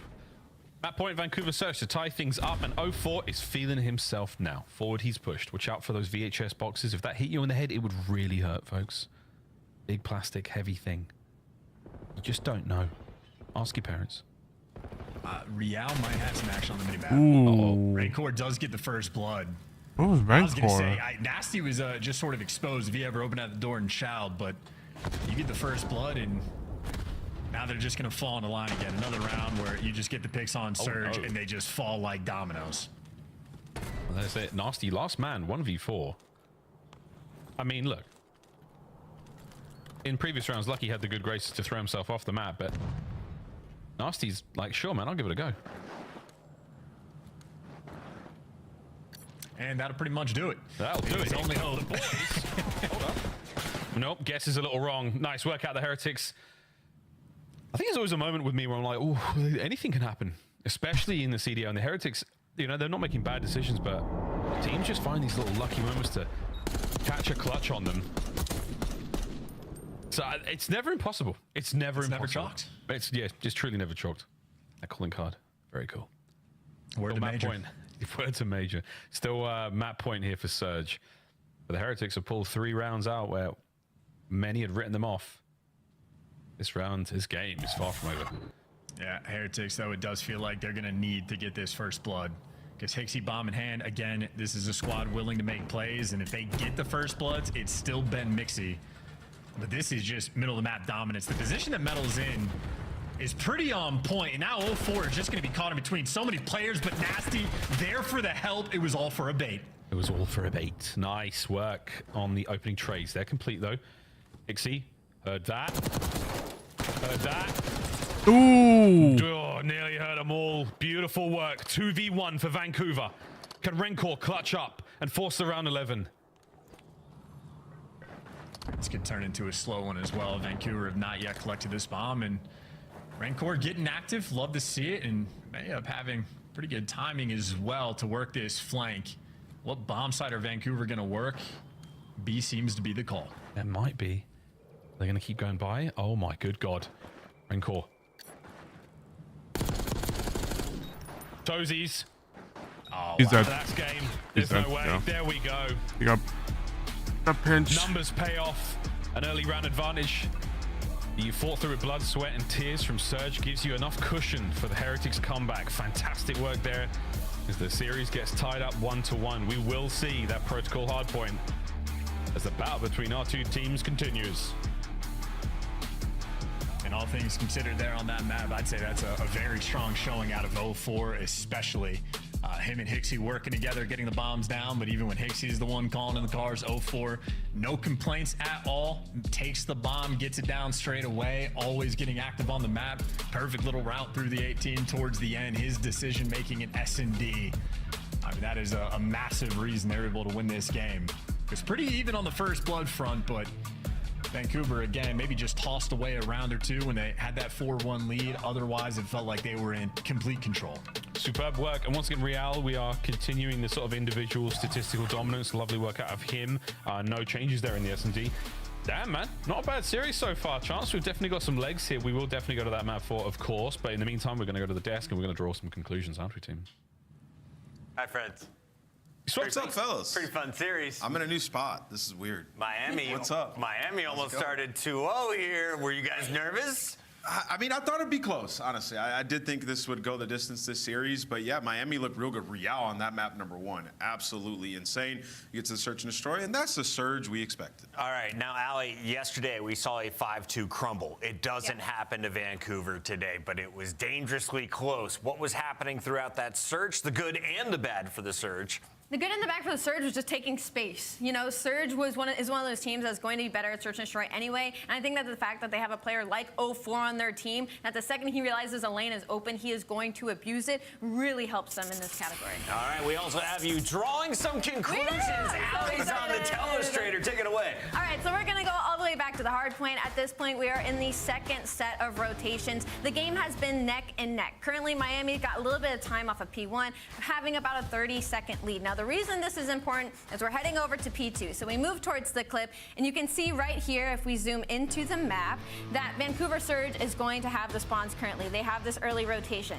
Now, what is going to happen if you pay attention to the mini-map as I hit play for just a second? Number 7, that's going to be Rencor. He starts getting into a gunfight. He is not going to find either of them. What he's going to do is play his life because they want to elongate the lead that they have already created for themselves. So what he's going to do, he's going to back up with his teammates and try to push out Diner Street because the last thing that they want is to flip spawns and lose the next 2 hills on the other side of the map. So if we go ahead and let this roll for a moment, we're going to find him back up with his teammates, find a kill, and all of Miami group up to make this push and keep them off the time. And they're also going to collect a little bit of their own as well. But again, the spawn is not going to flip. They do not want to spawn in this back corner. Their goal is to keep Vancouver in this corner and kind of box. So they're going to get time. They're going to elongate their lead. And now they're also going to be spawning on the other side of the map. Lucky is going to be the next player to come up. He is also now going to spawn over here, and he's going to play his life for the next hill. And what this does is allow Miami to chain the next 2 hills and essentially allow them to get the lead and win the hard. Kind of interesting. And that's my This is- conclusions. This is a nice segment. Just kind of. So Miami looking good in the Like I said, hard point, I don't know Vancouver why they looking haven't good in thought about the this search, before. but who's going to look good in control game Thought 3? about this before, think so, but honestly. I'm still holding on to it, Chris. it's just Alley Cat, will we it's see a really more nice like RC cars info throughout the day? type Will like there for be a people that game want to get 5? into I don't think CDL, but they need a really little more strong for Miami right information now, but Vancouver Surge, we've on seen how what certain things work. I think it's and I mean other players, other esports have done it before. I don't know why CDL hasn't thought about this until now. If I'm Surge, I'm So calling in and checking out my warranty of my RC. What the hell is going on? That's cheese right there. But anyways, it didn't matter. They still won the round. Rip Blockbuster, rip Radio Shack. That's where I used to get my RC cars. We're going to map 3. But first, take a look at the heat coming from Miami.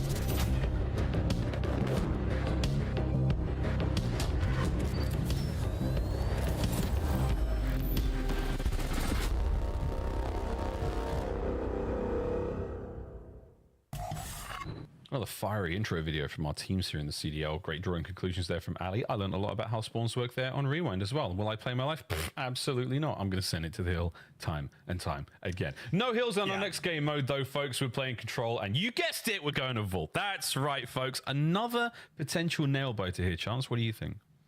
I think we should just stop calling it like Control as a game mode. Like, we're not talking about a game mode. We're talking about this one specific map that we're only going to play. We don't have to say who's the best Control team in the game. It's who's the best Vault Control team in the game. It's the only thing that matters. We're going to find out between these two squads. Yeah, I'm kind of surprised that people have been not been playing Protocol Control. The Tides finally fight. Because The it's Tides an finally okay turn a map, little but it's bit. not Give the some love to greatest. the Ames players, because some of us, Miles, have to block spawns. We're the only ones that do the dirty work, it feels like. Yeah, there's dirty work to be done on this map for sure. There's plenty of dirty work to be done in Black Ops 6, actually.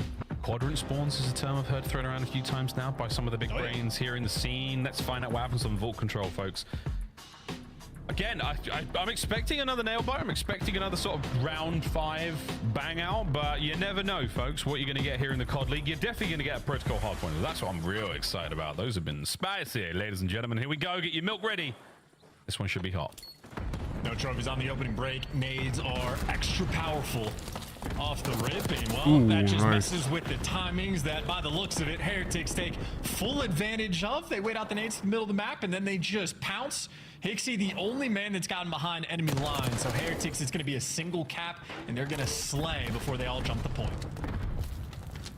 Real still dancing. Ooh. Whoa, gets another. He's just looking so good today, folks. Franco watching the back. First segment A cleaned up. And there's Hixie. Found him out. Teamwork made the dream work. We're going to see the second segment slowly get captured. Real once again, the front man, making sure no one gets in. Dodges the stun. Looking for kill number 4. Will they fly through the door? And will he leave them on the floor? We'll find out in a moment. They've opted for the window instead, Chance. Second segment done. Yeah, they gave up. They did not want to push through that door anymore. It's only the last man standing. Even number 3 on the minimap right now, Nasty, was so concerned about Real's presence that he waited so long before he actually makes his move. But Vancouver, as soon as they get in, they get slaughtered right back out. A little bit pressure on the flanks, though. They win the up top battle, so now Heretics haven't stabilized. Can't jump on the point just yet. Need to find a couple of kills because Vancouver started to dominate these power positions. That was our very own Dr. Zeus moment there, Chance. One segment remaining at A. Rencor trying to make the entry. Good work here on the feed. Real and Lucky, they get theirs. That's going to be time to dive on the zone and get the capture. Once again, Nasty the man to hit the backline, and Abuza now. He's got a little bit of pressure towards the A zone. That's another big win, but you're still making the capture work out. Real holding on as long as he can. And he just doesn't know where to look. Every single one of his teammates falls. Double doors is going to be open. Top hall is going to be open. In the power positions again. Vancouver just getting the bodies in the right spot at the right time. And if you're Vancouver, I mean, it's tied on lives, but there's only 12 seconds. You keep the pressure. You fight tooth and nail to keep them off A. Your time's the big deciding factor here. You get in. It's still only a single man. Here come the reinforcements. Real. Can he keep his boys alive long enough? It might be the case. There we go. A zone secured. 8 lives left for Surge, and a quick hit on the B. And 04 cleaned up as well, so this is just all guns forward. Lucky out here watching the cross for his teammates. And And they're just continuing to win the gunfights. Snap's gonna get caught. That's 2 players down. You know, one's out of the picture over by P4. The stack is in. 3 bodies on the point. Ooh, that's unfortunate. My bad. And probably wasn't his nade. It was the car blowing up. The nade in his hand, which kills Rencor as well. It's very awkward, and it's 5-8. So keep an eye on the next few moments. It's an S&D TDM second of play here. Lovely stuff out of Real. Gets himself an aims as well.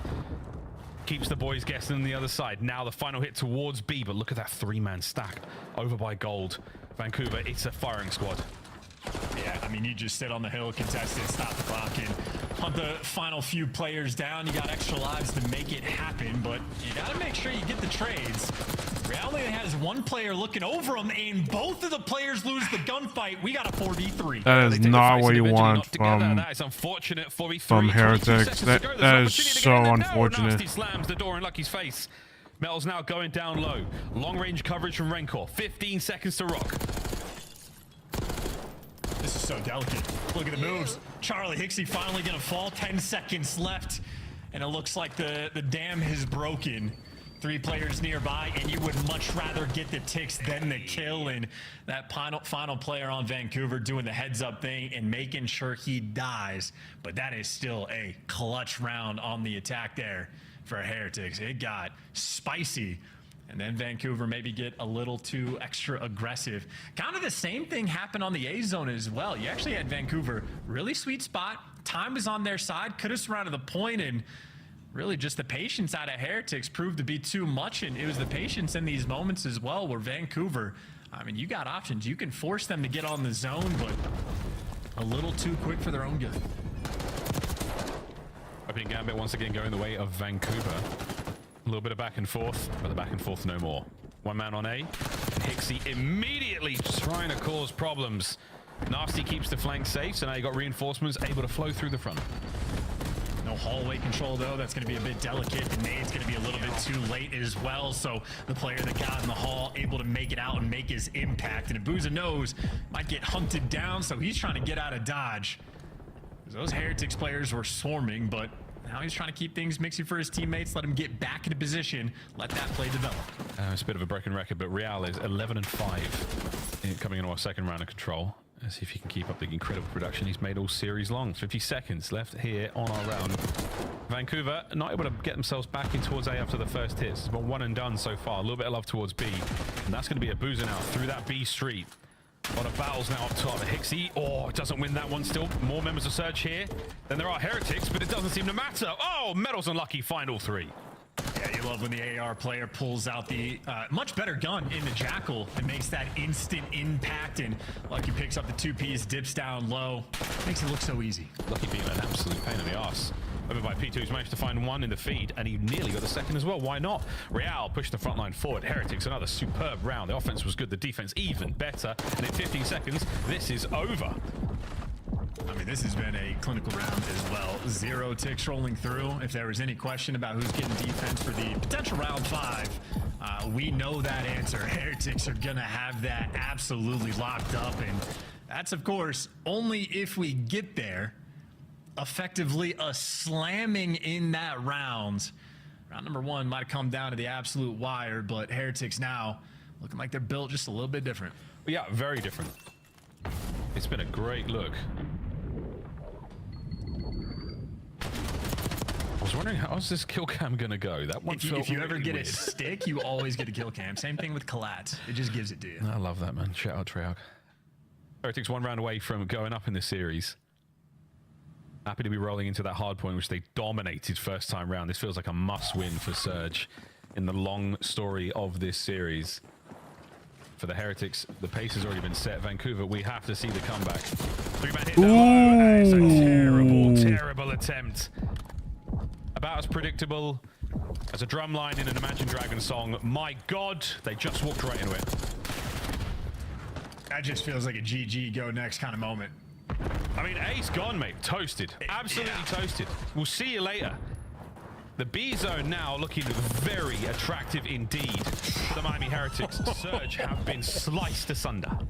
Yeah, I mean, the Jackal, it's just so much better than the Ames. It's really not even close. And right now, I mean, you're just hoping to hold this defensive setup for the next 2 minutes, but this is going to be a near impossibility. Lucky can be as patient as he wants. He's going to get art control. Nasty's going to spawn out, and every Vancouver player that falls, well, they're going to be stuck over by P4. And first things first, it was A. Second thing second, it's B. Lucky might have the drop here on Nasty. Yeah, sure does. Another 3 down in the feed. Bad timing for Surge. The B zone is being evaporated. It's a 3-man stack. Second segment gone. Lucky, the lone man upstairs. He's been cleaned up. It's going to be a nade. What have you got? Hixie over the top. Oh, it helps. Benny's game. Wow. Control. That was just an easy win. They take the lead comfortably. Yeah, not even remotely close. I mean, round 1 was, and Vancouver dropped the ball maybe just a little bit, but honestly, Heretics more or less just clutched up, and that is just, I mean, a slammage in those next 2 rounds. Real looking radioactive on the map, and unfortunate for main slayer Hixie, just needed a little bit more help, but quite literally from the opening break, Heretics decided we're not losing a respawn to these guys today. Damn, son. Okay, again, bad news. It's a respawn coming up next. Again, Real. Lovely work in the kills department. Rencor was the man, though. 2,300 damage, leading the lobby by quite a bit, and that is a 20-12 KD. Beautiful. Absolutely beautiful stuff. 3-0. You can't ask for more. How often do you see Lucky going 11-11, 0 assists, least damage on his team? Like, that's a feed up kind of moment. And of course, you know, production on the flip side, Abuza struggled, Nasty could, like, you know, Surge couldn't get anything going. They just got taken and tasked the final 2 rounds. Felt like they almost gave up in the final one as well. There was nothing they had to offer. And when Chris Puckett said to me, he's like, hey, Mars, can the Heretics do this? Like, totally, man. They absolutely can. This is a team still in a bit of a honeymoon period. And if the honeymoon period is productive and successful enough that you're really learning, you're really getting to know one another, you're really starting to build the foundations of maybe a family in the future, you name it, bigger house, bigger car, maybe even a pet. That's where the Heretics are in right now. Very, very good looks for them. And against a team like Vancouver Surge, who we saw play yesterday, who were great against Ultra. This is a tough one, man. I mean, Heretics soaring right now in the start of the weekend. And this is the type of matchup I'm expecting, like, year-long to be a battle. So make no mistake, Vancouver definitely do have the possibility to bounce back. We crack the jokes about the respawn, but it's also, you know, a bit of a Team A, Team B sort of situation. So the first hard point, Miami's map choice. Well, the next one, Vancouver going to be a little bit happier to be at home. Except I got that backwards. Damn, that's tough. I was trying to set up that story. Nah, rewind is actually what Vancouver wanted. That's rough. It's all right. That's rough. It's okay. We're going to go straight over to Protocol. That's the name of the game now, folks. Again, if you're a Heretics fan, or if you're Puckett on the desk, you're feeling fantastic about your picks, feeling good, the momentum is there. And Real, a big reason why his respawn dominance has been something else. Vancouver Surge are a little flat. Armchair psychologist. We were talking about it in the green room before this one started. Shift, like, I love all the player cams this year. We had a Beans montage yesterday of his player cam reactions from his time on Boston. Man, we're gonna have one hell of a montage for all of our players after this season. I mean, that's just, I mean, that's diabolical. That's a little messed up. I mean, these guys passion on the line, grinding. This might go to 10, Miami. 12 hours every single day. We're just like, man, they look like they're in hell when they lose, though. Understandably so. It's just about the bounce back, and while Heretics get to remain calm, confident, ready to go zipline up and down on Protocol Surge, you just need to bounce back like you did on map number 2. You know they're capable, but this map is about to be a different beast because Real has been feasting in response. Yeah, so I think is the big difference maker right now. Again, a team that is as capable and as fundamentally sound as Vancouver Surge, they just can't keep up with the absolute lunacy that is play from Real. He's just too hot right now. If you can slow him down and catch him out, make a couple of solid reads, stop a major play from happening, yeah, sure, you put right back in it. You're able to contest, you're able to contend, but he's just so tough to deal with right now. So hot right now, Zoolander. We'll see if that is the case though in Protocol, because again, it's a very different map, a different beast to rewind, equally large, but a lot of levels, a lot going on. We'll see if it does play out the way we think it will. And just a ton of potential for like high impact plays and flanks on P1 and P3, especially guys that are the route takers. You find the timing with the zips, you just all of a sudden shoot guys out of the power position, you take control of the windows, and it makes everyone's life so much easier. And then just what becomes, in my mind, a foot race for going down low to P4. I mean, we've seen pretty consistently, whichever team gets control of P4 first just has a fantastic time. It's like best case scenario for the team to try to break it, just makes things mixy and maybe is able to contest for 15, See what happens in the seconds, first. but if you get there last, In the first you are few- almost certainly going to lose. First couple minutes. Go to 4 first or suffer the consequences. Here we go, ladies and gentlemen, over towards the Sam site. Smack bang in the middle of the map. Metals first blood. You'll take that. Rancor getting involved from the top window as well. There's Metals again looking for his second, and lucky he's got himself the time. Great opener here from the boys of the Heretics, and oh, sugar. Real's in your spawn. Yeah, zipping and zooming. His ARs when the opening gunfights, his life becomes so much easier. Ooh. Now Vancouver, they just can't go anywhere. This is not the opening break you were looking to have, where not a single Surge player has a kill until 04 finally makes a dent. He breaks the seal. Oh, and there comes Hixie with an 8. Possibility for a big break and a take back of some of the map, some of the time, but I don't think it's going to be happening just yet. Rancor on a 3. Oh, tagged up. Glass and some splinters there into his mouth. He's peeled off that heady for a moment. Good enough now to get your boys into the time for a second. Vancouver, you've also got P2 control. Bad news. Here comes Metals. They also have quite a bit of pressure on the map as well. Nasty's going to fall, but you do have players a little bit distant. Abuza pushed out as well past Boat. Hixie just gets to sort of hang out in the hill. By the time Abuza falls, plenty of players here for the trades. Ooh. 2 players left up on either side, and unfortunately for Hixie, now you got to read the spawns. Heads up about it, but it just becomes overwhelming. The COD timing was on Heretic's side. Yeah, great work though from Vancouver to take the lead back for a second, but now it's Heretics in the driver's seat once again. 04. He's fighting from the hill, fighting indeed. Teamwork helps out. It looks like Real managed to get a kill with a concussion there. I don't see too many of those in the feed in BO6. Hey, nice shots out of Nasty. Can he get the second out this life? Hey, lovely moves. Lucky there though. Hot on the trigger. Lead change once again, Heretics. And look at that spawn as well, number 3. He's going to be out of the mix. So every player for Vancouver that falls, things can get dire. Hixie, these are the gunfights you have to win for spawn, and Metals is going to take it from him. You can see Metals as well. Talking about the foot race. Yeah, he's going to get hunted as well. This minimap is chaos. Absolute chaos. I mean, this feels like the protocol special. Real looking to pick up a couple of those players who are hunting down his teammate. Are they out of position? No, they are not. Nasty, another big win there. Real, not as hot as he has been in the series so far, 7 and 8. Rancor, though, picking up the slack in the kills department. He's been slaying it out. His aim's looking pretty, and this awkward. 04 will take it. We're looking at another lead change on the horizon. This is a massive moment as well. You had the back spawns. You just lost it. Now you might lose the pressure on the hill. This could have been Vancouver going on a tear, and now you team kill the guy that was your hottest hand. An unfortunate little spell what could have been, but now you're bullying yourself through the front. I'll be right back, Chad. I gotta do something real quick. These are the types of things that set you up. You got Vancouver getting these frontline kills, and that means they should have access to the new time first. So we're going to have an effectively maybe tied up game. Heretics a 15-point lead going into new, but Vancouver gonna be in a good spot. Oh, lovely work here on Protocol. 2 down and full hardpoint control right now for Vancouver Surge. This is what you talked about in the pre-show chance. You said if you get in there first, you get a lot of time. Will that be the case? Miami Heretics, can you show us something special? It was a 15-point gap, and already that has been closed, effectively tied up. This is your one good break attempt for the Heretics, and that did not last. Final man standing.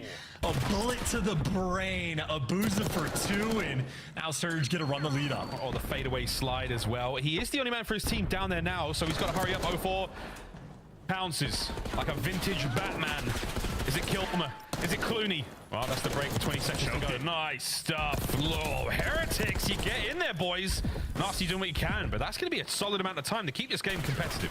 Yeah, Surge, that is a pretty big mishap in that moment. The players that pushed out to try to take some space, unfortunately, well, the play collapsed sort of in between them. So still a nice moment. You get back in the game. It was a 15-point deficit. They come out of that hill with an 8-point lead. So still a net W, but maybe not as good as you would have wanted. And I know what Heretics want, maybe for lucky, just to heat up a little bit, appears in the kill feed, but 5 and 11 for the moment. But if he does kick things up, Heretics, obviously, it's already a close game. Oh, yeah, it's really close.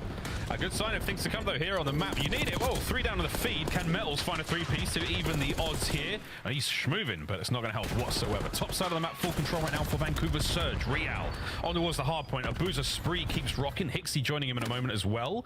And that lead's starting to get a little bit bigger. Shades of the first set chance with the map control you've got right now for Surge.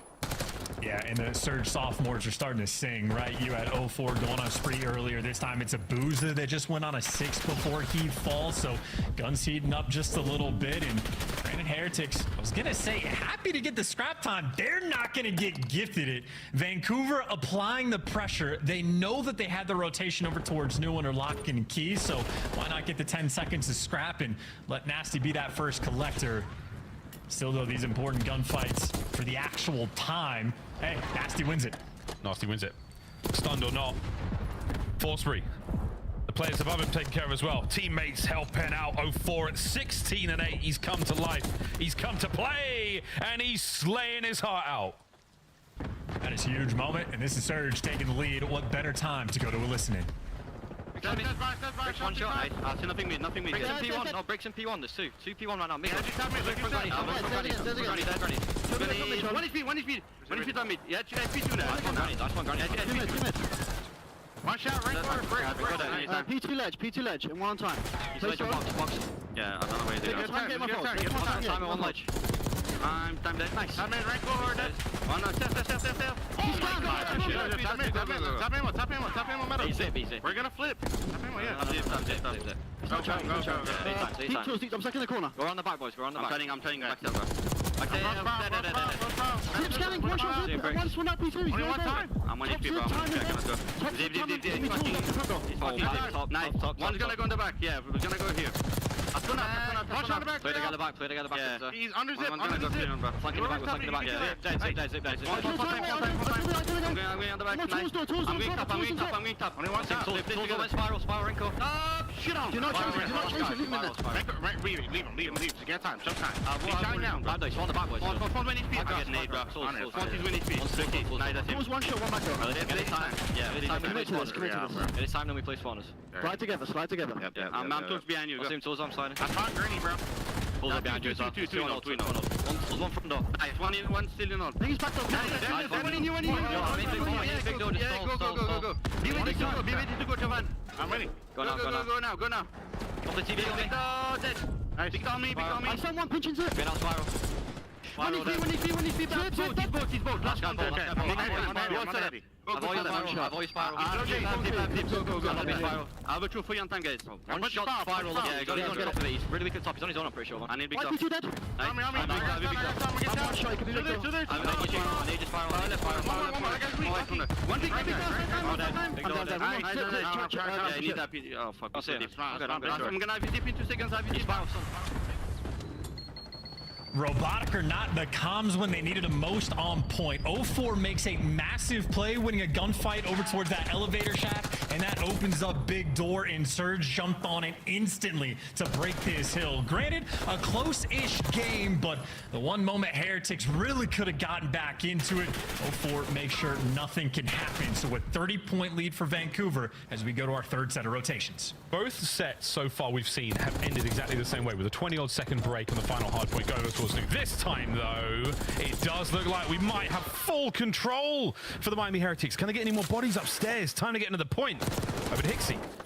Gets Rencor. That's a big win over by the top window side. An immediate row over towards P2 also, as his teammates are losing the fight over the hill. His ankle's just broken. I think he might get red. Never mind. He's got the instinct on that one. And that's 2 in the feed there for Vancouver. Now you get the final players off the hill, and 04 will just do it himself. Nice wipe, and this is fantastic time right now for Surge to be able to collect, and they're going to want to fight for this because they do not have those spawns for New. Old Stoop heady. 04. Oh, your timing is so unfortunate. He's going to get stunned and banged up. Now his teammates are going to deal with, the Heretics pressure on that hard point. Abuza brought down as well, 3 in the feed. Clean wiped. You may be over the 200 point mark, but you've lost spawns, so you lost control at B2, and it's all going up the wall.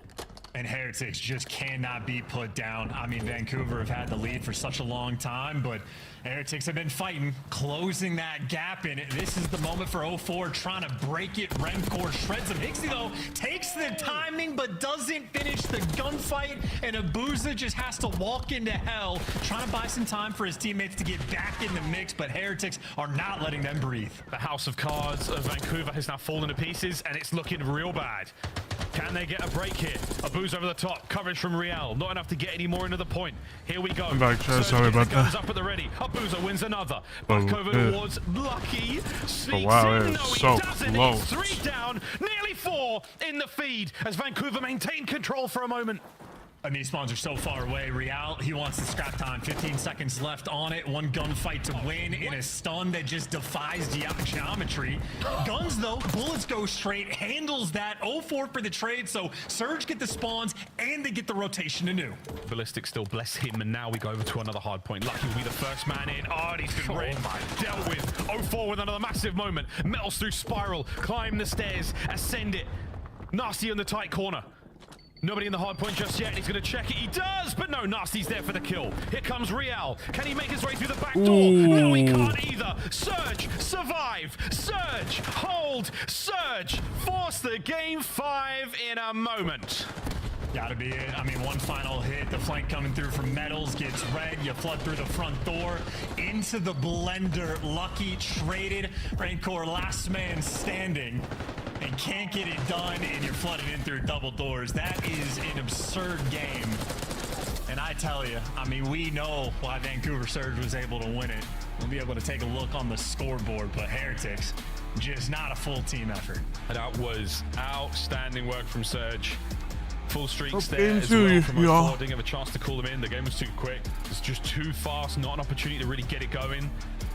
Heretics, tough look from them. And the bottom side, again, it's not the scoreboard, but it is an indicator of how things went there. A difficult map for the Heretics and a game 5 for our teams. And it's going to be a fun game 5 as well. But unfortunately for Lucky, just had a tough one. Anytime we spectated him, he just couldn't get anything going. A lot of moments where he's just getting incinerated. So an uncharacteristic performance from him. Maybe he has to fix something on his end, but 10 and 30, 2,200 damage is simply unacceptable at this level. Not going to be able to get a dub with that. So looking for him to bounce back in the map number 5. But Vancouver, they got that one respawn win that they were looking for. They're going to be happy for a game 5. It's so strange. It almost looks like the colors of the Heretics branding, but that was a very close hard point, nearly from start to finish. Kudos again to the Heretics for keeping it so close, but Seattle, I mean, whoa, it's the first time I've done it. Vancouver, I'm so sorry. Vancouver. Fine. Gosh, they were great. They were very, very good. Again, a couple of major moments from 0-4, man. He really did make some superb plays just as the listening was popping. And again, towards the end there as well, 0-4, the big difference maker there on Protocol. 2 separate hard points that really made the difference. Red card, search and destroy the chance, dude. It's happening again. Is it going to be another round 11?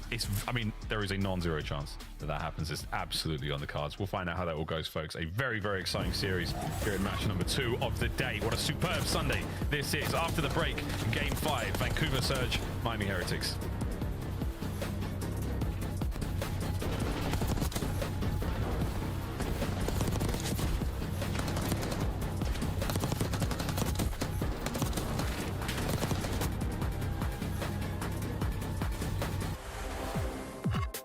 Upgrade your game with the Scuff, the official controller of the Call of Duty League.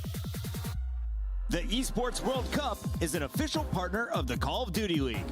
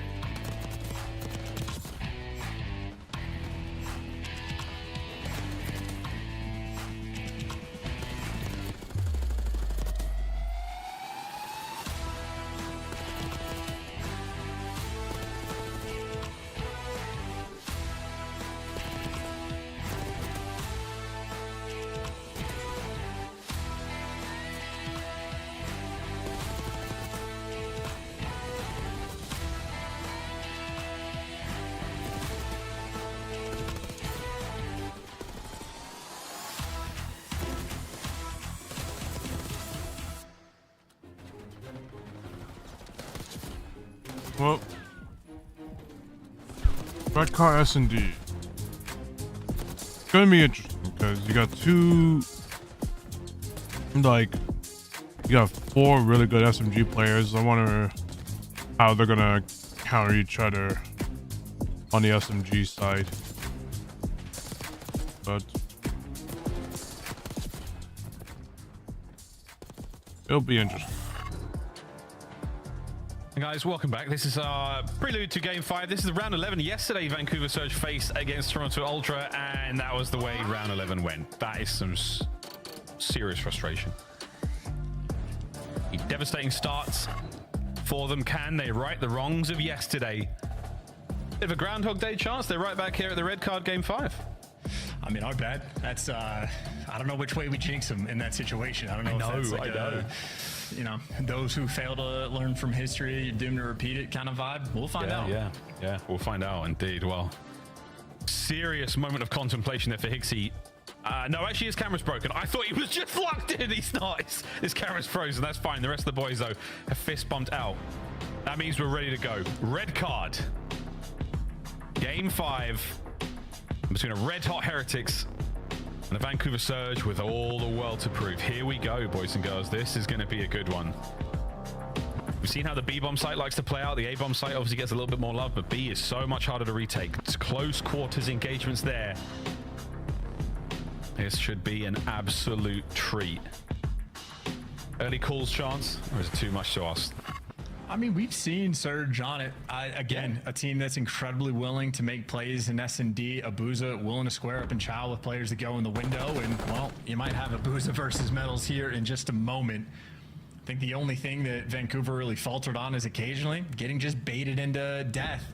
And this is a map where they had a round or two where they lost with that same theme as well. The Metals, one frag lands on his head, but the follow-up was not there, so no first blood just yet. The idea fails, and Real succeeds. Nice. Real certainly succeeds. Another first blood. He has been extremely decisive when it comes to those. Shoulder thrown, a player spotted, and he just about stays alive. Good work as well. The bomb's still unable to really make a decisive call, so it's still sat in a spawn of Surge.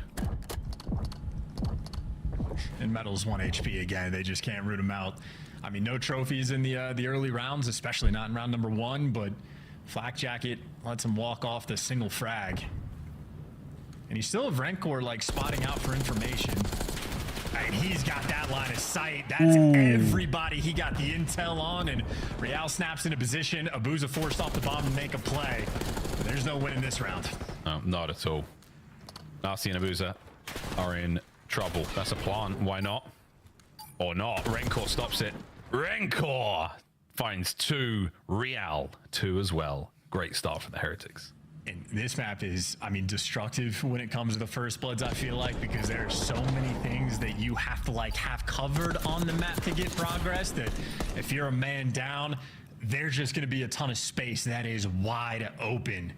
And so Heretics, I mean, you get that first blood on 04, he's sending Real for the kill, and then Rencor is just in perfect position. In a great spot to get those players off bomb. Got to add that to my repertoire, and, well, once he finds the third guy as well, players for Vancouver turned into mincemeat, and perfect way to start that Game 5. Indeed. Up the Eskies, out towards the right, a little bit of fresh air, eyes on Hixie, and a nice bit of engagement. Real trying to fight his way forward. The B-bomb site is the attacking point here, but it's also the defensive point there for Vancouver Surge, so this should be a real battle. And 04 lying in wait. He's on the aggressive side of his door as well. So an atypical spot used to catch a player off guard. I wonder Real not going to be the player that falls into that one. No, the angle he's at as well. Is he going to be able to react fast enough in that prone position? It might not matter, as the boys, again, they're going through the fancy seats. They're going into the owner's box. And they're not after the snacks, they're after... Oh, what a peach from Hixie. Yummy. And I mean, on the other side of the map, Lucky hasn't taken space. Abuza's been posted, so Vancouver are going to be able to spot this out. Maybe not from a mile away, but half a kilometer, let's say. That's not terrible. Just a little different. That's going to land. Bingo. Yeah, this one's for the kill. Oh, nice work from Abuza. Metals Able to get the bomb and the kill. Wow, stays alive 10 seconds. That's going to be that. Rencor, can you do something unbelievable in the next few seconds? The answer is no. Vancouver Surge draw the round out. Managed to find the win. Equalizer there. I just love the relaxed nature of Rencor. 2 seconds left on the round. 3 players sprinting at him to try to get that final kill, and sets the controller down. Moves on with his business, but as is occasionally happens in Call of Duty, sometimes setting your controller down the best play. But either way, on the side of Vancouver, as you pointed out, just a peach of a nade. Has the timing perfect. No flak jacket. That's an easy first blood. There's the replay. Another round on its way. No successful bomb plants yet. We've seen plenty of plants here in Black Ops 6 already. A small sample size, admittedly, but it just seems to be one of those games. Deep stun check there from Real. Nobody homes. That means everyone's outside. Rencor back down again, but we already know he's got the nice little angles. The A site. And he's just going right back to Old Faithful. So Vancouver have 3 players in this direction. 04 tucked himself into P2. So great positioning, all things considered, and the bomb down for Vancouver. But Heretic should be heads up about these positions, except for 04. Sneaky as he is, gets the first blood. So sneaky. As his frag to take care of the player on the top perch. Lucky. Oh, wow. Fast. And so furious. 25 before the bomb goes boom, and 04 finds 2 of the kills so far in the round. Nasty gets the other 2. And Vancouver Surge, a wave of momentum, drives them through the last 2 rounds. And 04 continues to be that guy in Search and Destroy. Menace of a playmaker in map number 2. Even in the 2v4s, 04 made it look believable. And is just in the perfect spot inside of P2. And I think Heretics will be checking that one from now on. That freebie goes by, and Vancouver happy for it to get that round. We'll see a big adjustment here from the Heretics. You're starting to give away rounds at an alarming rate. You fought incredibly hard to stay alive and to smash them out in control as well. Can we find that same sort of flurry? Big sprees there on the side of Vancouver Surge as well. See if those can keep going also. Aggression as well down this A lane. Real taking so much space, but players have already backed up. Abuza and Nasty, 2 AR players responsible for the A lane, and 04 active on the map. The fullest of full flanks, and Metals, the timing does not go his way. Heretics have no idea 04 is behind them. As long as no one else on Vancouver falls, 04 should just be able to win you this round. I was going to say it's all quiet across the map until Real finds yet another first blood. And now the immediate shuffle. 04. He's right there, brother. Good shots on a Rencor. That's the bomb down as well. Abuza and Nixie now have to move into position. Try to stop that. No hope. Metals from up high. All onto Abuza 1v3. That's just tough, man. Again, if no one on Vancouver dies, 04 is in perfect position to make the play, but Real made the action happen a little too soon, and I mean, Abuza's attempt here for the 1v3 doesn't read the right bomb site. And I'm going to be honest, I have no idea what you do in a 1v3 to retake the bomb on A. Not a clue. He's going to get lucky on Real and piece him as he comes up behind him. Does he hear it? No. If he heard it, that might be the start. But either way, Heretics, whew, they got the round when they needed it. Stop that Vancouver run. And that is a blessing for Real. Great work from him. His 4th kill of the map.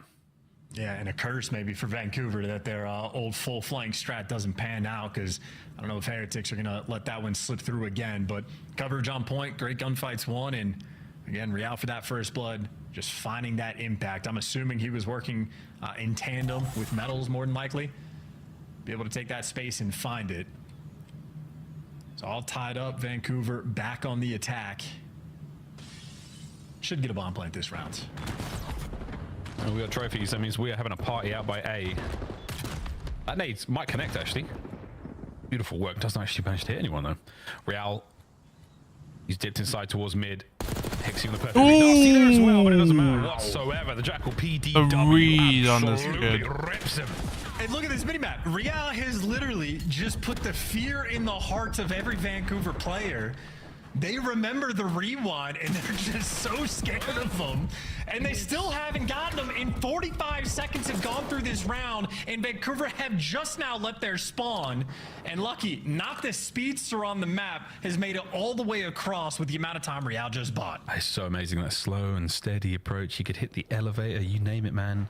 He can take his time, but he's got to do something. Vancouver making their way across the map now. Less than 30 seconds. The A-bomb site seems like the obvious choice. Heretics now moving in a position to contest. Lucky makes his impacts, and that's the bomb guy too. Yeah, chalk this one up. Abuz is gonna fall, and again, those nightmares Vancouver are having about Real continue to haunt them. I mean, they had the information on him. They saw him big step slide across towards the edge, and they had their entire team near him, and they turtled and played so passive. Real, aura in that round 5. I'm enjoying the amount of in-game or post-game chat that Rencor gets. Really, really directing the troops here. Not bad for the newcomer on the roster. Again, my Duolingo app is a little dusty. My Spanish is not what it should be. Find out now if that is going to amount to much. Heretics take the lead for the first time here in Game 5. And yeah, look at the adjustment for Metals on the mini-map, by the way, right? He was playing up top third, flanks roll through, so he just gets that early information. Make sure he tries to slow those Vancouver players down who, well, have indeed slowed down. 04 though, gonna be taking the same route, and he's able to cross, and Metals just got terrible timing again, so you're thinking maybe a curse for that play not to work out. 04 is doing the exact same thing, but here's Real in P2. SMG's ready to make an impact on either side. Metals, wide FOV moment here. You can see the stairs, you can see the concourse.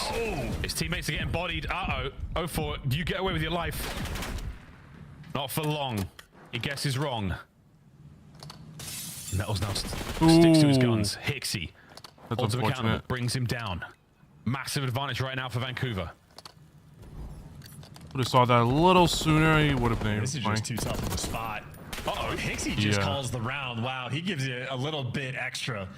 Breaking him down in the, you know, weird timing from 04. Don't know how he just walked across that player's screen without seeing him, but either way, all is well that ends well, and Vancouver on point in this round. Shout out to main slayer Charlie Hixie, getting it done. Yeah. I like what Renko was trying there. A little bit of a sneaky rush across the map towards B. Not going to be the case, though. Here we go, folks.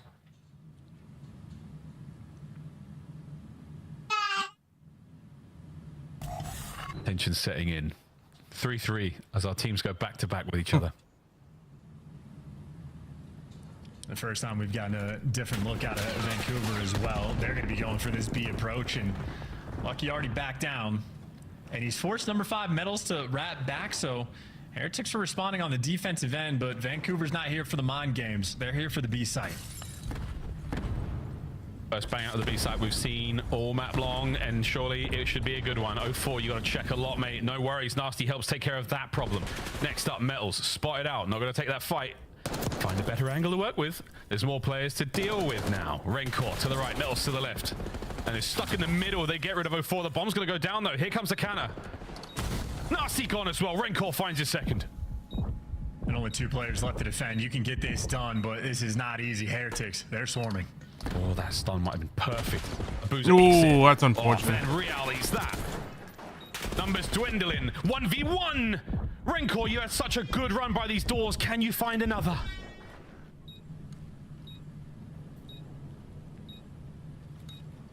We check the stairs. Ooh, that's unfortunate. It matters not. Abuza clutches up in the 1v1. As is tradition, Abuza built different, and that is just a hell of a round. You could feel the nerves from these teams right now. Shoulders that are being thrown way too wide, players getting caught, angles being read. And the man with the ice in the end, Abuza, continues in his sophomore season to impress. Mr. Clutch himself from MW3, and it's transitioned nicely to Black Ops 6. Wait, it was a very worthy bang out at B to give Vancouver Surge the lead. Woo-hoo! Game 5s, eh? What are you going to do, chat? Level 3.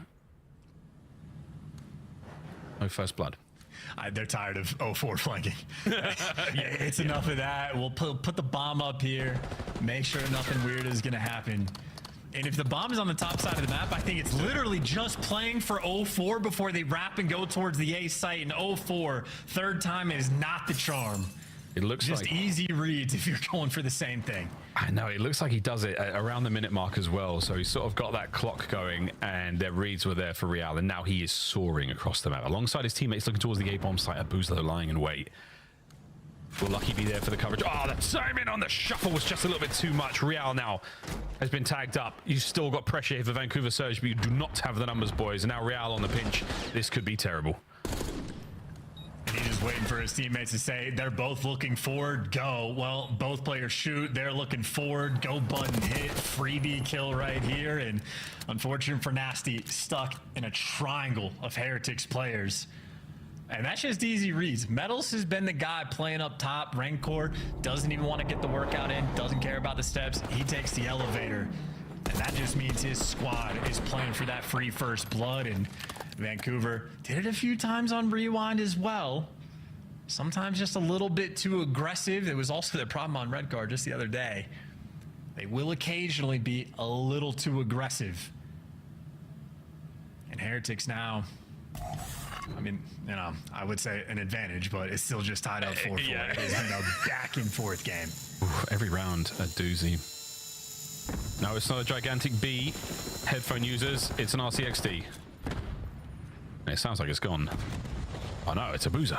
Zoom. Oh, he's zooming. Where's he going though? Is he going for Rancor or is he going for the players by the bomb site? Oh, nice work. Using the trash can for coverage. He just extends a little too far. Tons of information gain though. That does give his boys clearance to make their way forward and plant the bomb. I don't know if he's going to be able to get this down. 04's got the coverage. Ooh. Hey, there you go. The nades just land on his there you go. forehead, and you know for a fact that's bombed down with the man advantage. Yeah, that was two perfect nades. That was being involved in that one. Ooh. And what a battle this is. Real. The Jackal, right place, right time. Heretics with a big advantage. Can they put back-to-back rounds in the bank? Oh my god. No way. Man. Go on, Metals. That's get the it. round. Nearly, but Real there for the pickup. Easy peasy lemon squeezy for the Heretics. 2 rounds in a row. And with that chance, match point. And, you know, it's interesting as well, right? We talk about Vancouver, their, like, playmaking ability, just their willingness to make plays. It was good gas for them with the RC cars, making sure they go to get the bomb down when they're playing on Rewind, but it's the exact same thing here. So it's good IQ, but it's not 200 IQ. And, I mean, Heretics just reading it. You got the strong arm there from Rancor. Just lands a perfectly placed grenade, and his teammates were there for the matchup. So they're putting the work in the private matches. Heretics on point. Around the way. Those 10 extra sweet, sweet CDL points. They add to the bank. So sweet. CDL points. You need them if you want to go to champs. Here we go, folks. The motor mouths of Miami rocking away here on match point if they can find it. They've had plenty of success, and the RC car, the 5th man on the pitch with them today as it hops its way up. That's so fun. Good job, Josh. It's so fun. Oh my god. All right. Zoom, zoom. Will this one have it? War against the machines. Vancouver Surge. No funny business. No toys allowed. Where's the F1 map when you need it? I know, we put it down to a race to decide at round 11, just two cars doing a lap around a circuit. What a perfectly symmetrical mini-map, by the way. That's very artistic.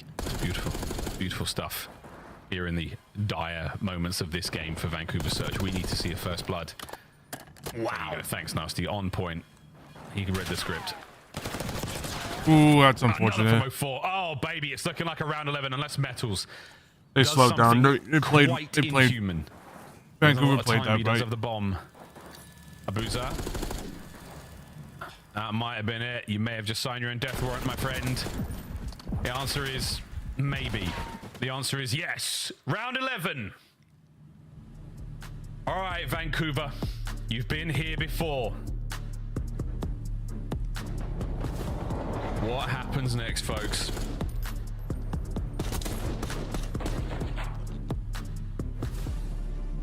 There's no RC cars, that's what we know for certain. At least on the side of the Heretics. That hurt the Heretics more Yeah, than anything. that's- Double RC car strat. Not the best I've seen. Cook something up a little bit better for the round 11. Pull them at the same time and just overwhelm the enemy's senses. At least one of them. Well, they used all of their utilities. Let's see what Miami does. Raincore's having a banger. Can he bring some of that magic to these final moments here? Attacking round for Surge. No trophies yet. This might be ugly.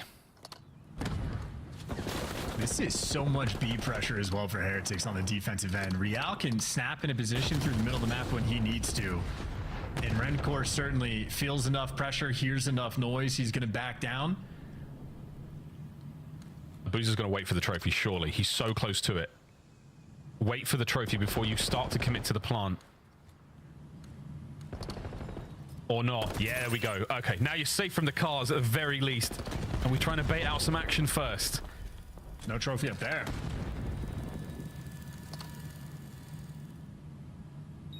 Lessons learned. Retake is on. Here we go.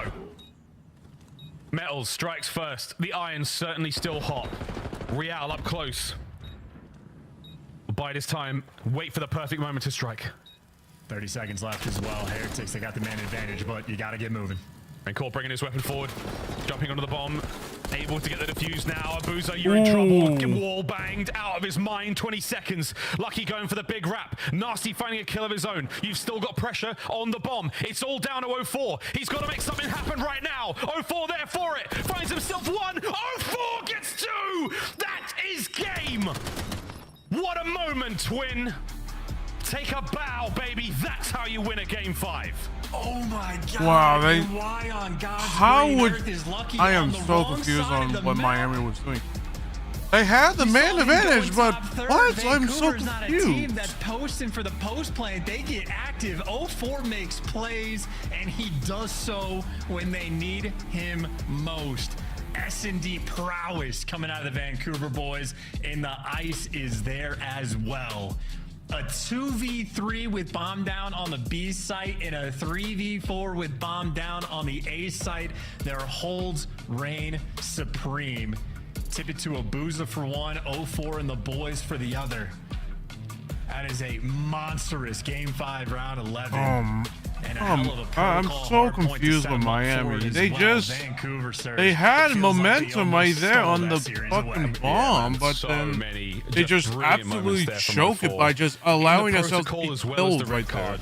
Great stuff, big clutches all round though, man. Nice team effort, really, really good. I mean, watching Abuza, I was getting nervous, man, with the countdown towards the trophy there. I was like, you better do something quick, dude. You're on the point now with this no trophy. Let's go, dude. Look at that. What a back and forth, superb search and destroy.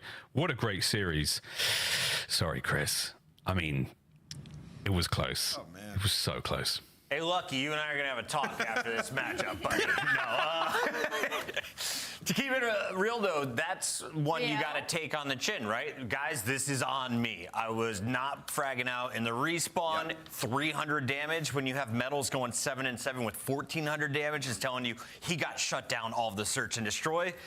Props to the guys who survived, but Vancouver not looking very clean against Miami. Miami not able to shut things down. You missed such a good opportunity there. Let's be real.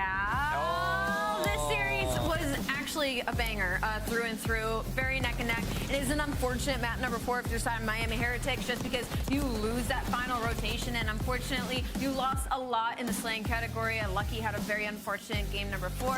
And then you make it to the game 5 round 11 and you overstack over on the B site. You know Vancouver Surge likes to lean over towards A side in that stage, and they're waiting for the trophy. They get the bomb down and they leave the lane open for, again, 04 to abuse and hit the flank to get him off the bomb. Yeah, I just feel like Heretics, you know, they figured him out a little bit too late, lost too many rounds early on, right? Like Heretics started to play a little bit slower, use their attacks, and that forced Vancouver Surge to adjust as well, wait for their trophy in that final round. And I just think the big critique in that round 11 is just giving up the free bomb line early. Yeah. Like, I understand like the thought there, like, hey, we're just gonna play the retake. We know the positions that they can be in, but the problem is 04 had been flanking them this entire map on both sides, offense or defense, right? So there is going to be a lane on red card that is just open. Whenever the retakes are coming in or plants are going down, a lane is going to be open simply because you're down a man. So got a little bit chaotic, and they'll learn from it. They go to a round 11 yesterday against Toronto Ultra. Tonight, they walk away with their first dub. Vancouver finishes week 1-1.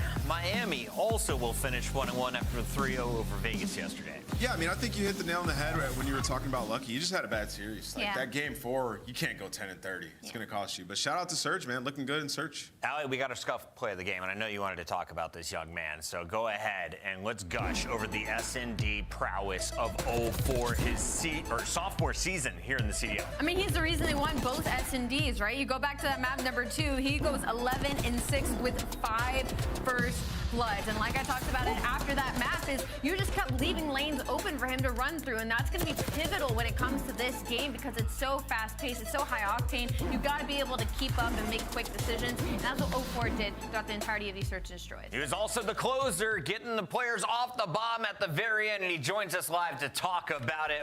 04, congratulations on a round 11 victory. You are right there with Minnesota as trying to get the most airtime in week number 1. How's it been for you out there in Vancouver? Honestly, it's been amazing. Obviously, coming off a great win here, round 11. And this city's amazing, I'll be honest.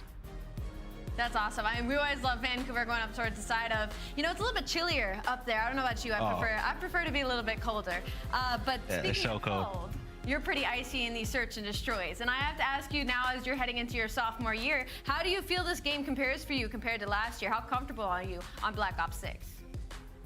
Definitely way more comfortable than last year. I think it gives me a lot of more opportunity to like finesse my life, especially with the Omni movement. So this next week coming up for next matches, that's definitely what I'm gonna be trying to perfect, this movement. That's about it. 04, talk to me about your duo, Hixie. You guys duo SMG. Obviously, he's a more like cerebral player. You in the search and destroys, you're getting up close personal, trying to pop a first blood. And in the hard points, you're the first guy in. What's that dynamic like being with Hixie now? Oh, it's great. I mean, Charlie he's known for like filling lanes, but he also like, as you seen first series, even though we lost, he could get some kills. So we also depend on him getting some kills also. So it's been a great little 2 matches with him. 04, final question for you. I got to ask about the improvements. Who is the biggest improved player from the previous title now into Black Ops 6? I'm not lying. I'm not giving that to nobody. I was going to say you, but you can say it later. 04, well done, man. You're looking great here in Surge. Congrats on the win tonight. Thank you, guys. That's 04 sophomore season, looking pretty clean. Vancouver finishes week 1 1-1, as does Miami. And Miami, well, they had a bit of a watch party there for the Heretics. A lot of folks looking to celebrate, unfortunately falling just short in that round 11 game 5. Yeah, unfortunately, but you know what? You gotta tip the fan base over Miami. You know, they're always here, the Spaniards, supporting their fellows, but I gotta shout out to Redcore. I think he's been incredible in both series, and I think maybe was a little underhyped. Halfway through your Sunday, we're coming back with match number 3. Don't go anywhere. It's the CDL.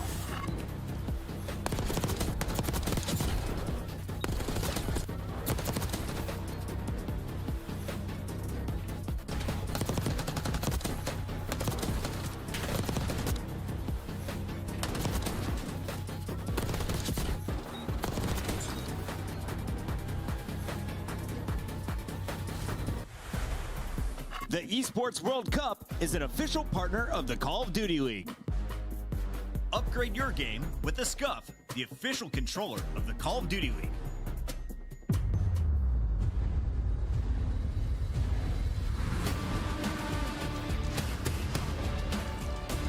Well, Texas versus New York. This one's going to be interesting.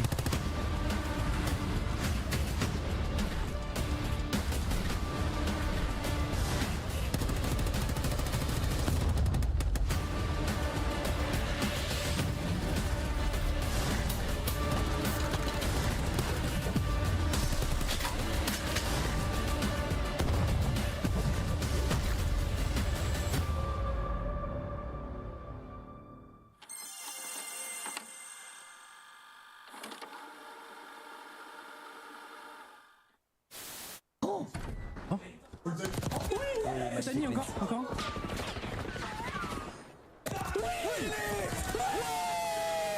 Le triple good. Triple de Cindy, mon gars. Voilà, mets-toi en confiance. Mets-toi en confiance, mon grand.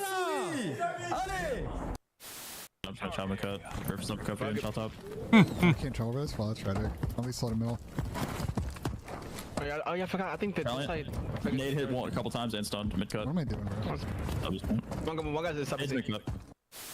We did.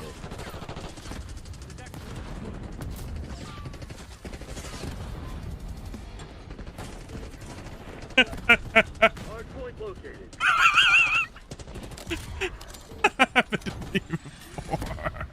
Did I just get killed by a fucking door? My barber insisted that I try out the look, and ever since I've been feeling pretty good. We've been playing pretty good, so I feel like I kind of got to keep it. It might be a full goatee. You never really know. Keep your barber, my guy. LA looks good on you. Can't win it on the point. Scrap and the boys get it done. Back on the fucking desk, play. Back on the fucking desk. You're fucking dog kid. How did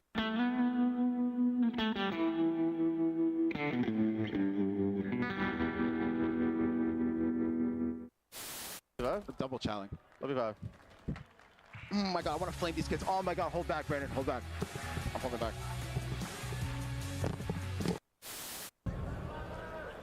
4-3 in game 5. Oh no!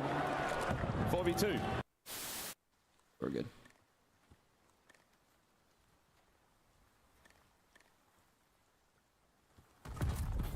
Take it on the chin. Get ready for the next round. Wow. Okay. Well, something to note. Never f***ing dive off that ever again. Wow. Okay.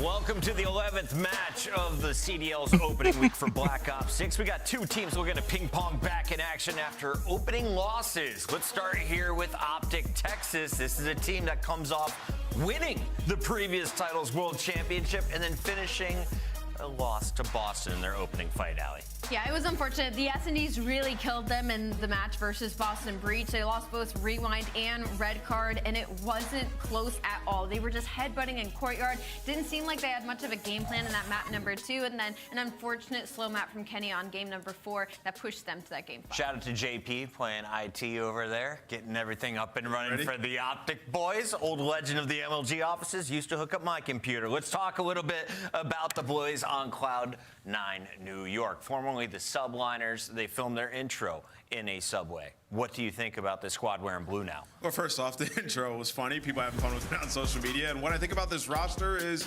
I like the players individually on this team, and they built their team to be a respawn squad. When I look at it, like Cramp, high, fast, octane player. Mac likes to play the objective, Civ, and attach Slayers.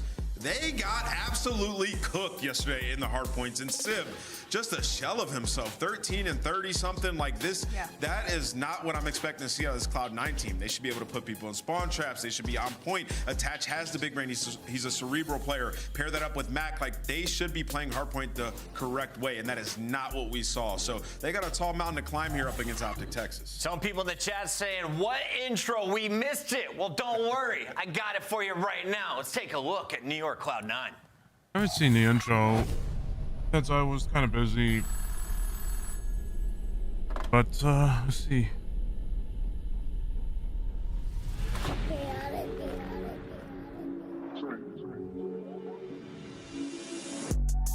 Nah, for real. They be talking tough, but they won't get up in that field. ARPs and 223s get hit up in your grill. Iron on me like I'm Tony, like an orange eye pill. Come and get your shorty, cause she tryna cop a feel. She know look chaotic, keep it hot before the deal. And you steady talking out your neck, it's never real. So I say nah for real. So I say nah for real. Nah for real. Yeah. I got to go from blue to white jerseys, to the blue white jerseys.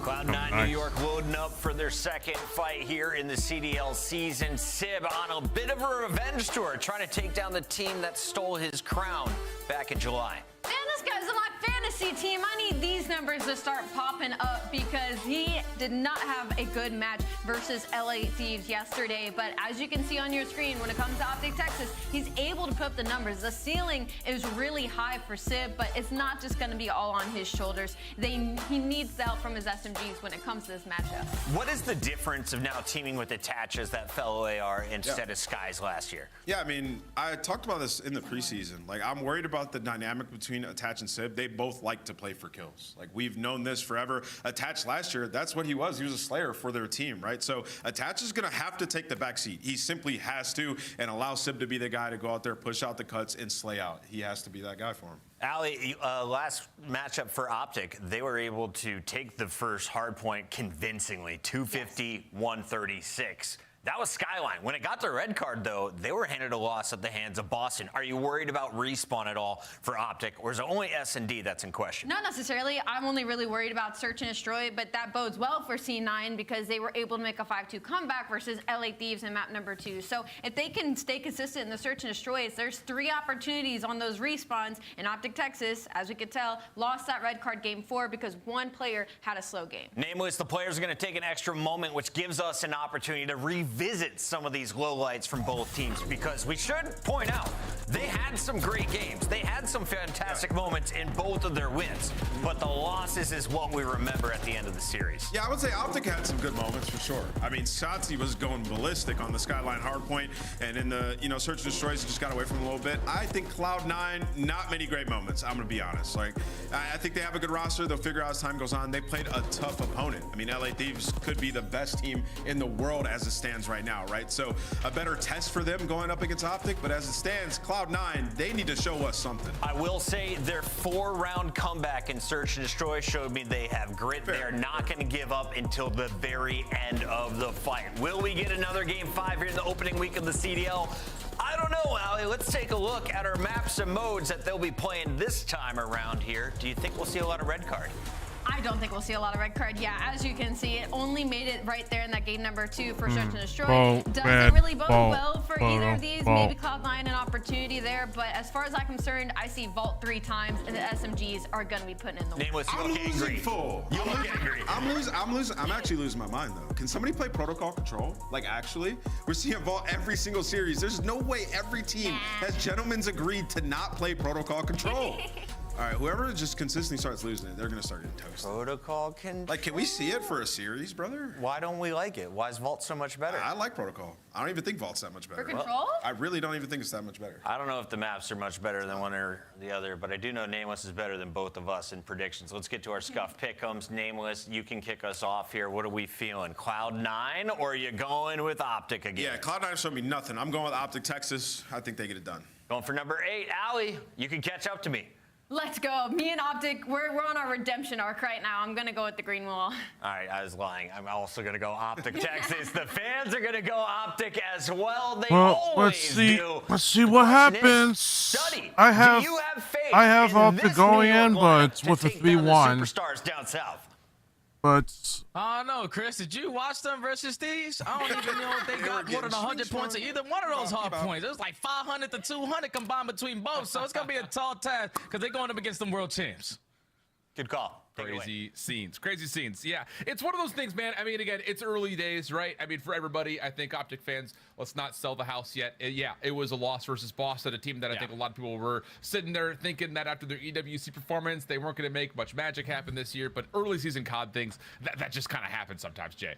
Yeah, especially with 2 teams that we have in this matchup, both in a Prove It series. Obviously, if you're Optic, this is the thing that I love about like pro esports or pro sports in general is that every single week when you're spawning in on the map or you're spawning in on the field, you have to update your resume. So even by that, I mean that Optic Texas, even winning the World Championship last year, you can't get caught slipping like the way that you did in your first match versus Boston. I know it's early into the year, but the biggest thing I took away was the fact that they lost both Search and Destroys. And we know with the green wall, they tend to take a little bit of time to improve improve in that search and destroy aspect. Hopefully they try to find a couple quick fixes, because that red card search and destroy that they played in map 5 versus Boston, that's going to be in that map number 2. And on the opposite side for Cloud9, like a proven series for Mr. Sid. We're talking about a lot of last year where he was one of the best ARs in the game. You go up against the Thieves in 3 different respawns, and you simply do not have a good time. Everybody in the coaching staffs had Cloud9 sitting around top 4, top 6, but the way that they played versus the Thieves, that's one of the top teams that we have in the game. You showed no fight. So both of these teams in the proven series, I just take that optic with the establishment that they have as a roster, not making a roster change. They're probably going to be prepared for the bounce back here a little bit more. And just to kind of use it as reference, you saw it there on the screen. Optic's road to get to Major 1 all of a sudden feels a little bit more arduous, because you lose to that Boston Breach team that the coaches poll had kind of down there at the bottom with Vegas. That's still on the docket for them in weeks to come, but they still have to go through a Vancouver team that looks pretty strong. They still have to play up against Thieves. And like you said, this is kind of a prove-it match. And, I don't want to throw too much weight on early matches, but in terms of Major 1, you look at that road to Major 1 for Optic, this match feels like now all of a sudden a must win if you want to try to find yourself in some favor seeding wise when we eventually get to Spain. Same could be said though, of course, for Cloud9. I'm sure we'll take a look at their road down this particular best of 5, where we have a lot of vault, as no one was surprised to see, plus that red card search and destroy that you were kind of alluding towards earlier. Yeah, neither squad has opened up on a vault hardpoint. I've so far played it in the last couple of days, so a fresh one for both of these teams. Obviously scrimmaging on the back end, but if you're a Cloud9, your main focus has to be keeping up with the slaying of Optic Texas as we're early on into this P1. Indeed the case, and it's the return of the Mac. He had played, I would say, pretty darn well considering the beatdown that the Thieves had given Cloud9 for his return to pro play. And a solid start for him here, off 2-0, and already getting some early time as Pred finally finds something to work with here for big win. And that turns into a second. Now the pinch on the way from Kenny to break the hill. This is good stuff so far for Cloud9, though. Securing at least 15 to 16 seconds off of that P1. They're now trying to flip these spawns on their head, but Optic Texas have all their bases covered. Already 3 dead in the feed, 15 seconds, and you know exactly where Cloud9 are spawning. And this is the thing that I love about this game, is that when you see a sub he was pushing up too far, the opposing sub on the opposite side, look at shots. He's just simply blocking the spawns to make the heads up play for his team. It's like a passing of the baton, essentially. Yeah. What it feels like, where you go, I'll go back, just kind of playing on opposite ends of the field, and it's worked out nicely for Optic.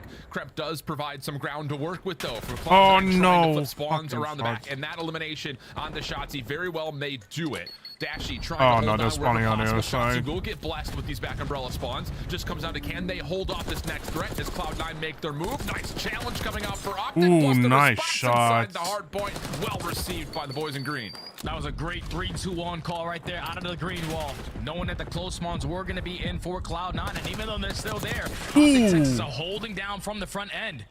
So now Cloud9 have to find a different way to try to approach this hard point, but every single time they go from a different angle, there's a player from Optic cutting them down. Flawless so far here at the P2 with only 10 seconds still to fight for. You would take this if you're Optic. Now you start thinking about that road to new. Yeah, Kremp able to open up the scrap 10 seconds or so for Cloud9 to work with. Motion on the map for Attach to play over towards top Art. That's looking for the future, trying to set up to the left side of the minimap. Shotzzy is on the way to try to contest this, and he will also have Kenny spawning with him. Shots from Attach up top give away his position, and Texas will find the kills. Now it's just down to, can you move forward and collect the eliminations that you need to open up the hard point. And look at the spawn coming in from Dashy as well. He's going to be blessed with a free pinch spawn over at Gold. That's a freebie onto Attach. You give the info to your teammates that they have to be playing around the middle of the map. But at the same time, Cloud9 have completely disregarded this hard point, trying to play for that spawn anew. Mac versus Shotzzy, a big one-on-one on the back end. Yeah, and the shots go back and forth, and that will be won by Optic once again. So there's the spawns. Left to right they go. Optic spawning on the favored side. 23 seconds to fight for over P3. Sib moving forward. He had a slow start at 1 and 5, but has picked it up lately. Oh, the timing. Oh, that's bad. So, again, Mac, he's got to find the kills around the back, and he does find one. That immediately flipped the spawns around completely. That is so bad. Is looking for a Hellstorm and also trying to contest this back spawn. The Shotzzy hasn't died for like the last 2 minutes. He's just been finessing around, trying to make the plays with the SMG, and might find himself in another opportunity. That makes it now 7 in a row. Make it 8. The movement king. Good play, secure the spawns Shotzzy. now for Optic Texas. They didn't look good off the rip, but when you got a player of his caliber, he's able to get things done that are not supposed to happen. Yep, and an extra tool now earned in case things do get sloppy in the future with the You Hellstorm. got triple teams. There being was nothing you could accrued. do. Kenny looking to try to shut down this back marble side pinch, and he's done well for a couple. Sib on 9 HP. Ooh, wants the nice challenge, kill. and Kenny says, "Get out of my face." 3 in a row for him. Mac trying to get around the back. Also Good shut kill. down, and Optic are all over P4. Flawless 60 holds, because with only 20 seconds left, Cloud9 are just going to try to trap them in towards the back. But Optic Texas starting now to run away with this game. And I find ourselves going into the second half of this one. Off the rotation, it should be allowing Cloud9 to set up properly. But when you have this much of a lead and you know that they're playing super safe, Optic have already worked their way on now. A couple players approaching over towards that pool side is going to make this very difficult for Cloud9 to get any early time here. Yeah, cooler heads need to prevail here for New York. It does feel like it's getting into the world of frustration again. A couple of these challenges just feel like they're forced. Trying to follow up his Kremp. He's also off to a slow start this year, but does at least confirm the trade. Hardpoint still in the name of New York. Follow up, though, looking okay for Optic to have a chance to contest this. And Shotzi once again around the outside, able to eliminate all of Cloud9 on the hill, leaving Sib by himself. And now already look what Shotzi is doing. He's thinking about those spawns for next. Can he catch the timing onto Mac? Yes, he does. So now if you are Cloud9, thankfully you're able to get a couple of those kills around that middle area. So Shotzi's still going to be the lone man off the rotation. But again, he's making another play. Another one-on-one between him and Mac. This time Mac gets the better of him. So Cloud9 should secure the spawns for the next hill. Still 10 seconds, though, until this hard point opens up. So there will be this continual battle. Who can get around the back? And Mac, you see him on the third-person perspective. He takes down Kenny around the outside. Follow up. Nice kill. Sip, but not going to win the 1v1 he needed to versus Pred. Optic will own the hard point and also the spawns. And now this just only gets more difficult for Cloud9. You have to hit a couple routes, allow Optic to soak up a lot of this P1, P2 time.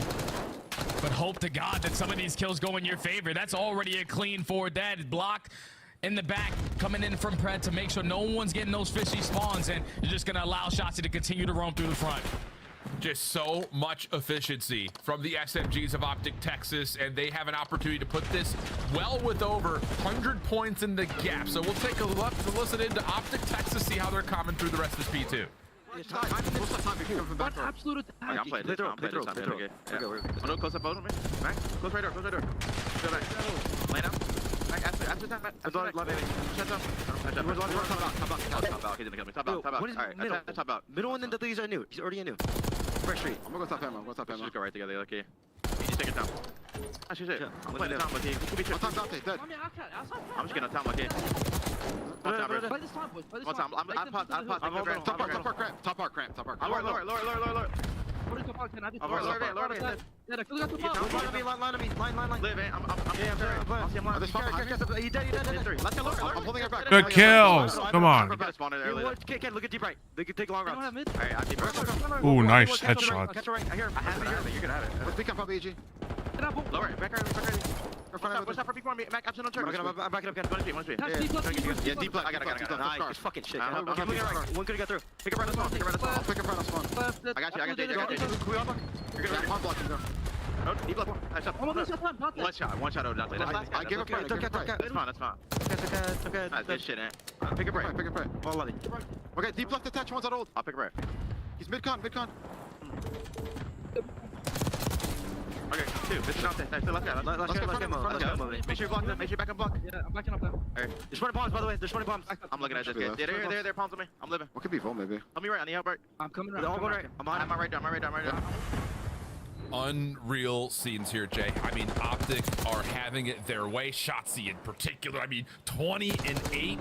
It's just max efficiency, life after life, as he's on another 5 spree with a chance for more in front. Dashy steals that one away. Mac giving him something to consider, but again, the help is there, and it's Optic all over the scoreboard, over 200 points. Yeah, it's only a matter of time before Optic able to dominate in this map. Number one, only needing 47 seconds left. You still have a couple players contesting towards the back end. Pred and Kenny combined for 2. The rest of Cloud9, at least 2 players from Cloud9 spawning all the way across the map, and now you got to take down all 4 players from Optic Texas who are fighting for every single second at the end of this P4. But in the middle of that listening, you could just listen to the communication from Optic. That really was a turning point. They see like, okay, we're up 70 points. These guys got to either push us on the hill so we don't get any more time. But when they do that, it's easy for us to find those kills and then eventually flip those spawns. Yeah. This has been textbook so far from Optic. Well, Cloud9 need to get another 17 points and avoid being one of the only teams in CDL history to be 100-point clubbed in 2 straight matches. Looking good to at least get over the 90-point mark here. Cramp has double. Very well may get them out of threat of the 100-point club, but still, the status of this map has been all green all the way. Yeah, if I'm calling at this point, the comms that I'm giving, just make sure the guns are hot. Obviously, they came out ready to go in this map, number 1. We did not win a single rotation. They could potentially find themselves winning one here over towards P2, but they're still trying to fight for this final 20. And at the same time, you have Optic Texas players like Kenny who are securing those back spawns for new, just trying to call game at the next hard point. And Pred also did see that Kremp had tried to sneak over towards gold. A little bit of resistance here from Cloud9, looking decent through P1 on the rotation to 2. You see Optic still spawning out as P1 was still What active, was so that? they are nowhere near this hard point. Shotzzy also dealt with. So, okay, now here's a chance for New York to try to give us something to at least give them some credit for. Bumping the hard point, good lockdown around the back, every route being covered, and every kill going their way. Yeah, trying to show a little fight here. They're starting to get a read on how Optic Texas are playing this hard point, but as I say that, Prentice walks right through the front. He's able to secure 1. Now the teammates are here to assist him. All surrounding around this P2. That's a clean 4 dead. Cloud9 all the way across the map. Optic Texas can win it here. Yeah, just finish it off. Finish it off here. Again, Come on. You take a Come on. snapshot of the setup for Cloud9. Come on, boys. Everything looked perfect, but that one player inside the hill just not able to watch the front. And you mentioned it perfectly. Pred just walks on in, finds a couple of kills, flips things around, and now Optic can win the game right here. Cramp tagged up just enough to allow assists to be tallied, and the final shots will ring out as Optic dominate map number 1, 250 to 130. It's the second time we've seen them open up a hard point on this season, 250 to 130. They are amazing. When you talk about those opening HPs and when everything is going right, we're talking about the ARs winning their gunfights, the SMG setting pace, and the teamwork obviously there. You heard it from multiple different players in that listening. Okay, Dash, you said I'm hard blocking. Then you had one opportunity where Shotzzy was hard blocking. Everyone has that role, and when you're playing like that, when that teamwork aspect to make the game easier for everyone on the map, that's what the scoreline is going to look at the end. Dominating rotations. When you needed breaks early on, you were able to find it.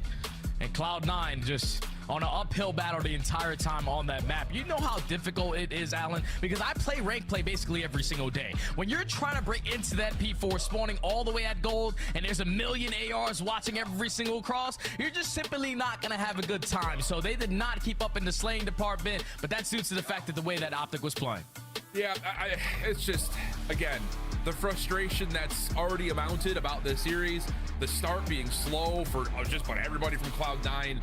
It's just one of those things. It's just, you need a spark. You need it badly too, because it is one of those things. Like if you were just to evaluate the opening schedule for Cloud9 this week, it doesn't get any harder. Again, based off the coaches poll, you're dealing with Thieves, you're dealing with Optic. I mean, I don't know what else you say. You throw Atlanta in the mix, and you're dealing with 3 of the hardest teams to play up against in an opening week in your CDL debut as Cloud9. But I think the thing about it here is just the formula is just not coming together. Even in moments when they do have good setups, we're allowing us to be broken by Pred running through the front. Yeah. Of the hill. I mean, it's one of those things you just kind of look and scratch your head and say, well, what's happening? Yeah, obviously we're early on into the season, so you still have teams trying to figure out what's the best way to play some of these hills, what proper angles you want to try to hold. But it just seems right now that Cloud9 have yet to figure it out in hardpoint. Remember, they are also a brand new roster. I know that Civ and Mac have a lot of chemistry together from teaming previously, but when you add a player like attached to this lineup, who usually in his recent years has been like that AR to play for his kills, but at the same time you have that in Civ. I think Nameless hit it perfectly on the head. One of those guys have to give up that role. One of those guys have to play for the kills. The other one has to be fundamentally sound, and so far, at least in hardpoint, they haven't figured it out yet.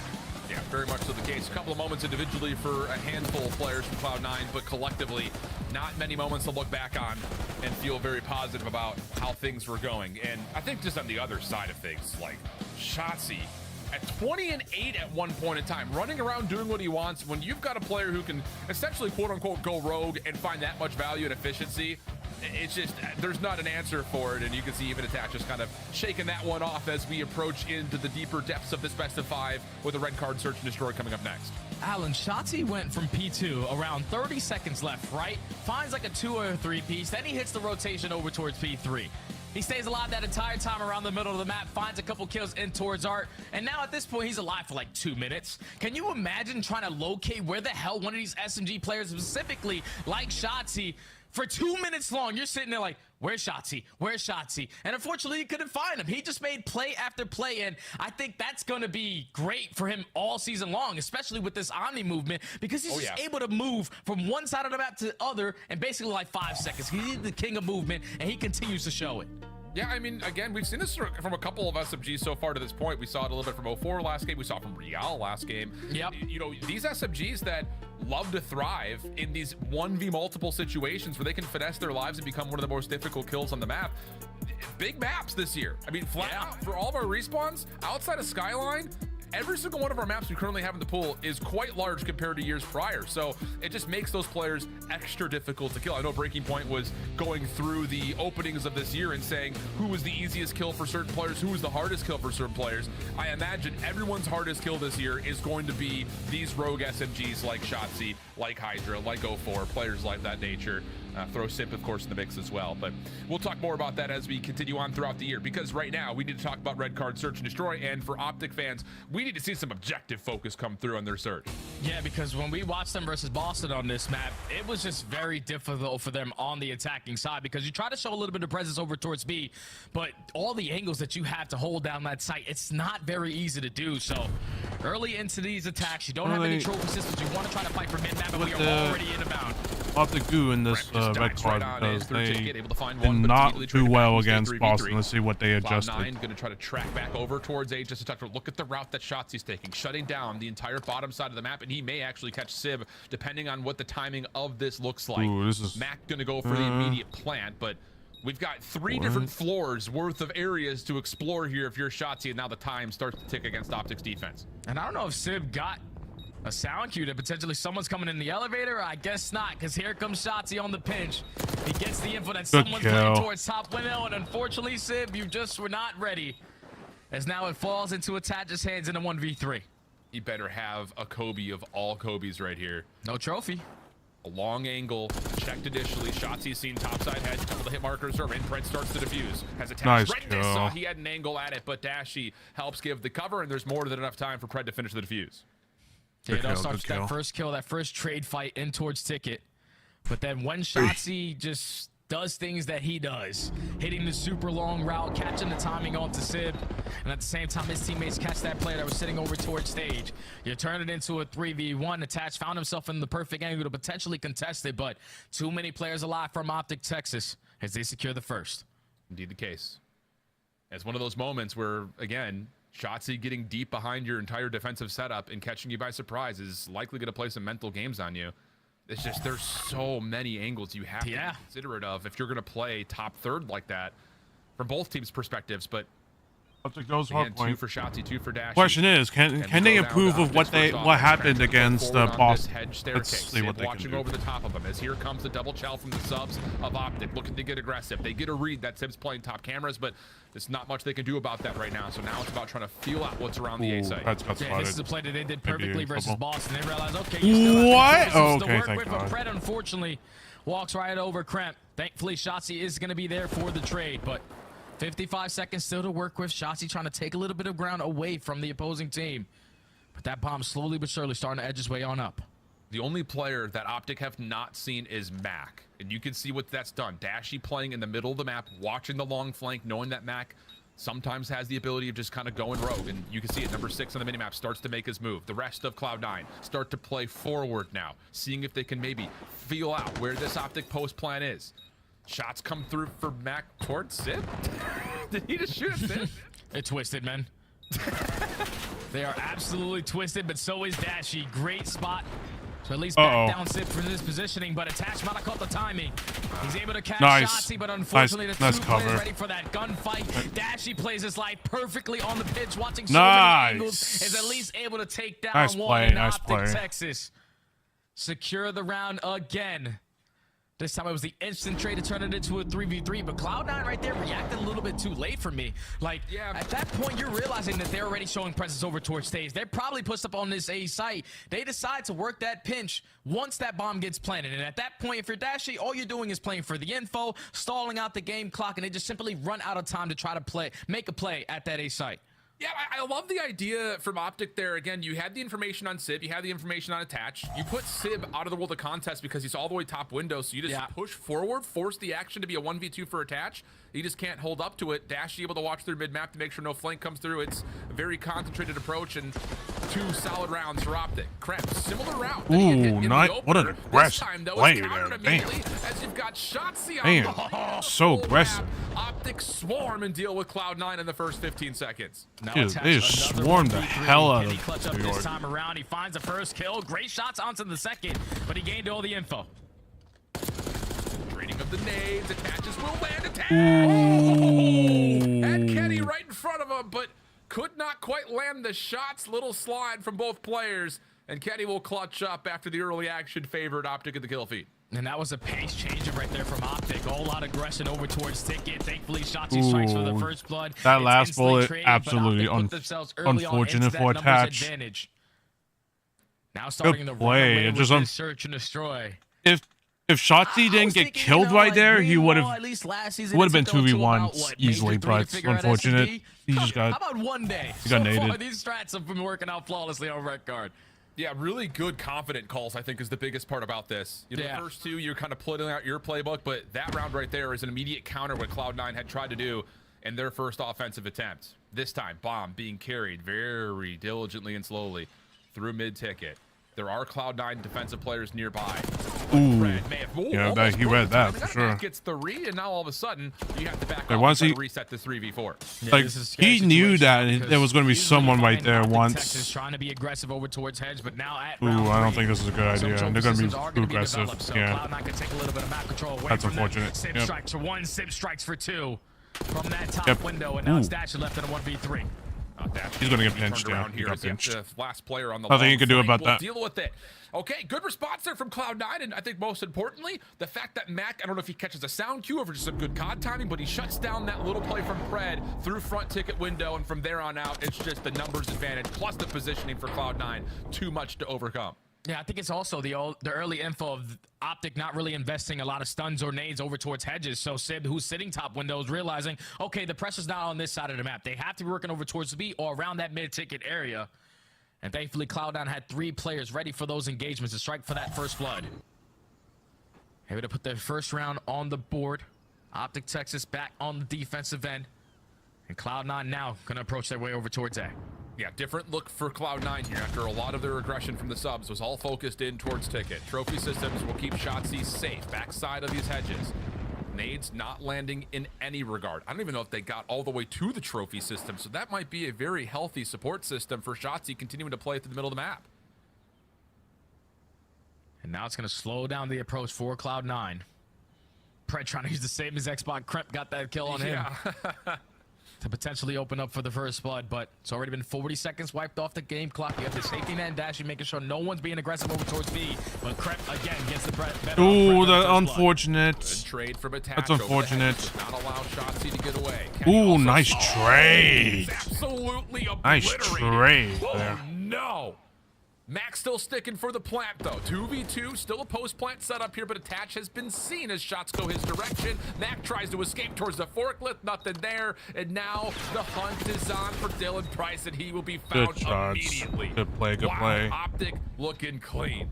And that entire time where Attach was just waiting for his teammate and Mac to get that objective down, Dashy had him trapped over towards stage. But the fact that Kenny is able to drop down and win that gunfight, not versus like someone who can't shoot. That's Sib on the other side. One of the best ARs that we had last season. Made that gunfight look easy, and then you just slide on in. Info already. Like the 2x and the clan tag. As well coming in from Dashy. His Optic secure another defensive round. Now up 4-1. And it wins the 1v1 I think fight. the most impressive thing about this for Optic If that would have been anyone else, Boston I on don't. this map is that they're finding I honestly think and I honestly thought he got capitalizing on it. Where it lucky. felt like against Like Boston if I in would have tried to particular, win it that was a lot of, gunfight, let's just try to get if I into tried to do that gunfights and gunfight, hope we win them, or it would be know that hard. we're But gonna have the confidence to take them. But, That didn't work out. you know. Snoopy was kind of obliterating them on this long map. Not been the case Yeah, here. he Much got- more control he got here picked off as easily. New York That's unfortunate. will actually kind of split the map 2-2. A double focus over towards B has actually gotten a good blind counter and an early 3v2 for Cloud9. But Pred gains all that info. At least 2 players are playing over towards B, so potentially try to isolate this player at that A site, but you already have players like Slib hitting that rotation on back. Is able to take down Shotzi. Now Pred left in a 1v3. Bomb down directly in the middle of the map. And this one's not going to be easy with this SMG in hand. Yeah, looking to see if he can maybe line up perfect shots versus Mac. Instead, just will take the info and move on to the next thing. The other part about this, there is no real good, quiet way to go about this for Pred. Max seen once again. Last broken. First shots are up. Pred tries to step over towards Mac, but does not expect the other Cloud9 defender to be behind him. So a bit of a blind counter on the Cloud9 defensive setup there. Reads the optic hit over towards B, and from there on out, numbers carry the favor. Yeah, Max strike for the first blood. They turned it into a 4v3, and then it instantly was responded with a trade out of optic. But then it was on Kremp. The sole man over towards that A side. He gets one and gets out with his life. And that allows his teammates to recoup their way through the middle of the map and find those final couple of kills. As Cloud9, we know that they're never out of the search and destroy. We watched them yesterday versus the Thieves. Down 5-2. Fight all the way back to win it 6-5. But you just need one round at a time. Yeah, great shout, Jay. Cloud9. Same setup as their last offense. This time, no trophy. Ooh, here, nice though, doesn't nade. make a difference because the overwhelming presence of nades from Optic will be the ones to land. And now the SMGs are trying to get even a further step towards this Cloud9 setup. And they draw the line in the sand. And they say, we got our first. We've also controlled the map. Let's not get too aggressive. And now you think about how much time Cloud9 is going to waste. You got spotted. Yeah. Thinking that Optic Texas is still going to be aggressive over towards Hedge. So now they are slowly but surely working their way back over towards the 3-story. Someone trying to get top window, but all of Optic back up in the man advantage.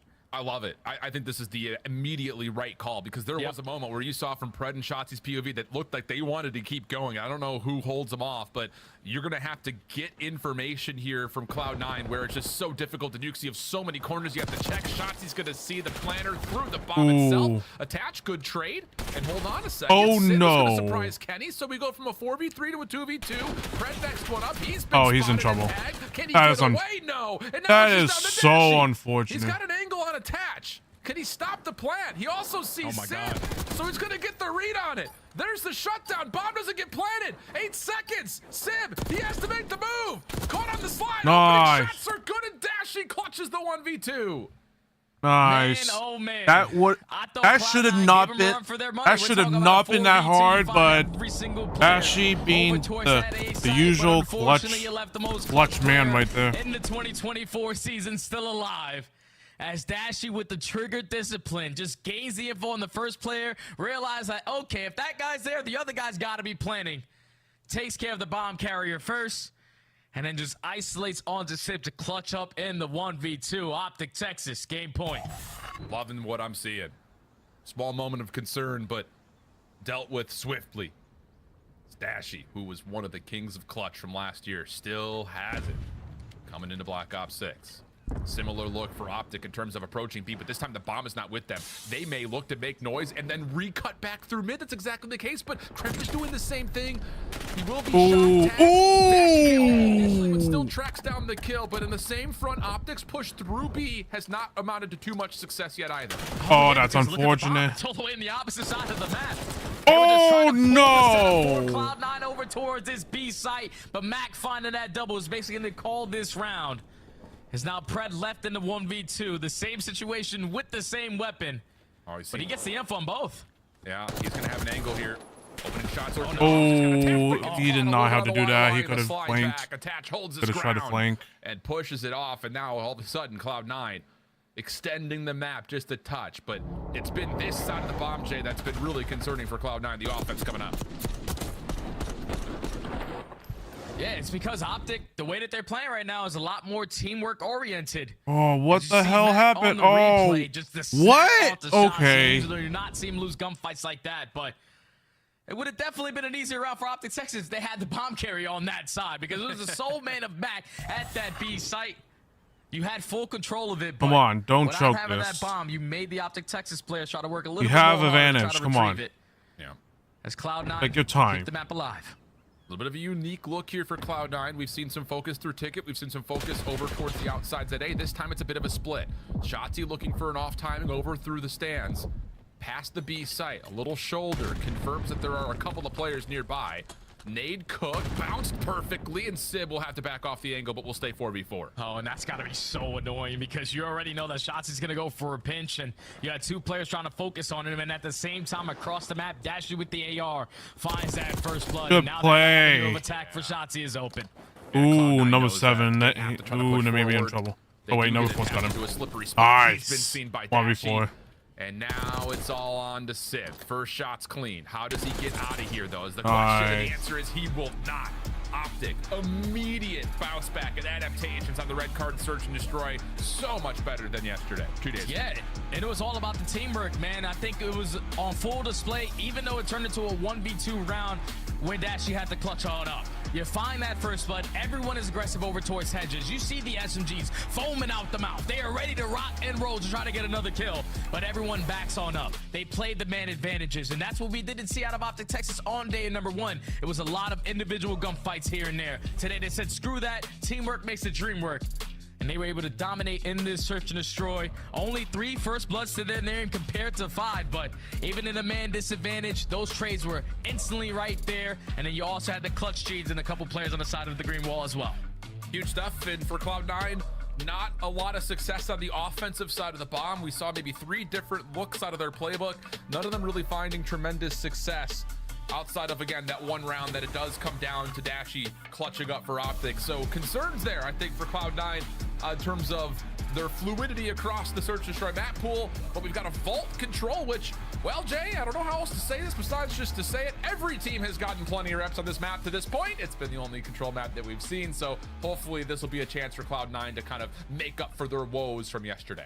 Yeah, I'm with Wheeler. Like, can we please get a protocol in, please? Like, tell him. Wheeler, tell him something. Give me a protocol control, man. That's what I'm saying, bro. What are we doing? Come on. Unbelievable, dog. Give Wheeler a map. Give Jay a map. I'll take one too. Protocol all the way. Let's jump into this one and break down what's going wrong for New York. They are behind. We'll just say that, Alley Cat. Starting with the search and destroy, they seem to be outworked by Optic as a whole.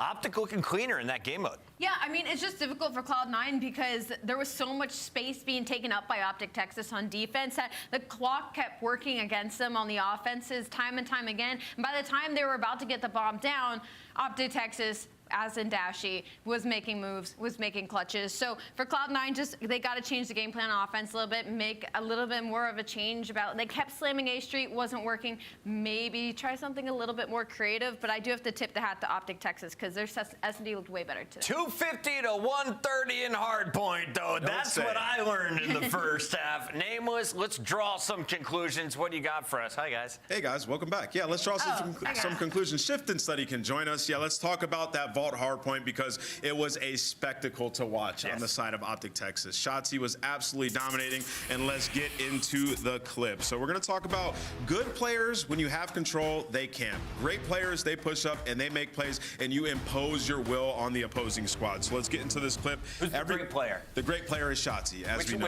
He is number 2. So everybody's spawning back here, right? We're going to clear the screen there. We're going to talk a little bit about what number 2 does. So he's going to basically be pushing out and making plays because he knows everybody's spawning back here. He's going to be getting kills as they're pushing out, and he has help from his teammate who's watching this direction as well. So as he's finding those kills, he's going to be basically behind them, in front of them, everywhere, because he's retreating to help when number 1 needs help, when somebody slips through, and he's pushing up to keep them in the spawn blender as well. So it's going to look like he's wrapping back and forth, going through their lobby, back up through hall. You have to be active if you're an SMG player. You can't just camp, otherwise players will get through behind enemy lines and make plays. So let's watch what Shotzzy does here. It's pretty wild. I mean, he's just picking up kill after kill, finds one, backs up to help number one, gets into their base. You have to be active, otherwise you let these players get close. And Shotzi just going back and forth. He's a menace on the map. He's so sneaky. It's like a mouse that just keeps getting away. Oh my god, I'd be losing my mind. Could you imagine the comms right now being like, yo, Shotzi's playing our spawn, and then you're just like, where is he? Where is he? Where is he? And it's just 30 seconds of having no idea where Shotzi is. Shot in the back again. Got shot in the back again. Shotzi's behind us. Shotzi's behind us. Somebody please kill him. It's because when you're spawning, you're looking forward and you're trying to find where he's at. Well, he's in gills. He's behind you, and then you got teammates that you have to deal with as well on the opposing side of Optic Texas. Not much you can do when Shotzi's running free. Some excellent conclusions. Shotzi is very good at making your life miserable. At Hardpoint, he does it even more now in Black Ops 6. Things are not easy on New York, and they're not making it easier on themselves, I'm told by production. We have some clips of what's going wrong, Alec. What's going wrong? Oh no. I almost feel like this is a burgers and fries segment again. Not another one. This is so many times we've seen him nade himself. This was during the whole Shotzi going crazy moment, by the way. He didn't even get this kill. Sib nades himself, which leads to that. You gotta like. That's my fantasy AR, by the way. You know? Don't let it roll back on you, Sib. He should put a Semtex on. Honestly, let's switch it up by now. All right, we're done. Do you guys want to talk about Game 3? Because it's ready. Go ahead, I think fellas. Jay and Steady want to talk about it. Yeah, go. It's Vault, once again. How mad are you about that? Jay and Study. Jay and Study. I like that, Al. Thank you, Big Al. Yo, I just realized, by the way, I'm beating both of you in fantasy football tonight. I'm so sorry. Yo, listen, Celium hasn't played yet, all right? I was gonna say, I'm pretty sure I still have 3 players left to play. So Yeah, whatever. We'll see how that goes. Yeah, I'm Optic. whatever. I got a bench player. Cloud9 Give New me a York, I'll second. tell you that. Yeah, these clowns. Get them off the screen. Let's go here. Let's focus in, friends. Yeah. Jay, just say things. Tell me what's going on right now. Because, I mean, here's the thing. Again, this is a tough opening schedule for anybody. Yeah. This Cloud9 team, though, right now, it doesn't really feel like there's an identity built, really, with anyone. I mean, I think you can look at it, and by the numbers, especially going into the control, hey, Mac has been one of their best respawn players to this point, and he took a year off. So, it's, you know, they just got to find something. Again, we need that spark, if you're Cloud9, to get something brewing, because it's a tough opening schedule, and nothing's really gone right for him yet. Yeah, it's very tough because you're talking about going up against the world champs in your second series, and in your first series, you probably go up against the best team currently in the game. So that's 1 and 2. It doesn't get any easier when you're a brand new roster form trying to figure out what kind of identity we are going to have. Is it going to be through the respawns? Is it going to be through the search? And right now, they have yet to figure out in either of those categories. So now with your backs against the wall, going into a vault control once again, we've only seen it the entire time this weekend. You need to try to figure it out, at least in the slaying department, because that's always going to help you. If you can get a couple kills, you should be able to get on this point. Absolutely the case. And, well, it's going to be a full flood from top catwalk. That's good for Sib to find first blood. Optic trying to receive this hit onto A, largely through B Street. Mac is going to put a pause on the clock, step on the A zone, get to work on the first tick of progress. Sib trying to assist, loses track of Fred, but the information is good. Mac, okay, how about it? Nice little opening double, and Mac should be able to confirm at least the first tick here. Yeah, but now they're trying to locate where shots, and we haven't seen him so far in the beginning of this map. He's going to get one and get out with his life. As that second segment is still getting worked on, but you can already see what Prep is trying to do over towards R. You're focusing in this position to try to draw a couple players from Optic Texas on this side of the map, but when you jump out the window and give that free kill to Dashy, all progression gets shut down as that second segment working on the third is about to potentially come in. No, get shut down.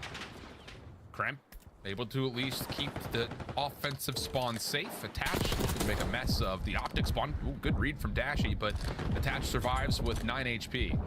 Just trying to create some separation. The rest of Cloud9 working off spawn, trying to get this third tick of progression done, and still no one's seen Shotzi. And that has to be the concern. You can see Crep is like, he could be anywhere. This is just timing, and well, there he is, found him, and then he's gone. He's out like a blink of an eye. And I love how Optic were trying to completely disregard Attach in towards top art. They're trying to retake over through the middle of the map, but that decision gets made for them. You have to approach over towards B because you have all of Cloud9 working their way up through B Street. But Shotzi finds a double that now allows the teammates to come off the respawn, throw a couple attacks to get him off of that B point. That's 3 seconds earned for Cloud9. Yeah, and the refocus coming off spawn is straight over towards A to get this third tick done. Kenny's double limits this approach pretty decently. Pred follows up, and that's going to be a full wipe off the Cloud9 offense. 25 seconds to play. I also just saw a tweet from CDL Intel. Apparently, New York has to play a high-ass ping Yeah, in the that was a lobby. big first Ooh. kill on the Shotzi, an even bigger kill right there out of Kremp. That now leaves to 3, make it all 4 dead. So Cloud9 should not have an issue extending this game clock by an extra minute. And they are also currently up by 3 lives. With a lot of map control to go their way, so this is a big moment in this game. Who can come out on top in the trades? In V9, Shotzi around the back, make sure that the clock keeps ticking. That could be the biggest ally here for the green wall. Under 60 seconds to play. Shotzi seems to have an idea that maybe Attach had gotten through, but instead finds Mac. Pred, I'm sure, gave the comms of, I got Attach, don't worry about him. And it's 3-0 on the exchange. Kremp trying to get through, but not going to be allowed to, as Optic have brought this back to within a 1 life gap. Yeah, that lives remaining diminishes instantly out of the teamwork of Optic Texas. Now with 35 seconds, all of Cloud9 coming off the respawn. You are forced to hit this overextension. You do not want to work your way up through that B street. And that's only going to allow the game clock to continue to wind down. Mac trying to get around the back, not going to be allowed to. 6v5. Cloud9 still holding a bit of an edge. God, he threw his life away. Keeps on ticking. Under 18 seconds.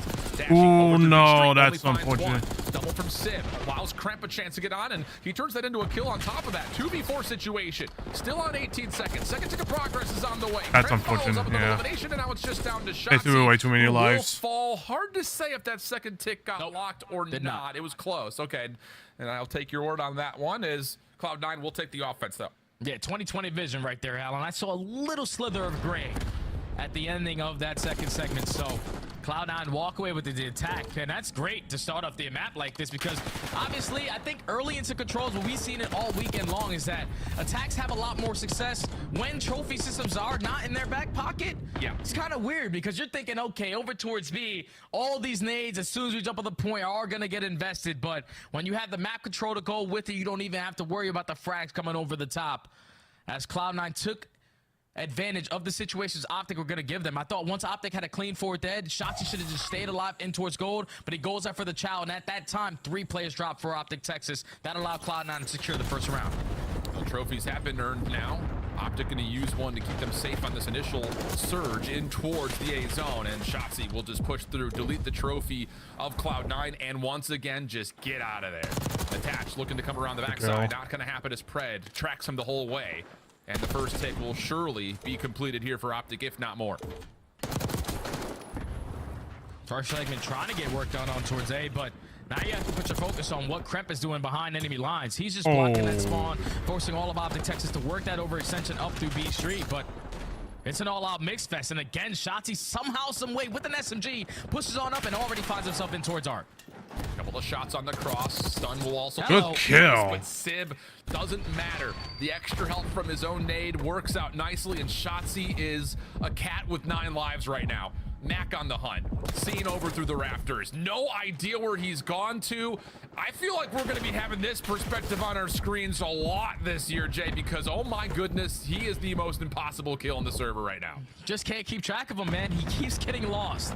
And when an SMG of his caliber is getting lost, you're just simply not going to have a good time. As that progression already working its way quickly up for that second segment. That's already 3 dead in the feed. Shotzi on 5 in a row. B is now going to be able to be done.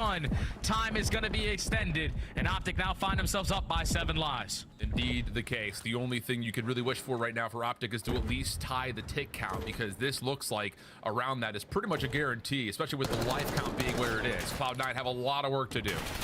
Mac, at least, again, able to keep them off of A. Sib's going to step up to deplete some of the progress done here, and hold on a second. Cloud9 are starting to battle back in a pretty critical moment of this map. Oh yeah, it's just completely disregarding the positioning out of Shotzi, trying to put their sole focus on the rest of the players.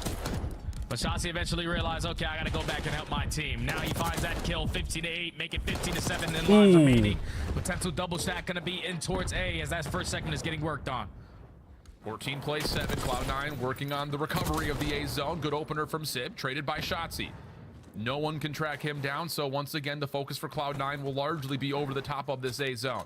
Shotzi makes his presence known, jumping on the zone. A little bit of assistance with him as Kenny was stacked with him. Come on, just get A. Come on, get A. Come on. Make this a 12v3, and now it's just down to, will Cloud9 try to bum rush this and see if they could maybe just get one more heroic effort, but not going to happen. 11v1. That'll be the final shots, but it doesn't come until after the second tick had been locked. Yeah, and if you're Cloud9, you just cannot allow Shotzi to do those kind of things versus you. Because when you're coming off the respawn, okay, it's cool, everybody's disregarding him, but eventually he's going to put himself back into the play. He just caused so much problem in the beginning of that round, allowed his team to go up by, what, 7 to 8 lives by just roaming around Art? And that just made it easier for them, because once you capture the more difficult point in B, you just need 1 set of kills to work your way in towards A. They did not earn that final segment. They're only going to get 5 done, but that's Optic Texas just absolutely dominating on that attacking rounds. Cloud9 again, just like in that good first play so respawn, far. lose Just track of need, Shotzi. just need to He's going to have a KD finish them that all. is going to That's all that frighten matters. people by the end of this series. He might be in the history books, World Guinness record. Like, I'm telling you, that guy's putting on a clinic all year. 21-8 through 2 rounds to this point. Mac not going to be able to do much besides just get the first. Cramp back over towards the B zone. No. Another Big nice win. snap from Cramp. Big moment for him, looking to get deeper in towards gold and Art, but not going to happen. Kenny will respond with a double of his own, and there will be no further progress for Cloud9 on this B zone. Yeah, that push gets shut down. Cramp with a magnificent 2-piece, with Kenny responding with 2 of his own. It's not going to force the Cloud9 to hit that reset button on the playbook. Try to work over towards that B street, and now when you're trying to wrap back over towards Pool, you got Pred sitting nice and comfy in there. He's able to catch a double. So only 45 seconds to work with. Not a single segment earned to their name, but 3 kills go in their favor. Now you can stop that time at A. Yeah, Mac trying to pull off his best Shotzi impression and get lost through the map. Good for 3. Has an idea that Shotzi's playing bottom side vault and says no need to chase him. He's already gone. Dashy, after the stun comes out, slides over, finds the trade back. Again, no more progress being made, and further than that, Optic will get over towards the Cloud9 spawns. Good shutdown from Sid, but still more damage to be dealt here. It's only 25 seconds to fight for Cloud9's offense. All right, Cloud9 do find a couple kills, though. The bad thing is, though, that they are still on their side of the spawn. So Optic Texas are going to have a little bit of time to work their way back over towards that middle map. Dashy strikes her first. He's going to put himself in a position over towards double doors, making sure no one's going over towards A, and now the pounce is here at this A point. Zip, nice moment here from him, trying to get back towards an even stat line. 13.7 is where the clock will stop. Shotzi, again, gets a kill, gets away. No one wants to chow him. He's going to be off the regen, and then as soon as he does, he opts right back into the point. Are we joking? This kid is a monster, and now he's all of a sudden in enemy territory. Not going to make much of a difference. There's not going to be an extra 60 seconds for Cloud9 to work with, and oh my goodness, are we kidding? He can't keep getting away with this, Alan. What's that meme? He cannot keep getting away with this. Shotzi is doing anything that he wants on the map right now. We're talking about 3 players dropping on his side. He's the only player to potentially contest A from being captured and time being extended. He flies on in, gets 1. Okay, you think job done? Nope, I'm gonna wait for my health to regen a little bit, hit Sid with a stun to force him to think that I'm going right or left, and then slide my way right back on in to find that kill. Like, it's unreal, the playmaking ability of this young man, because every single time you think he stands no chance, he somehow, some way pulls something out of his behind and gets it done. As now Optic secured the defensive round, only allowed 2 segments to get away from them, so you got 1 more to make up on this attacking side, but they might just want to close it out here with the way that this young man is playing. Yeah, it sure feels that way. 27. Ooh, that's unfortunate. Finally, we got a shutdown of Shotzi. Damage mitigated before it could even happen. Cloud9, what's the next step here? They'll take care of Kenny over towards B Street. Fred looking for something cheeky over towards B, but that's also shut down, and here we go. 4 for 1, the opening exchange. Cloud9 trying to force Optic back deeper into their spawn, but it's Kenny and Shotzi that open up space to get onto B immediately. And now they have all their angles cut. You have it, both SMGs watching those mid lane areas, 1 through vault, 1 through double doors. That's already 2 dead. You know, at least 1 player still sitting over towards top part. This is beautiful again out of Optic Texas. Not a trophy system in sight, but they are continuously working up this progression over towards B as first segment gets complete. That will tie the tick count if we do go to a 5th round. New York, nice little resurgence here though on the defensive end.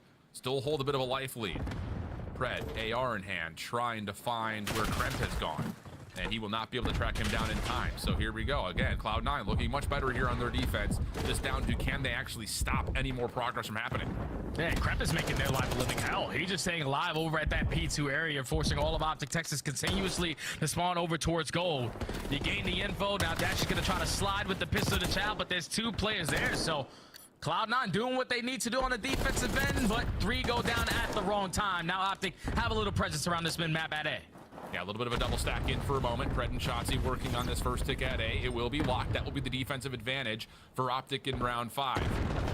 And they just put it away here, though. Second tick of progress lock. More elimination still coming through for the green wall. Hello. See, wow, 32 and 16. Just slides through and rips Mac's head off, and now he's in your spawn. He does get shut down, but the damage has been dealt as an extra 60 seconds gets added to the clock. Yeah, thankfully Krep was able to find that trade, because if Shotzi would have did what he did in that previous attacking round, just playing his life as beautifully as he did over towards Art, that would have been the round right there.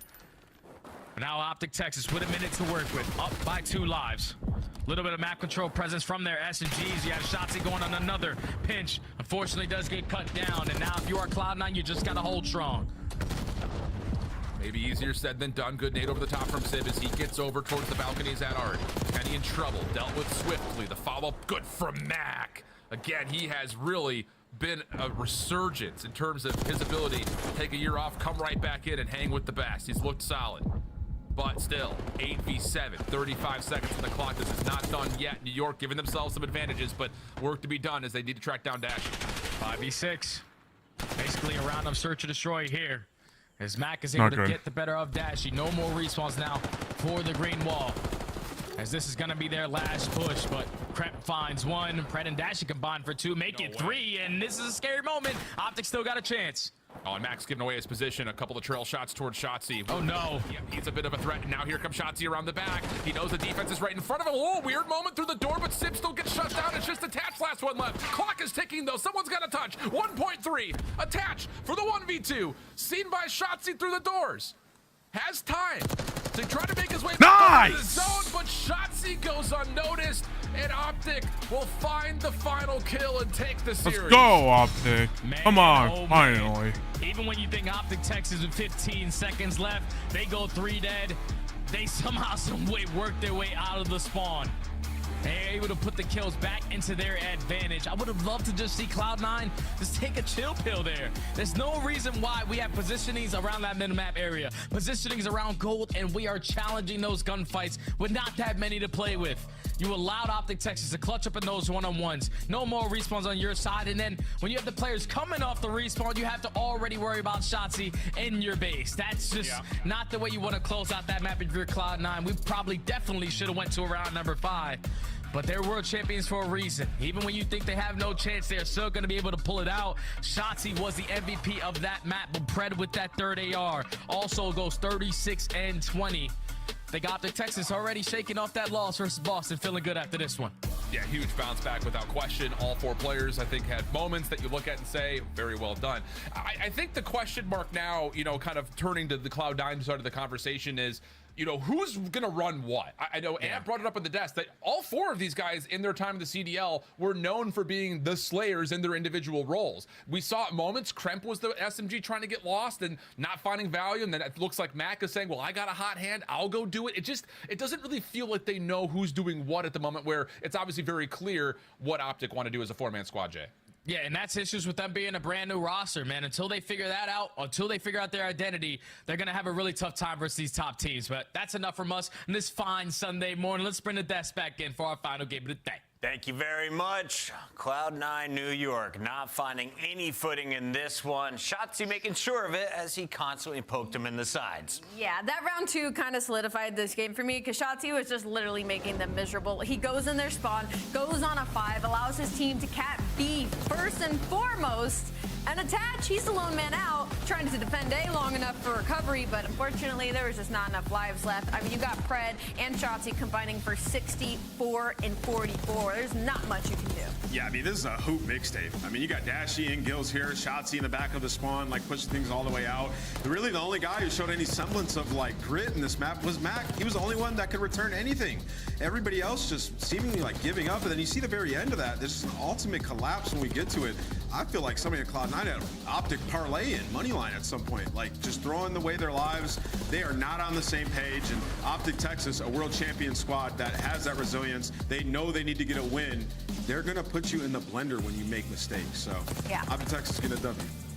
It's just unfortunate because you saw there, Mac found the final 3. That should have been a Cloud9 win to force the round number 5, but then it's 3v3. An unfortunate gunfight get lost up top mid, trying to take on somebody with Pool. I think it might have been Mac. I think he just had the wrong gun for the fight. He ends up dying, putting his teammate in an unfortunate situation, and Optic Texas just coming out with the slaying. All right, Cloud9 is going to hit the books over the weekend, try and come back stronger behind the coach accuracy. Meanwhile, Optic is going to be celebrating tonight as they get out of here a little bit early. Our next one, I don't think will be a 3-0 between Atlanta and LA Thieves. But first, let's revisit the scuff play of the game from this one. We found it in the first map, right? When you go 26-11, 23 non-traded, we just make a montage. I think that's all we ever do with Shotzzy is make a montage. We did a montage for drawing conclusions. We're doing it for the play of the game. All the highlights are probably just Shotzzy. I mean, he is annoying. We thought he was annoying in past years, but it just feels like it just keeps getting worse. Again, once he is lost in comms, he is one of the most frustrating players to try and get the kill on. So far, who do you guys think has been the best performance, like individually? Shotzzy or Hydra? Hydra. He still has the kill record. So statistically, you have to say Hydra. I think it's close, man. Shotzzy, even in both series, has been unbelievable. Right? So we'll get another look at Hydra tonight, but yeah. Call a burger a burger. Cloud9 this week, we're a burger. My man Hydra was in some serious fights. Let's take a look here at the numbers. 71 and 38 in the 3-0, 2.36 in hardpoint. He's a monster, and he joins us live. Welcome to the show live here on the Call of Duty League. How you doing, Shotzzy? Very good. How are you guys? So good, man. Welcome to the show, right? It's like the man behind the curtain. Now we got you front and center. Shotzzy, sorry to cut you off there. Quick question. Very good. What happened against Boston? What happened against Boston is lack of good practice is honestly the best way to put it. I feel like our practice the last couple weeks haven't really been, you know, to our standards, so definitely need to lock in for sure. You know what? Forget all that. I got the question we all want to know. Who wins in a 1v1? You or Hydra? Oh, snap. I mean, I have to say myself because I'm saying if I'm saying someone else, say it confidently at least. Well, of course me. But he's definitely one of the players that obviously I have a ton of respect for him. The way he plays is like somewhat similar. So, yeah, nothing but good things to say to him. Looking forward to that matchup. And I want to ask you, first off, wow, you've been unbelievable these first 2 series, just absolutely dominating. But you said lack of practice is why you guys lost that. I think you're talking more so about the search and destroy, because in respawn, you look ridiculous. Like, you guys are aware of every single spawn, and you kind of have just like autonomous control to be able to push out as far as you want and make plays. How are you finding Black Ops 6 and how Hardpoint plays? It's amazing. The spawns are actually really fun. Well, the game is fun because Omni movement, and then the spawns obviously are pretty good to read. So, pretty good read. That's that. And then for S&D, I will agree. Well, holy shit, we don't know what to do in mid-round situations. That's one thing that we struggled last year, and this year we're obviously trying to, you know, make sure like we're actually calling out mid situations. So. Definitely something to work for going forward for sure. Shotzzy, final question for you. Can you act out the coolest kill you've had so far in Black Ops 6? Act out? Yeah, show me with your hands. What did you do? I can't show you the hands, but I can show you the Omni movement. There we go, there we go. All right, let's check it out, let's check it out. The chair's gonna... Yep. Okay. Oh! Hit him with the side stream. Is he gonna come back? Yeah, hard left. That is Shotzzy. An Omni movement. A man with the running gun. Thank you very much. All right, we're gonna let him go party with the crew. Ridiculousness, as always, here on the CDL. They're cutting me off on the desk. When we come back, more video games. Atlanta plays LA Thieves. It's a battle of 2 brutes. Well, the match I've been waiting for, Atlanta versus LA. Let's see if my hometown boys can beat the absolute not so good organization in the entire world. The Esports World Cup is an One official of them, at partner least. of the Call of Duty League. Upgrade your game with the Scuff, the official controller of the Call of Duty Optic really did redeem themselves after the loss last time.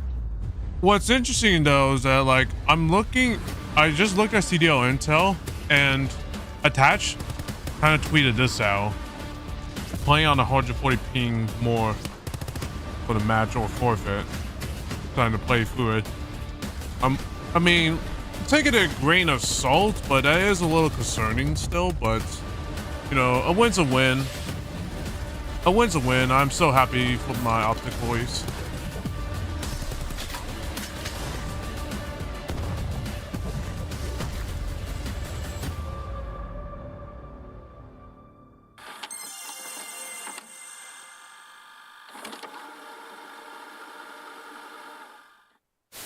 Well, Hex is claiming this is going to be the best champs ever. Well, for these two, it absolutely was. Just a moment ago in the venue, the green wall and the rest of the venue, of course, giving the congratulations to that lucky couple.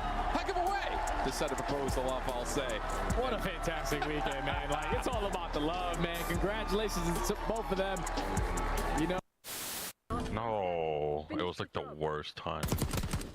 Time short. Wall bang him. Put your head down and secure the target.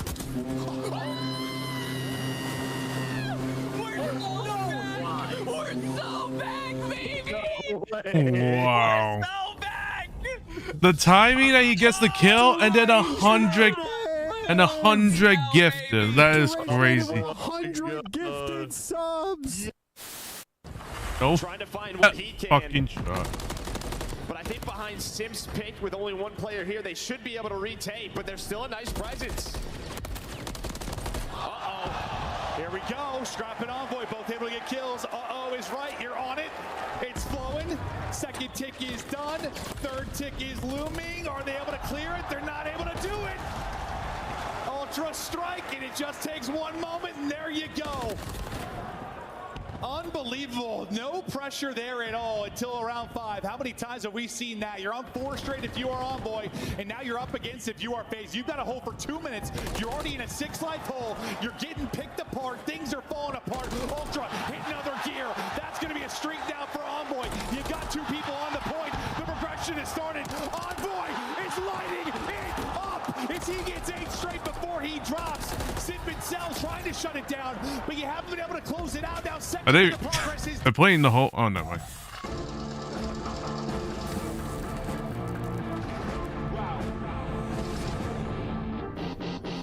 really stopping me?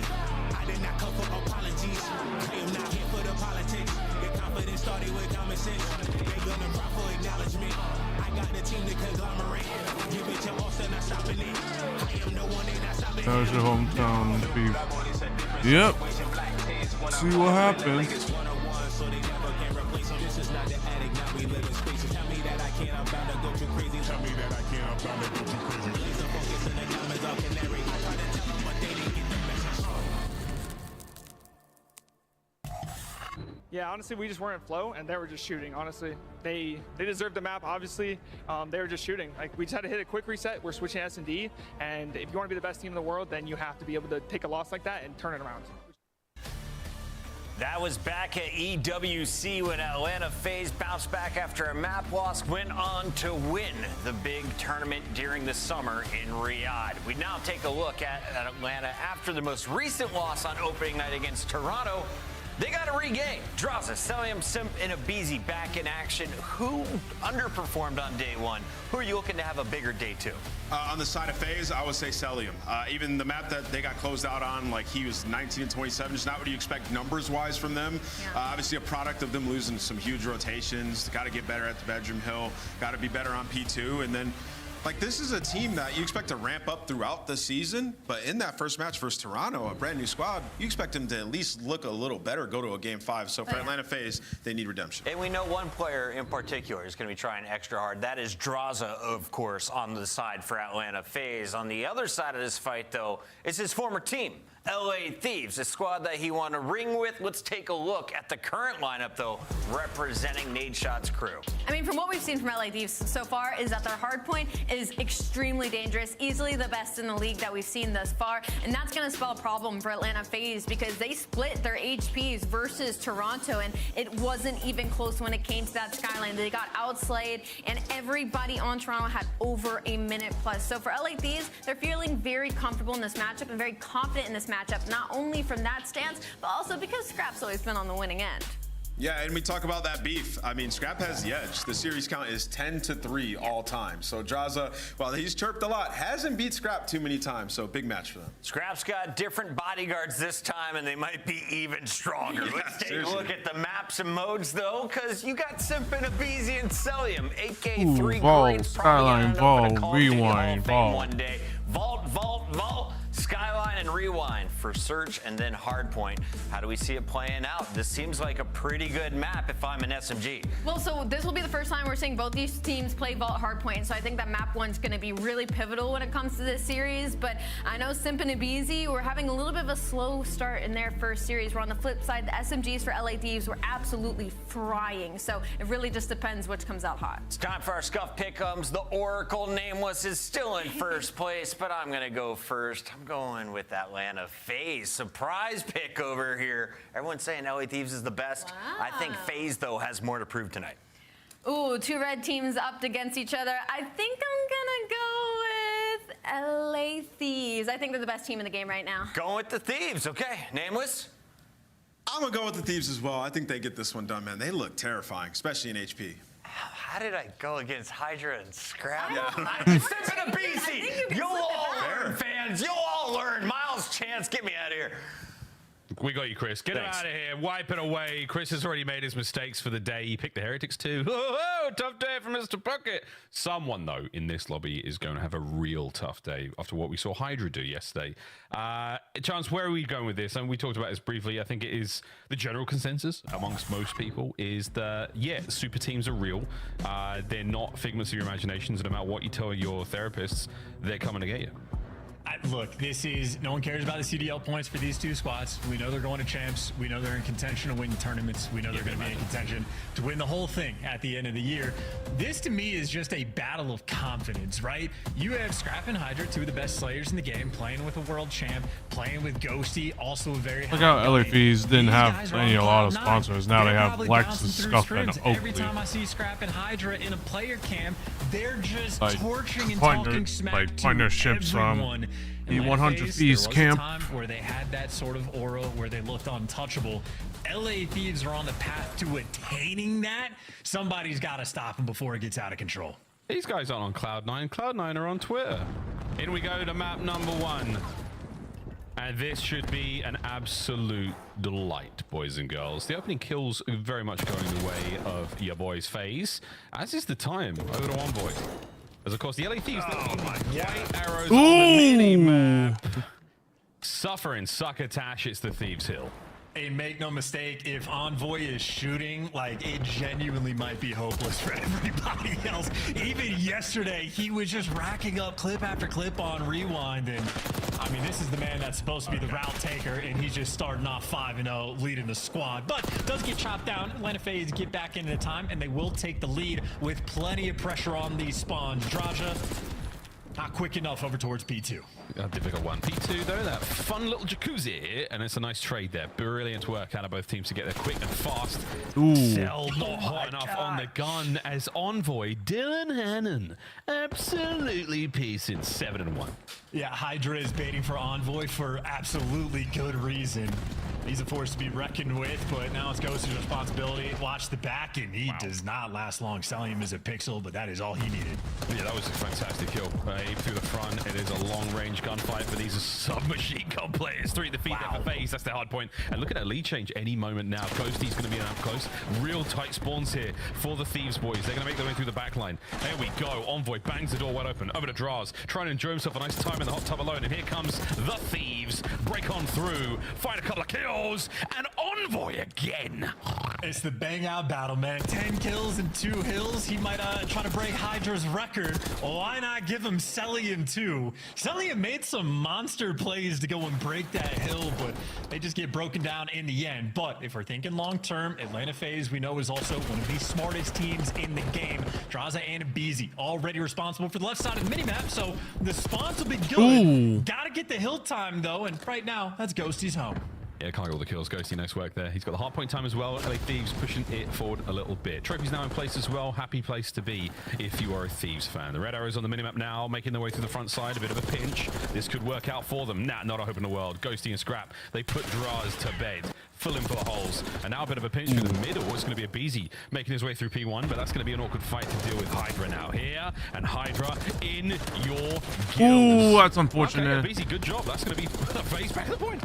Also twisted, but keep in mind what we were saying, Atlanta FaZe is the smart team for playing rotations. LA Thieves is smarter because they can just bully their way to get it. Who has to rotate when you can slay like this in Envoy? 12 kills already. That is 3 men in the feed. Atlanta FaZe. Everybody right now is coming off spawn, and Ghosty is going to be calling them all out. The human UAV. Oh, look at that spawn for Jaza, by the way. Just an absolute gift behind P4. Yeah, we'll see if you can do anything with it, though, because Envoy is on the move. They haven't read it yet. They've got no idea. And now they're going to find the hardpoint type draws, waiting for reinforcements. Another classic look on Vault. Hidely. Wait a minute. What is this? What does that mean? Gifted another brilliant kill. He can do no wrong here on Vault. Hydra with the front line covered. Now FaZe. Back to the drawing board on the attack here. God, this is such a tough map for him. That's honest to God unbelievable. I'd want to hear the comms in that moment just to know if he got called out, because as soon as we think Draza got given a gift, Envoy just starts preempting the door. So that's absurdly heads-up gameplay, or just a little bit lucky, but LA Thieves taking full advantage. Hydra, by the way, is starting to catch up to Envoy, who has been responsible for the hill time. Singing sweet there on P4, an incredible hill for LA Thieves. And the voice of an angel as well. Still finding that time as FaZe. Certainly not out of this yet, but I mean, they're getting beat up pretty hard. Everyone across the board there in the red, and the wrong kind of red for FaZe. Back to P1 we now go. Anybody there to get the hardpoint time as Hydra once again roaming the map, finding kills all over the bloody places at 13 and 10. A lot of production there. Ghosty gets his, all down. FaZe dead, out. Trains in place. Hydra on the front line. Oh, it's all looking good for the Thieves. I mean, GG go next. How many times have we seen Atlanta FaZe, all 4 players negative? I mean, Simp is double negative. I just like, it is an atypical performance in Celium, the walking 1.4. If he's negative, that's a horrific sign. Oh, it's not good. Oh, damn, Daniel. Nice shots at Ghosty, too. I mean, it's the pressure, and now Hydra's coming in for the immediate pickup. I mean, this is what you really want out of the LA Thieves. This is one happy nade shot right now. He's smiling ear to ear as his boys take a victory lap over Atlanta FaZe right now. They can't fight that. Oh my God. I mean, like Atlanta FaZe are trying to do all the right things, and just every single time someone on the Thieves is there to steal something. This is painful to watch. While we compose ourselves, let's go for an LA Thieves listen in and hear how it sounds to be up this hard. Army, one shot, Army. Pulse right, in the pool. One lobby. Pull that nice. Outer. Last guy. Under 3. Nice. Hey, already cat. Sim cat, that's the first one, boys. You have a trophy. He didn't jump out. I need to cat me. I'm double holding. No, same spot. Outer, Oni. Yeah, double cat on that. Take our timer. No, outer. I'm already on the right. I spawned out one shot. Two in the hill. Outer. I'm cat. One's outer still. T1, or like, or back. Pressure through the back. One shot. Ooh, nice pistol kill. Back door. There's 2 on top of me. One's outer. They're both there. Ooh, nice kills. Come on, get the last kill. Get him off point. Oh! I just killed this first 2 army. First type easy. I'm already going towards new. A BT's the first one. Could be here. Aim's mid army. You push out ammo. Ammo cell that one more. Lobby. Watch me mid. You need to take ammo mid. Outer ammo and mid. Mid and front ammo. Last one. On the pillar. Yep. I have it. Alright, on the pillar. One time. Mid doors. Pushing mid. Going mid. I'm gonna go mid with you, Paco. Bella's mid. Mix on you. Close. One shot close. What a streak for him. Mid doors. Ooh. Yeah, spawn out. I spawned out. Just live scrap. Mid P1. They spawned next to you. Next to you. No. Mid door draws. Mid door telling me. Kill me. I'll come mid door. We gotta block. Make sure we're blocking. Mid sim. Mid sim go close. Nice, bro. You. He's going line. I'm dead. Line puts at you. Let's at you, Cell, and you went back mid. It's Simp. I don't know what he's doing. Nice. They're all white now. All should be white. That's me. Nice. White and mid. The top white. Run to mid. The top white and they spawned front white. One shot white. One shot front white. I needed him. Nice. Just come on, get you. Yeah, we should run it down. Good flip. Everyone's one out. Yo, I'm getting right. No, get time. I heard your cop. Yo, go white. Yeah, listen, I can hold my own left cross. I have your left cross, whoever's white. Hold mid. Yo, one cross left cell, not too white yet. He's white now, front white. Outer white. 2 white, one more. In white, one you. Last one. You're out. Watch out, line. Line. Nothing on the back. Line dead. Let's go front. Look for in white, right? No, in white. He's in white. Go to the back. Spawning mid. Spawning mid. Spawning mid. Nothing you. Nothing you. Yep, spawning mid. This guy's a fucking bum. These guys are awful, bro. Nothing you. Nothing you. No, wait. I can look my phone. Oh my god. And your reigning MVP of the 2023 season is double negative. Hydra talking crazy, Scrap talking crazy. Thieves are out for blood, man. And yeah, they're getting it. They're getting blood. It is nearly over, folks. Don't worry. Put FaZe out of their misery. Wow. What a map one. The player cams say it all. Oh my god. Holy shit. That is such that is such a slaughter fest. Oh my god. Holy shit. Like Atlanta FaZe in the 100-point club, not remotely close. We're in the listening, and I mean, quite a few gems in there. Ghosty calling out all 4 backdoor as they line up. He shreds 2, and he just goes, never mind, it's cool, I got it, don't worry about it. Scrap almost like desperately calling for them to block spawns, which they don't. Completely drop the ball on that, and it doesn't matter because the roaming Slayers dominated everybody. I mean, they just made Atlanta FaZe look clueless, and that's destructive. I mean, Envoy starts off 12-5. He finishes only 19 because the rest of the team is like, holy hey, man, shit, Simp is getting absolutely fucked again, the one hard. Oh my Simpson, god. 11-24. He's making that statement early like, this man. year. And by the way, Team A versus Team B, this was Atlanta FaZe's map pick. Yeah, that's a Holy screenshot shit. there, folks. That was one hell of a vault. Highlights or the LA Thieves montage. I don't think there was a whole lot happening there for FaZe. Ghosty's lineups, sprees from Envoy, Hydra doing what he does. Just outstanding work. Really, really good looking hardpoint, man. That's just no other way to put it. Otherwise, that was hot. I mean, that might go on the hub. That was some good stuff. That really was a very, very impressive showing from a team that has, you know, faces fair share of criticism. You know, this whole idea of the super team. I mean, we're just getting more and more empirical evidence here, kids. These kids are gross. What circle of hell is Nadeshot gonna end up in for selling his soul to get this roster? He might have got one of those circles. That might have been part of the deal. It's just like, it's just all his, baby. And he joins all the other teams who 100 Thieves bring down this year potentially, but this is a lot of gas, and we are going very hard here, but with damn good reason. The listening was holy the perfect shit. example of how strong this team is right now. Hydra. Ghosty is one of the most efficient communicators we have in the league right now. His game sense is fantastic. He's giving you every single piece of information you need to set yourself up for success. The rest 3, they're just flying around finding kills all over the place. That really was the perfect situation to be in. As a high-skilled player like Hydra, you're being told where to go, you're being fed information. Scrap's doing the same thing. Ghosty, massive difference maker in that listening. Huge difference maker in the kills department as well. These boys, they and they earned the gas too, because if I'm looking at it from like Atlanta FaZe's perspective, I don't even know if they necessarily like played bad. Like, they just couldn't win a single gunfight. Like, they're getting spawns, like, they're rotating plan for spawns. They're early towards hills. It's just every single time they were making these plays, someone on LA Thieves popped a 2-piece. If you get the spawns in the back, there was always that extra pressure. Like, I don't know if I could really criticize anything on the game plan front from Atlanta at all. They literally just got handled in a way that I don't know if I've ever seen before. I don't know how many 100-point clubs Atlanta FaZe has ever been on the receiving end. Scarlet S&D. Let's see how LA Thieves do. Because they did get a little unfortunate. They did get a little overconfident, so let's see what they do. S&D players of all time have been assembled on this roster. We know it is a phenomenal game mode for them. They just gotta hit hard, but not hit too hard, or else they're gonna get caught off guard. With the plays that FaZe can do. These guys are.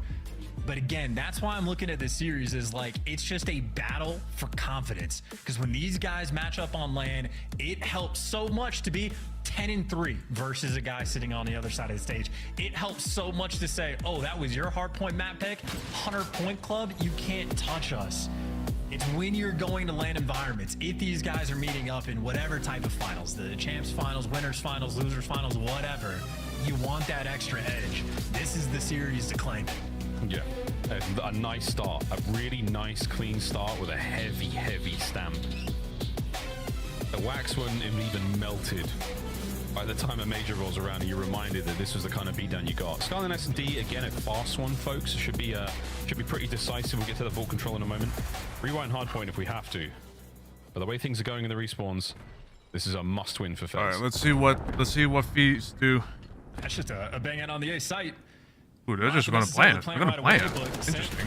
Straight away. Ooh, he just ran into that unfortunate. Ooh, nice trade, nice trade. Nice trade. Envoys here for the backup 3v3, and here's the pace you were talking about. Ooh, Yeah, don't worry about it. nice. Scraps in there. He Nice just kill, goes for nice sends it. kill. 1, 2, 3. 3v2. All three of those players, Do not they've got throw a your bit of life damage, away. and then they move in for the kill. Scrap trying to hold a BZ down. Here comes a pickup from Envoy in the back. If you can get there in time. There we go. Forward go the Thieves. Good It is play, good ruthless play, aggression. good play. I think Scrap has done more damage to LA Thieves players than FaZe has in this round. I would absolutely agree with that. And now he's got Draza dead to rights. The last bullet not going to land. And 40 odd seconds here for Draza to move. But it just feels like the Thieves are everywhere. Because they quite literally are. Hydra full sends it in between 3 players, drags so much attention, and Envoy is there for the instant follow-up. Then people are looking at Envoy, and then Scrap is there for the instant follow-up. Every single player on Atlanta FaZe, at best, was fighting 2 players at any given time. Nice routes as well. The Hydra route at the start where he jumps just under the little exercise bike there in gym. He doesn't give away his position or the fact that he's fallen there, you know, from the guys who are watching from bed and AC, which is quite cool. So little things, all the little difference makers, folks. Round 2.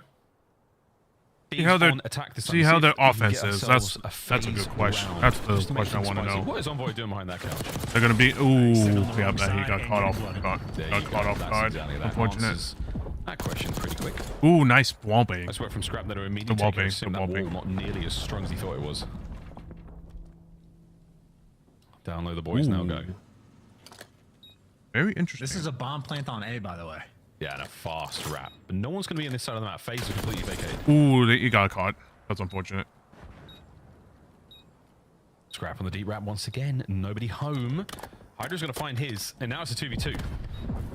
They're going to spend so much time looking for him as well. Draza just took a route, and Celium started moving towards the bomb, and this would be a 2v3 clutch. Granted, a 3v3 with Ghost getting the bomb down, but nothing you can do. Not a moment of hope there for Atlanta FaZe. Yeah, very, very comfortable post-plant position there. The 2-man route through vents. It took a while to pay off there for Scrap, but in the end of the day, he gets his kill. That's all that matters. Hydra in the close range position here on bomb. He knows it's Draz. He knows he has an AR. He wants that close fight. It's never chalked. Are we sure? Early days, bro. Science. I might DM Hydra and say, hey, man, do you want to carry me in rank tonight? He'd do it. He's great like that. Although I probably can't. Oh, we They're just having too much fun here.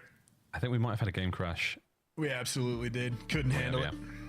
Well, either way, 2 starts, 2 fantastic rounds there to start things off for the LA Thieves, as they are indeed happy about that.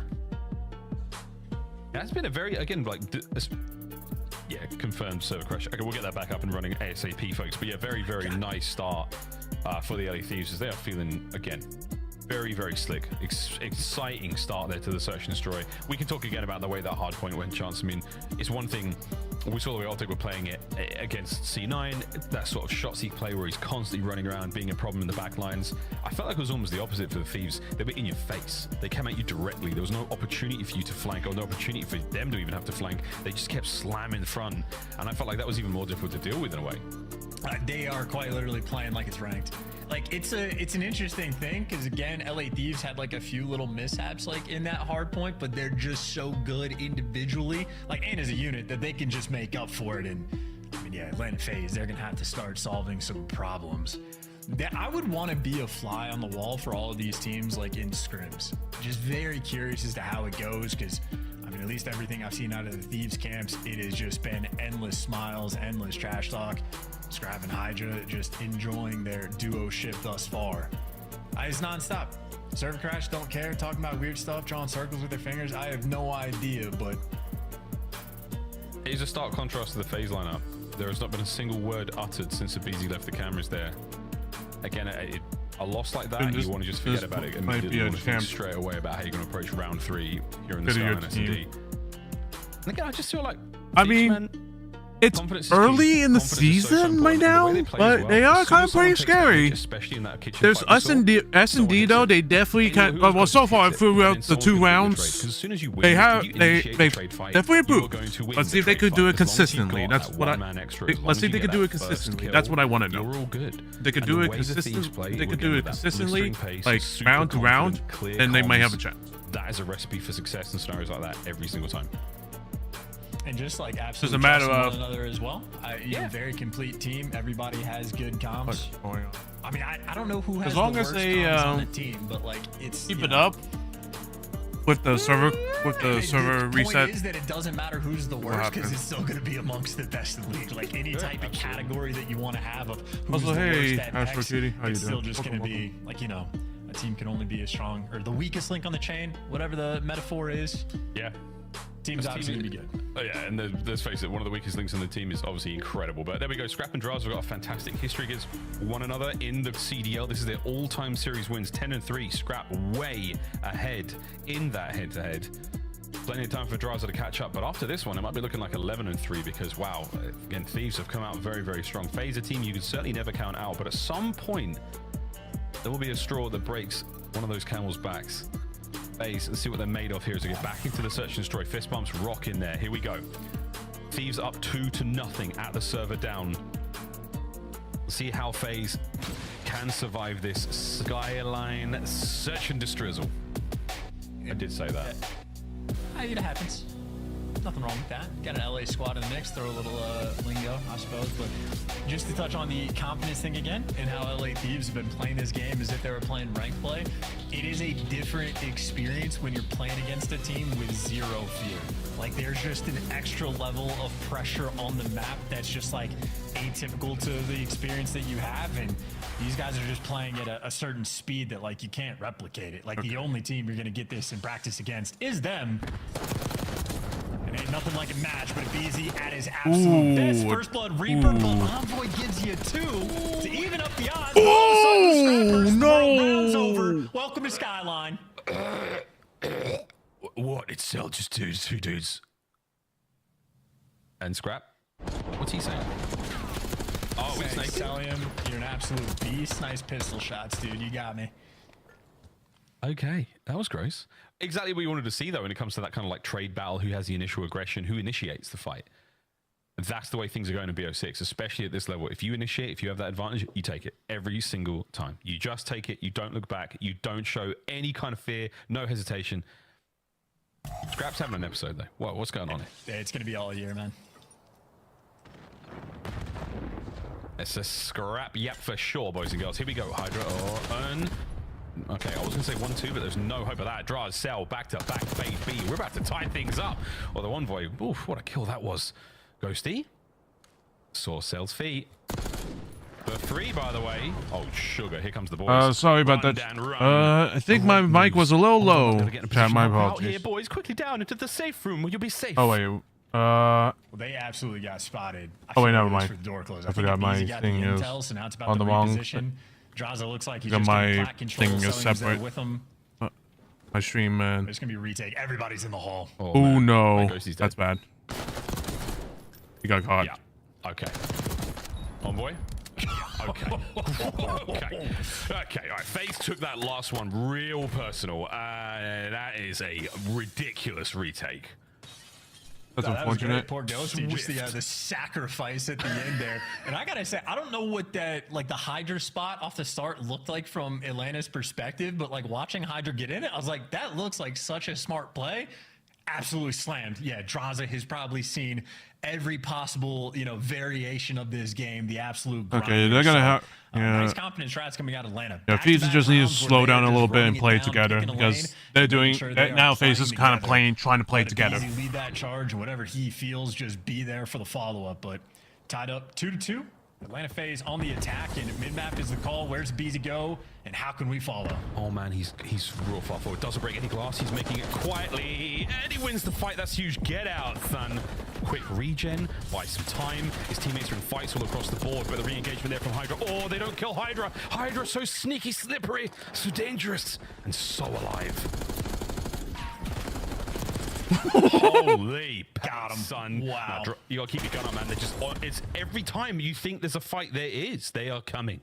They are endlessly coming. All of the thieves. At all times. They're coming. Omni movement on point as well. I mean, just for Hydra to hit that little slide after the trade, Sadraza can't quite finish that kill. In case anyone confused, Jackal OP, ARs are nerfed in this game. It's tough out here in ranked. That's why I'm complaining, but any other gun, Draza finishes that kill, but Hydra, smooth moves. Be able to get in that elevator. Just hits the zip instant. All right, here we go. Big hit in the kitchen. Envoy, first blood. Damage. Oh, nice two-piece from Sim. Any more out of this life? Nah, that's the round. See you later, guys. Thieves win. Wow, they are just running at them hard. Holy shit. They're just running at them hard. Prepared for it. Holy fuck. I think is the one that really What was the final kill? Oh, that was on Cell. Sort of trade engagement, and that's what was taking place over by the bomb site. What was taking place over here was the AR duel, and Scrap handled them in that round. But that is Skyline at an absolute fastest. 12 seconds production, I think, confirmed that one. Wow. Okay. 12.5 seconds, folks. 12.5. 4-2 right now for the LA Thieves. Not going to beat that record, I don't think. Draws is hurt. Thieves all over the kitchen. Here they come. Hydra first in. Ghosty finds his. Hydra. Sim alone. Simp! Can't get it. Another bang out. Oh my, yeah. Hey guys, let's just 4-stack down low. We'll just win. Like, the trade's on point. Simp, absolutely a player that can make a highlight reel play, but Envoy, absolutely a player that is not going to let that one slip through. I mean, that's just devastating. We are playing a nice little game of TDM here on Skyline, and again, two of the best, if not the two best slayers in the game on the same squad. They will feast in that environment. Whew. Good place for a feast, that kitchen. Nice little kitchen, that island. Do appreciate that. Lovely view either side. What a place to live this is. Into the panic room we go, Hydra. Down low. Bad news, though. There's somebody down here with you. The good news is neither of you are moving, which is interesting, but we'll see if Scrap pokes out a little too far, because, yeah, problem, Abizi. Noise, bait, tagged, and he's safe for now. Beautiful work in the movement department. Coverage now from Draz. There we go from FaZe. The trap set and the most delicate of dances. They know the moves. This is the same scenario that happened again. This is the same scenario they were in. Two but they were up 5-2, and they were New York did make a comeback. So they gotta slow down. They can't. No, you can't really slow down. But they need to just tap the brakes a little bit and try to make a play. And going down 2-0 in the series, and they're gonna have to win 3 more in a row. Like a crazy anime with these two characters like hitting each other with their strongest moves, and every single time it's a success. But the other team counters. 5-3. That's the way these rounds are rolling. Uh-oh, that's a double stun. That's a lot of information passed over, and Scrap trying to pick up anything on this side. Cell's first blood helps though, Chance. Absolutely. I thought Abizi just slid over a player for a second. They're chasing Ghost, making sure you clear out your spawn before you get this bomb down, but they've taken enough space that it's only in the depths as Ghosty, worried about the right side, and Envoy just made a move on Draza, but Simp, quick with the trades, got a 3v2. An advantage right now. It's going to make the trade battle very, very difficult. This might change things. You read that. Ah, you've been red, Hydra. Now you're dead. Last man up, Ghosty. 1v3. Sheesh, son. That was a lot of damage. Okay. Pounce. They got to slow down. Like a tiger. And Skyline is a map that can be I think the problem is they're just getting picked off so easily now. They gotta at least play together or just slow down and try to play for pick. After that, and fantastic coverage by Simp down low. I don't know if he was the one that sort of let Draza die or if Envoy just found a beautiful moment, but either way, Simp is there for the trades and sent in for the kill. So Atlanta FaZe 2 rounds in a row, and they will need 2 more to tie this series up. Supposed to is definitely dominant with an AR. Yeah, right now they're in trouble. If they just allow them to get picked off first blood, then it's going to be a bit of an issue. Like right now, if they standoff, let I them love get it. I mean, Sim's themselves down there get picked off first, in the then far that's the side of the problem. fence. Yep, that's just what you Still don't again, want. another first blood out of nowhere. Scrap's been getting pounded. On point with that one, and still going to go for the bomb plant in the 3v4. It is a clutchable situation. There are no flanks rolling through. And Envoy going for a cheeky spot, looking for a freebie. He's got the aims out. Stun helps. They want to capitalize. Oh, Got nice caught. angle. That's Beautiful shots from unfortunate. Draz. The retake is certainly on. Hydra and Ghosty from the depths. Oh, they line up. Draz takes a lot of damage. Send in Hydra. Oh no, that's Can't get unfortunate. a clean-up kill, and that is a big one from Sim. Yeah, you dirty nerds shooting through stairs. I can't lie. I think that has been there since closed alpha. Is that, you knew about that? Yep, closed alpha. It's a minute. I didn't tell that many people. You could have told me. I'm your co-caster. What a round. That's interesting.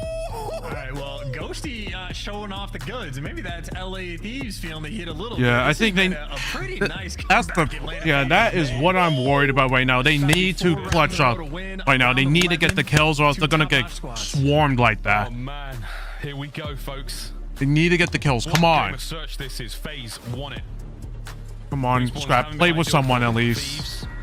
Keep riding that momentum. Is it going to be a kitchen bang out towards A? Surely.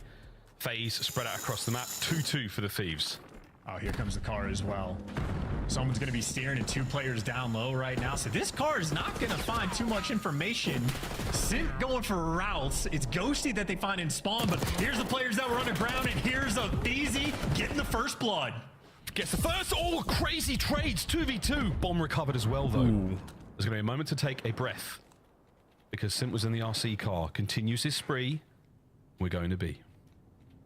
And Sim, the only man with the jackal in hand, wants the close range of the B-bomb site. It's an open B-bomb site. Nobody home just yet. Got to watch out. 5 ways into this location. Plant. And the 2 ARs of the Thieves now on the retake.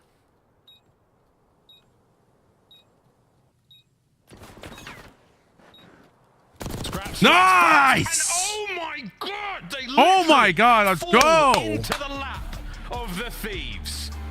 They had to do so little to make that right.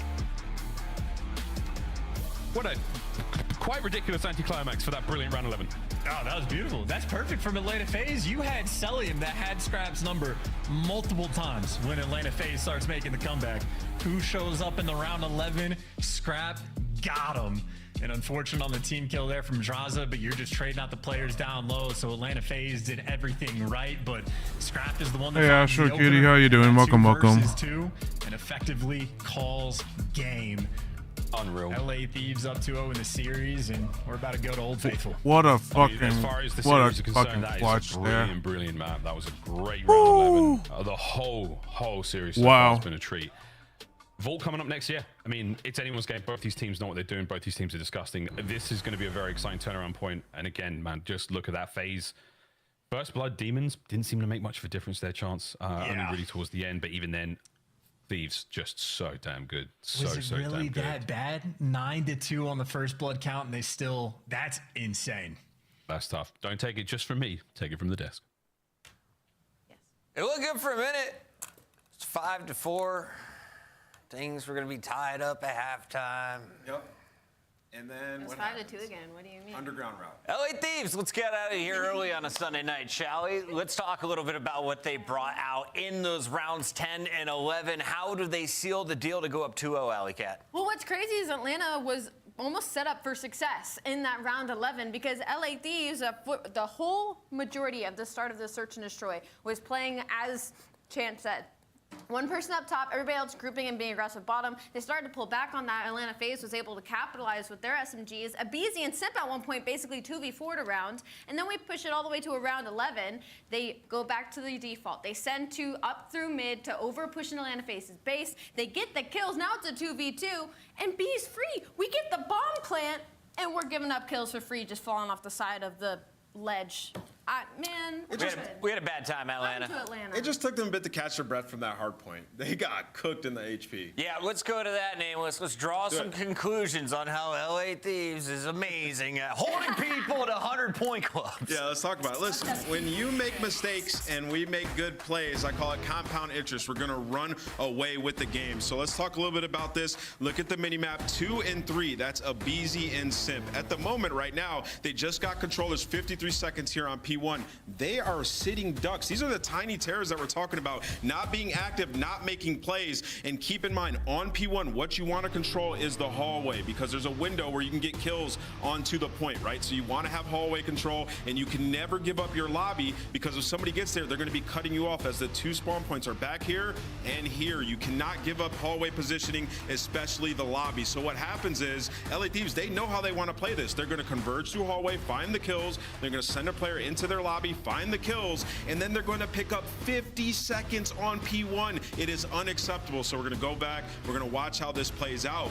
But this is just mistakes on the side of Atlanta FaZe. You cannot camp inside of this hill. You have to be active. We just watched a vault where Shotzi was the guy being active, pushing through, flanking through the hallways. So we see they get lobby control, and then once again, they're going to get into the perfect setup here. You have a player right here looking through your spawns. You have a window. You can retreat back to hallway. You have one watching lobby. There is nothing that Atlanta can do against LA Thieves in this situation.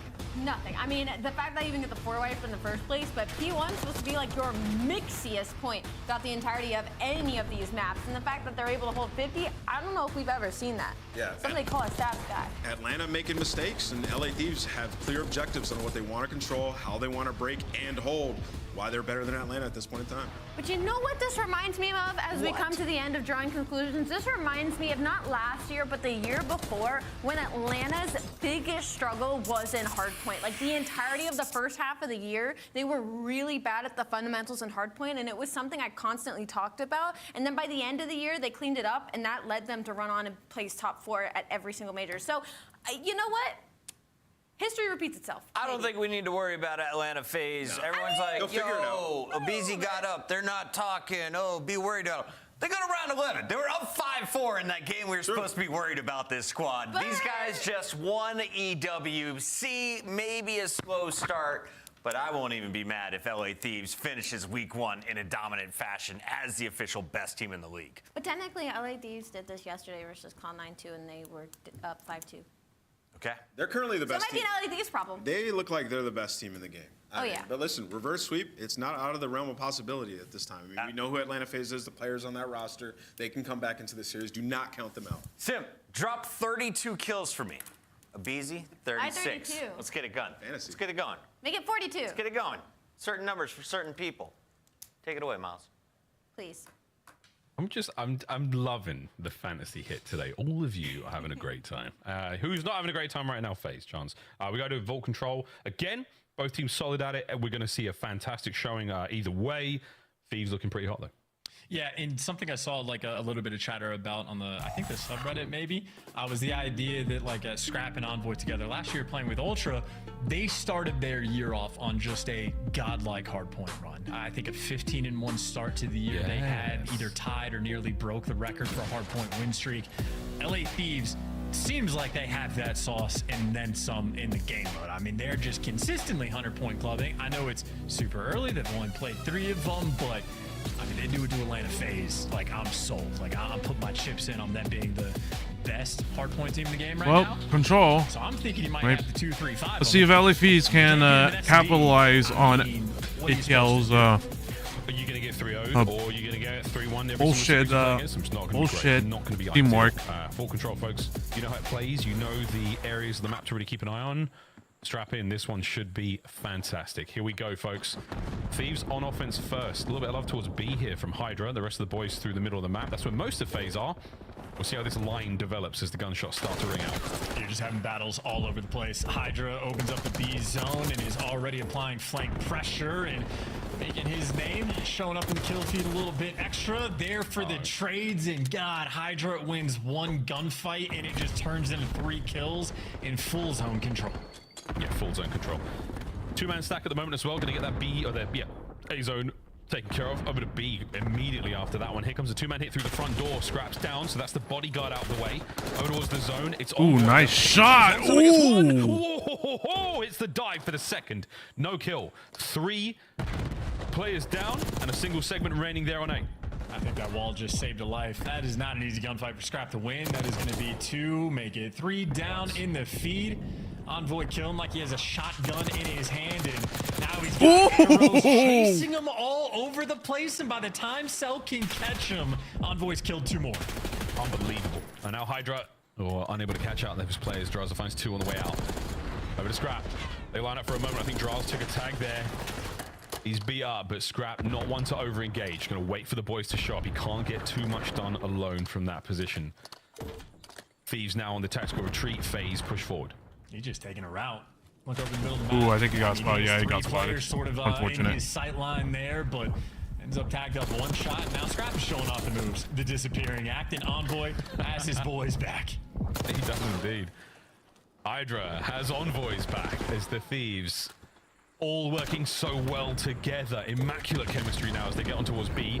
2-man stack for a moment there. Ghosty, the lone survivor, as he does what he can to stay alive. That's a stun hitting him as well. Massive expenditure of ordnance there from FaZe. And great work from Simp on the final kill as well. Good job from FaZe. They hold the line. That is really bold to hop that zone without any trophies, especially when that van hasn't yet exploded. Draws it his 2nd knife kill of the year. I think he might be topping that chart. Very, very possible. Trophy down and in position here for Draz. Toe-to-toe with Scrap. Long fight. Gets a couple of shots in again. Waiting for the rest of the boys to fight forward. Hydra making that very difficult for them. Here come the Thieves through the inside. Simp's got to go grande here. He only gets 1. And now pressure onto the B zone. He's landing. Hydra's got to be tagged up. And Cell got baited by that comm, and everybody is falling. Easy win there for Ghosty. It is a triple stack, and Simp can't just a even 4-man, and yes, good cap, good fucking teamwork there. 3 down at the worst possible time there. Fucking go. The Thieves getting it done. Yeah, it was getting a little scary almost at the end of that round, but they picked it up, and they managed to be able to just get the cap, 4-man capture. They get so much damage in Draws in the top window. It looks like both teams there on the opening round, but ultimately you take that 1 window of opportunity, you get it. Thieves, good job. Yeah, an offensive win. Again, we don't, the data is not fully collected. Frankly, actually, we've played so many vaults. Maybe we do have good data on offense versus defensive rounds, but very few reps for any individual team. I'm expecting the map to be defensive sided, but I don't know what the ratio, maybe a 65-35 in that ballpark. So an offensive win is certainly nice. It feels quite even at the moment in time, but yeah, we are collecting a lot of data. Honest Abe, into the feed he goes. Ghosty was up next, but very much ready for that fight. Simp looking for the trade. FaZe managed to get on towards A. And again, now the jostle for control over the inside of this palace. In and out hits from Simp. Mid-map wide open now. Thieves break in. Atlanta just not really able to get any sort of stack going. They're having to check every single corner. Simp spent so much time in the hallway. Well, now he's made it to the other one. That is 3 in the feed. Envoy last man standing. You got Draza pushing up for the spawners, but unfortunately for him, Envoy killed his team. Ooh. And Draza can't even get 1 before he gets sniffed out. Everybody on Atlanta back in spawn. It's a great job counting those players. One thing we keep hearing from Ghosty, this is the first guy, calls him out by name. You can do the math then and figure out exactly who's going to be the last player to look for and exactly where they might be. Great stuff out of the Thieves once again, and Envoy continues to be the hardest player to kill on the planet. Yeah, main slayer Envoy. Don't trust the top right. He's got 14, making 15 to his name. Pretty confident he is leading the lobby, and again, if Envoy is your main slayer, that is a horrific sign for the other team. Juked, unfortunately. That's good looks. Paused on A. 3-man stack right now for FaZe. Might be 2. Hard to tell from this angle. Envoy's pinch taken care of. That's been the absolute name of the game, making sure the A zone's safe. Simp can't get 3. His 2 will do for now. Scrap trying to make sure that the front door is all good. Don't let FaZe get out on towards B. That's Ghosty on the top side of the minimap as well. A lovely setup right now for the Thieves on defense. Well, simple in the big one, but does get traded out. But Atlanta FaZe have opened up different sections of the map. Draza opening up line. Hydra having to wrap back. So you're giving up all the B Street control. But playing for the center, Celium gets caught with elite shots coming out of Hydra. Oof. These guys, yeah, they're built different. Yeah, really, really great gunfight wins. Envoy again, knowing full well that someone's behind it. It's a BZ on the wrap. Which direction he takes, though, which exit from that building he takes. Found. Caught. Soon to be dead. Okay. No meat shields yet, by the way. We haven't seen a single one yet. I thought we'd see more in the opening weekend. But unfortunate. Alas, a long season ahead of us. Fred, I know you're listening. Give the people what they want. 30 seconds to go on the round.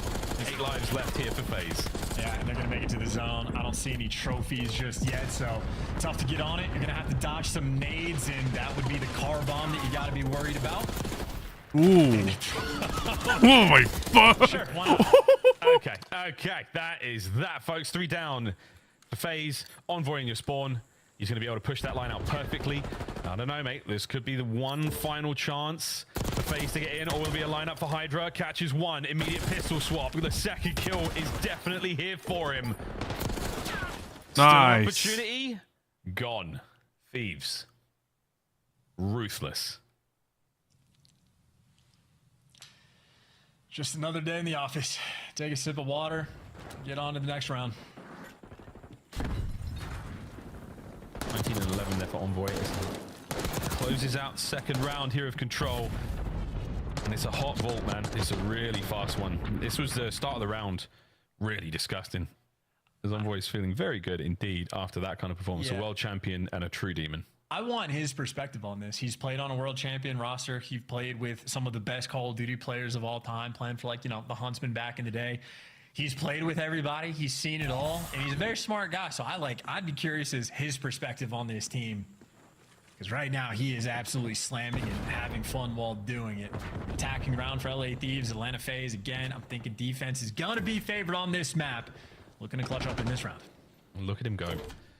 Vying for catwalk control. Nobody home because of BZ just so quick to immediately make it towards the other team's spawn as well. So Envoy able to cause a bit of a problem here. Help out Hydra. B-zone, a little bit of love. Perfect reads. Lice snaps out a scrap, trying to maintain that B Street presence. You got a lot of damage being dealt now, middle of the map. I think it was a little miscommunication. This is a wild round from the Thieves. Hey, Van explodes early in the round. Better than when you need it desperately towards the end. So maybe a small win in a sea of losses. Atlanta FaZe handling on defense thus far. If you're flooding up the left side of the map, that means things are not going well. Hydra gets red. Nice gunfight win by Draza. Yes, the trades roll through, but Atlanta FaZe, for the moment, controlling the zone. Yeah, FaZe doing a good job again. This is match point for FaZe. This is for the Swift. One of the most deft 3-0s I think the organization may have ever received, if it happens. Capture now on. That's unfortunate. FaZe wipe the middle of the map clean. Envoy They gotta pick up a flank. They gotta play together. In that moment, but the constant left flood is a little bit too quick. Simp a little too slow on that pickup, and Envoy turning heads. A cheeky spot by Draza, though. That's the spot that Envoy used, but it does get traded out. Trades all over the place, and Thieves, for the first time in this round, maybe have the man advantage, but only 13 seconds left on the game clock and 0 ticks of progression. This is their only moment. FaZe, one good break is all it takes. Second seg done. A little bit of pressure now. Even Stevens in the kills department. Last man up for the Thieves. Hydra, and he's been pushed off. 10 seconds. This round is not over yet. He's got to find 2 kills. Get back on the zone. Done. I do declare FaZe may have survived. Oh no. Oh yes. 0.5. We're still in this. You just don't have any trophies. I don't see any trophies, and Atlanta FaZe are swarming. You got Sullen going on the flank, Simp able to strike, and damn, the timing wise. The timing, that's unfortunate. Get the defensive win they needed. Now got to string something together on the attack. That's unfortunate. The way it's shaping up against there was on defense. One of the FaZe players was going to the other point, just timing wise, he just got killed off. He just got killed to the point where time runs out. He was running down through Vault to the hop up, trying to get. That could have been a good pressure, but unfortunately, just didn't work out for as Thieves. many chances as possible in that sort of flood desperation moment to keep the round going. But FaZe, quick enough on the kills. Good work from them. 2-1, still match point for the Thieves. What a map. You get a trophy out for the mid hit. Maybe you can make something happen. And yeah, 2 players sort through mid to get hallway control. Trades out and about, and Abizi going to be taking a route because most of his team is fallen. It's the Tears left alive. You got Scrap playing for cuts, but he loses the gunfight. So Atlanta FaZe, that is the opening break you need. You clear everybody out. No flanks rolling through. All guns forward. I get a lot of information passed over by the stuns and nades. Ghosty still stunned. Ghosty with a shoulder, son. Hard to kill. Pick up there from Envoy. Flanks and ON. You got problems with the catwalk side of the map now for FaZe. That's such a good play by Ghosty. I love it. Just to sort of set things up. A shoulder like that, just knowing Envoy will be there for the free kills. That is 10 out of 10 awareness. And Atlanta FaZe had a decent opening break, but now they are back to square one. Only a single tick of progression on that A zone. Yeah, it's great teamwork, man. Trust. Fantastic mechanical skill. You cannot ask for any more than that. Even Steven in the lives. Now FaZe take a slight advantage. Still back on A. We now go. Big opportunity for a stack here. I think they might just commit to it. Guarantee the capture. A minute 48 would be lovely to play with. That's all 4 players on it. Gonna be able to get it as well. There you go. Secure plenty of time and the life advantage. And Abizi's able to pick up 2. You force these players back in spawn. You might be able to make something happen. Number 3, Simp on the map. Looking for the spawners. Scrap there for the pickup. But Atlanta FaZe have cleared out their base as well. So again, no funny business going on. Make sure you pick up the lanes. Cover everything. But LA Thieves now back in the driver's seat. They even have the man advantage. Well, great fight out of Envoy once again as well. He fights forward. He buys time in that previous life. Now he's clearing up his spawn. Thieves. You got a minute 15 to defend here. Fighting forward. Mid-map covered. But watch out for That's unfortunate. He got caught. Wide open street. He's got 2 arrows now looking for him. Oh, they find it. Okay, big moment here. FaZe have the opportunity to get in. Scrap picks up draws. That hurts a big one. Fight now on the zone. That's great comms too. Scrap knowing to jump out the window and get that hunt on a player that's 1 shot. And because Scrap stays alive, he does damage, but it does not matter. That is a 3-man wipe. 2 players on the zone. Atlanta FaZe might be able to force this round 5. This could be it. The round 5 is the comeback on. Abizi bangs out the door. The feed is all red. Ghosty's up next. Beautiful work on the kills, but the round is done. FaZe, decisive final attack. And a final round now in control. And how about that hot-handed Beezy going on a tear towards the end? That's scary. On a 5 spree That's before he finally unfortunate. falls, and that is the right moment to do it. They got caught off guard, It's it always seems the like. sticks with the best plays, but you'll take that too. Not too shabby. That man you screen there, the last player there for FaZe, takes that initiative, pushes the spawners out. If the timing is good, you're looking at 2 to 3 kills nearly every life. We saw Shotzi do it in the previous match. I know you were all paying attention, class. School is now in session, and these teams are teaching. Here we go. Final Attacking. round. FaZe get defense. Here we go.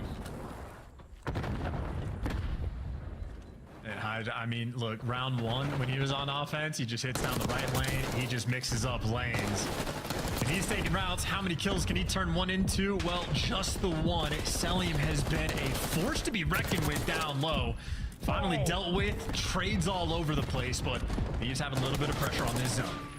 Quick mag, not enough luck with a hip fire there as Sim gets the better of Envoy. Hydra manages to get the better of the pair of them. And now Cell might have caught the stick, we'll see. Defensive hold though is now the A zone starting to dwindle. Second segment on this way out. Ghosty with a quick reposition. Good luck, have fun taking care of those players from upstairs. Anyone able to get there on the point quick enough and stop the capture? No. LA Thieves secure A. Over to B now they go with numbers. So much time to work with to get this B zone, and Hydra trying to stay alive. How much can he slow these players down? Enough to get his boys to the zone. Get that kill on the Sim. This looks very possible, but now great crossfire there from Atlanta FaZe. Interlocking fields of fire. Pluck the Thieves from life and send them back to spawn. And I say great news, at least for Thieves, that vein has already exploded. So one less thing to worry about, but one more thing to worry about is Draza picking up 2 in the feed. Simp, he's going to be in your spawn. Sick gunfight win, smooth moves, and the Terrors have struck in the feed. Atlanta FaZe right now on defense. They are applying some serious pressure. They know they really need that real estate here. On vault, super important. Celium caught out and about. He's got no cover there to play with. Draza caught sprinting as well. This is a huge opportunity for the Thieves to push forward. Simp with a 2. That helps. That's huge. Oh, to Abizi. He finds 1 in and out. No problem. They don't need to slow down. Come on, Thieves. Slow down. Come on, slow down. Play for picks. Okay. And you see his responsibility in the middle of the map, and Abizi's was poolside, but extra players out that direction. Sid trying to make moves on different sections, but LA Thieves, that's 2 in the feed. They are pushed up on the map now. Draws. If you get any more of this life, huge. Abizi now in position behind him. Oh, that's unfortunate. Here with the aims, not the weapon he wants in this situation, but he's going to have to make do of intel passed over. Thieves trying to clean up mid. There we go. Simp. Like a lion in game. Cleans up the lion side of the map. Now to catwalk. At 96 down to a 7v5. LA Thieves have to be very delicate. You cannot afford too many deaths. Awkward moves there. Lives are done for the Thieves. 20 seconds to go. Scrap's going to catch that one right on the dome. It's Abizi with the arms. It's Simp up close, and it's now all over to Hydra, and that is the comeback. 3 straight rounds from Atlanta FaZe in control. And I'm sure it is not a title he necessarily cares about, but Simp for a long time has been the best control player in the world, and he pops off in the game 3. And you just get to see the level of intelligence that Simp brings to the table. Just those moments. Your teammates die. You can't push the place. You can't make a play. Pick a corner. Find a way to play for 2. Little things like that. He always delivers. An incredibly calculated player. But Atlanta FaZe battling there on Vault. Nice little 2-1 comeback they pulled off after suffering in round number 1. But started making plays all over the place. Celium, an absolute menace in the center of the map. Draza able to push out on some flanks as well. Abizi at one point just pops a 5 spree and win 2 a round. Atlanta FaZe starting to take turns teeing off on LAT. Yeah, man. And look, Rewind Hardpoint coming up next. We get ahead of ourselves a little bit here as we look across the highlights, but Rewind was where we really saw the kind of debut of the LA Thieves here in the league. Hydra's 41 kills. It's a good look on the map. FaZe as well, though, I can't count them out now. They've just managed to find that 1 win. Nameless I think they were just playing. They need to slow down, but they got caught with the pants down by just sprinting all over the place. Is that enough for FaZe? Oh my god, he didn't see fucking. That control just goes to show. I didn't see fucking Abizi. We are in for. I had my doubts about Vault and control in this game, but after seeing these matches, like, I don't care. It's so exciting.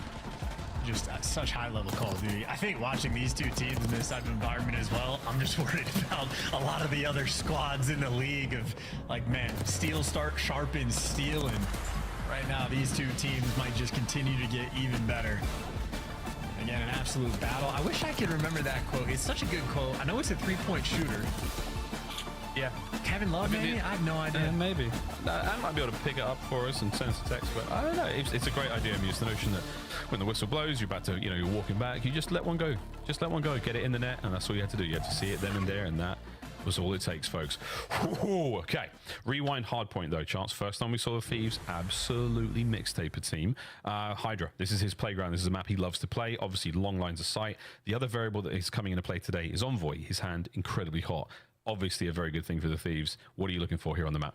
Well, as you said, Envoy as well, a player to look out for because he was destructive off the rip on this map. But I think the talk of the town is that this is Scrap's playground, and this is LA Thieves' map pick for the hardpoint. So if the idea is that they're the best hardpoint team in the game, you got to deliver on your own map picks. Right now, they have just, I mean, their average win is by like 160 points or something along those lines. So these guys have been utterly dominant, so we know we're gonna get the goods out of LA Thieves, and we know they love Rewind if it's gonna be their map pick. Question in my mind is can Atlanta FaZe rise to the occasion, battle in the control, and as you said, they have seen that ball go through the net. You can wash away that skyline, put it behind you, but I just know if they crank up the heat on this hard point, Atlanta FaZe might feel the burn. So cheesy, so corny. That's what I do. That was good and corny. I rather enjoyed that. Good stuff. Thieves, a moment of contemplation before we get into this hard point, put their skills to the test as the hard point team of the league right now. FaZe, a thing or two to say about that. Man, what a way to start off the year. These two juggernauts going at it. We find out if this series goes the distance here on Rewind. Very, very strong showing on Vault. A nearly impeccable showing, actually, I think is one way of putting it. But can Envoy replicate that performance? Or does he even need to? Alongside Hydra and Scrap as the Slayers here for the team, we'll find out. FaZe, have we awoken the beast? This is the last chance for them to stay alive in the series and at least push that Vault, because as we've seen from Search and Destroy, relatively evenly matched. This is going to be good. All what I know is I saw a poster on the wall that said never bring a knife to a gunfight, and I know the observers are rubbing their hands together and being like, we're waiting for our moment. Here we go. Oh. Hydra in onto the point. Finds his first. As the rest of his team kills all dead for FaZe. Bad looks, that's all up for the LA Thieves, and that's the time, and now full awareness of spawns. Yeah, not even a moment of hesitation for Envoy to snap in position, and Abizi has to take a long route to take him down. And you saw the stat, Atlanta FaZe in CDL history has only been a 100-point club, well, now 3 times. So that's the level of pressure that LA Thieves have in the game mode, but Envoy feeling that pressure now. He is being hunted down. Does get some nice help from Scrap, but ultimately Simp has flipped the spawns. Atlanta FaZe, well, they're in the driver's seat for the rotation, but they might be behind as well because those 2 players just spawned out. Yeah, long journey now.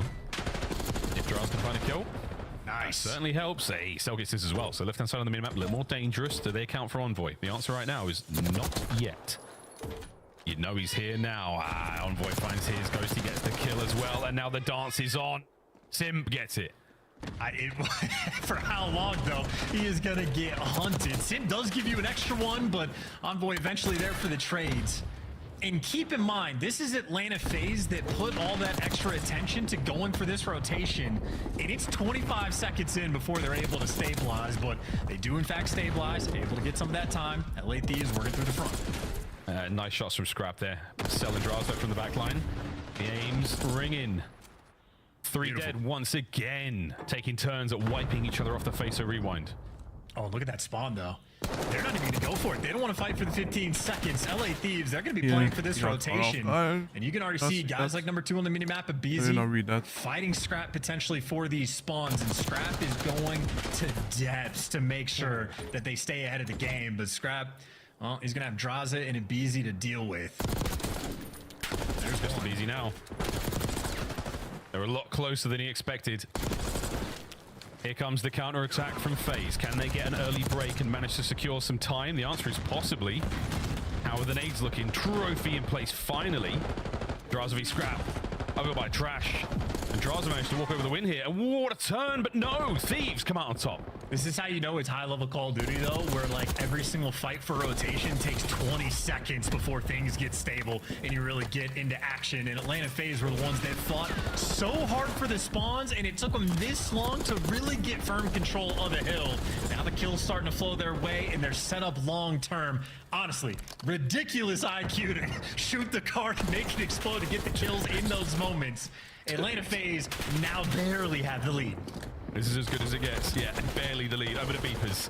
FaZe are in first. The Thieves on the prowl, though. 2 through the front, 1 through the side door. Might be a 3-man front door situation. Might have to form a line, lads. I'm not sure how many folks we can fit in this place. And that is it. Cleaned up. You have bopped FaZe out. And how bitterly painful when at the start of P3 they spent 20 seconds fighting for the spawns, and Thieves on the top of the hill just walked straight in. Granted, no way. Because those 2 players did such a smart thing, stay alive in the back, wait for oh no, Hydra didn't see that. Get that control of the hill again. But this is quite literally, I mean, this is the best hardpoint map already that we have seen this year. These 2 teams are getting after it. Simp 2 in the feed, getting after it. Set kills with his own. Scrap now with the coverage, and he's got to go toe-to-toe with Selling behind a nice piece of cover. That's ideal. Draws as well. 50 seconds left on Beepers, and we're looking at the row already. Mid-map, folks. That's where we're going. And the biggest breath either of these teams can take in this moment, trying to wrap around and go towards Gens. Couple trades rolling through over towards Zig. Seeing Draws on the minimap, trying to hunt down Hydra. Hydra hyper prepared, but does get traded out. It is Envoy in between an Atlanta FaZe sandwich. Ooh, nice. He just delivers. That's huge. That's huge. No way. That is sensational. Envoy again. The timing, the skill, it's all there, man. He's having one hell of a day. Hardpoint firmly in the hands of the Thieves now. Look at that. You try to mess with the timing on that battle, and Hydra more patient than Simp. Simp forced to try to make a move, wants to do it with his team, but Thieves found a little bit of flow here on this Jens Hill. Envoy kicks him off, and look at the follow-up from the boys. Ghosty for 2 in the feed. Envoy, that is 5 in a row, and gets the stamp on the 4-man wipe. LA Thieves taking the lead. Yeah, timing is just sensational. Look at the moves, man. He's still alive. He's still fighting for this one. His teammates picking up the kills he cannot. Unbelievable work out of the Thieves. Starting to pull away somewhat here. Oh, dear. Could be looking at Hellstorm soon for Envoy. P1, back to it we go. Number 4 on the minimap, still looking for him. You're just so concerned about Envoy behind you, and Simp finally there to take him down. But LA Thieves, long-term, left side spawns. So Atlanta, a little bit more pressure on, and you want to get the P1 time if you can. Scrap and Hydra not going to give it to you. Oh, my God. And they're there to, they know the spawns as well. I mean, this is suffocating. This is a good run. Every single time you think you're in a 1v1, no, you're in a 1v4. The entirety of the Thieves, it feels like there truly are 100 of them. Back over to P1, we are soaking away, halfway done now. Counter-attack from FaZe looks good. They've got the break, they've got the kills, but can they account for Hydra? Here he comes, straight into the feed, the immediate dive, the Omni movement. Ladies and gentlemen, toe-to-toe with the Phenom. Pressure now on for Scrap, trying to stay alive and keep this spree going. Thieves in the hard point, shoulder to shoulder. Oh, he's about to run out of ammo. Just so many players everywhere. Well, the 5 spree is about to extend. There's number 6.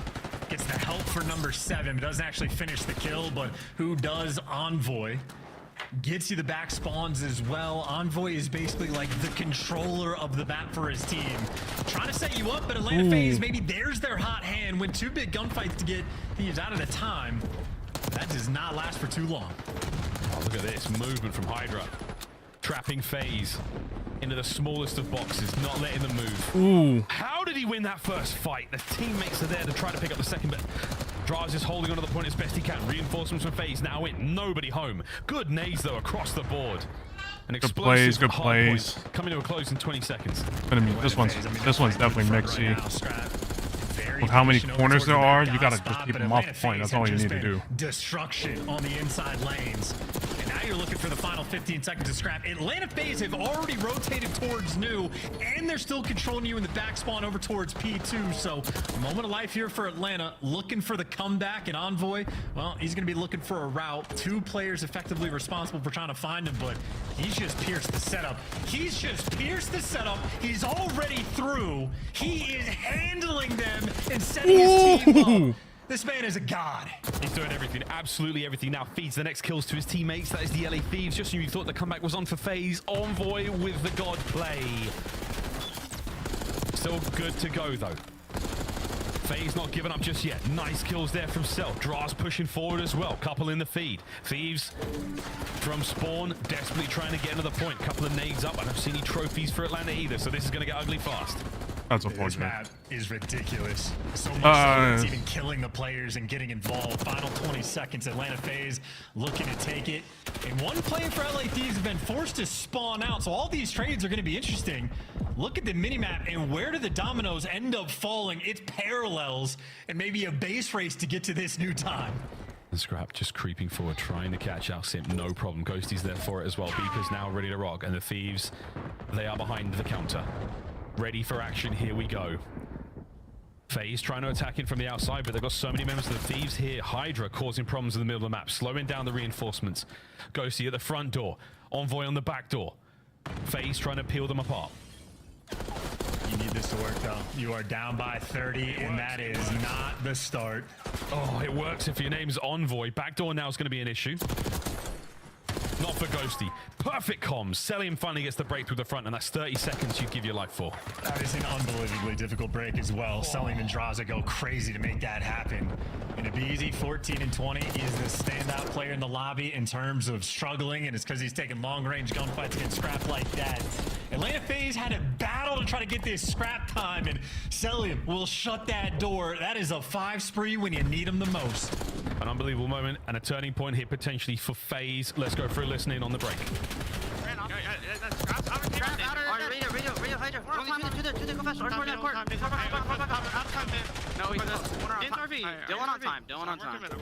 I'm playing this side, bro.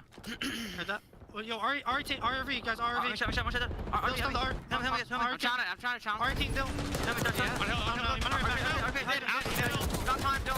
More time, watch out, Paco. Next time. Right side, nice. Alright, Dan's on time too. He's mid side. I'm taking mid. You're side. Yeah, stun it again. Do it now. Hit it. Come on. I don't see Mark Court. I just want that, bro. I just want Chris. Time on me. I got 20. Nice. 4-4. I got time. That's fine. Just get from you. Go from you. Come on. 18 sub, bro. I have a trophy on there. That's a really bad play there. Look at glass. I'm trying to. Left side, time, then one shot.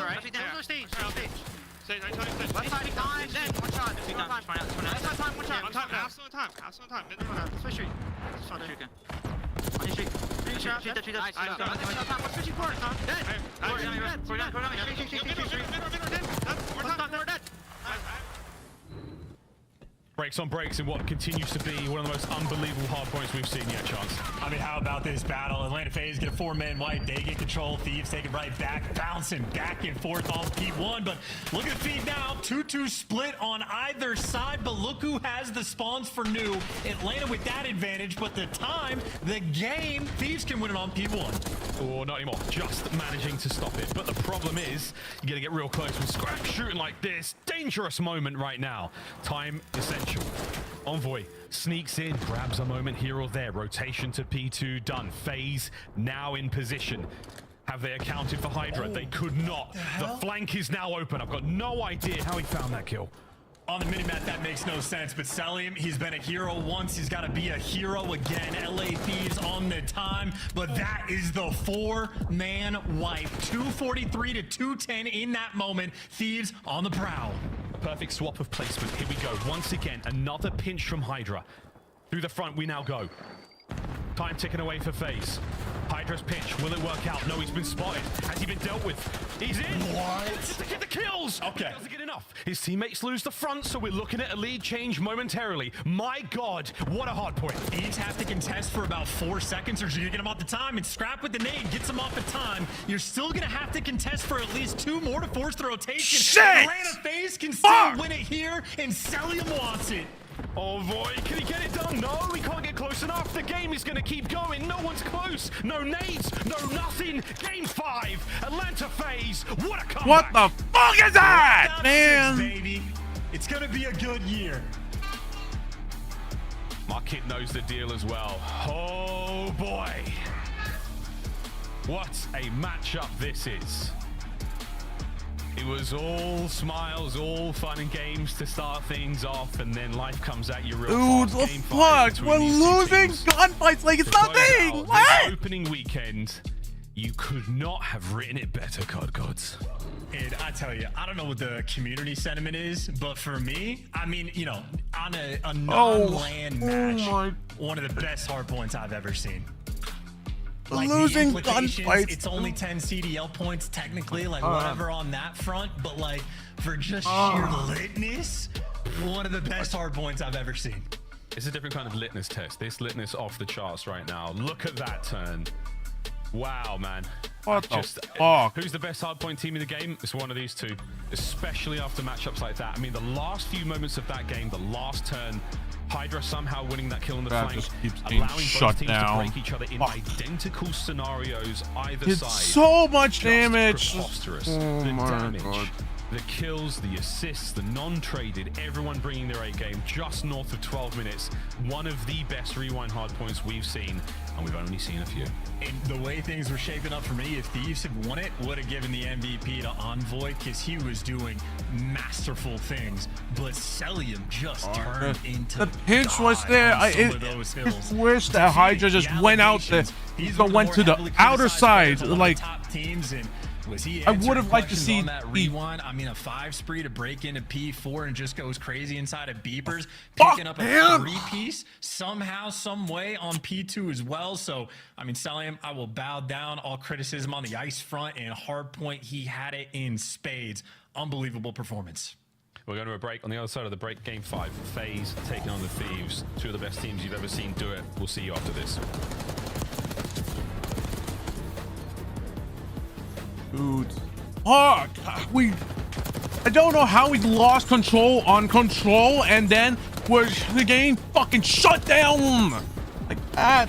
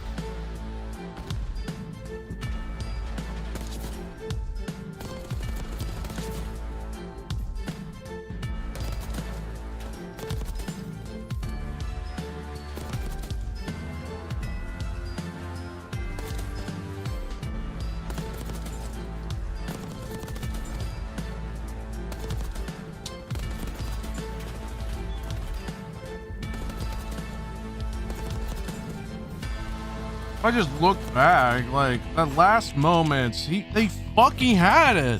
Just the last moment. I just need to look back. What went wrong? Like number.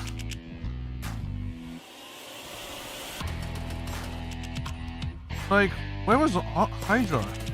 Oh my god.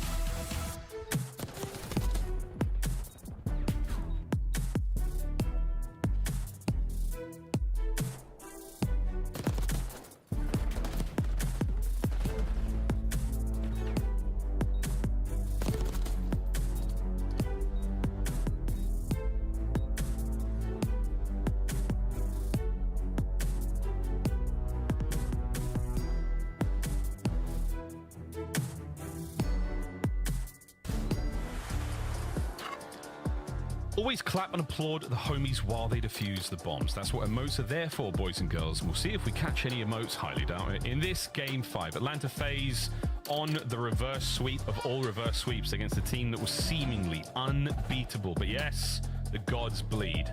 And boy, do they bleed, man. These last 2 maps, Charles, have been absolutely spellbinding. FaZe, Thieves, Game 5. Let's go. And I tell you, man, this is a matchup we are going to see many times this year. And Justin G need to go hard, or else they're gonna lose. Or else he's just gonna lose. And Thieves went up 2-0 in the They control. gotta shut down. They gotta keep shutting down Cell. They gotta keep shutting down the tiny terrorists, obviously. And Scrap and Hydra just falling in love with each other in the cams before our eyes. We saw them going into Game 5. No smiles on anywhere on these 2 teams. It is all about the business of Vault S&D. How well do you plant the bomb on A? A-bomb site. If you played ranked, you know what we're talking about. It is very, very close quarters indeed in there. Little bit of water just to add to the effect of a bit of splish splash. No one's taking baths in there, though. They're all getting showered by nades right now. As our opening hit comes to a quiet close.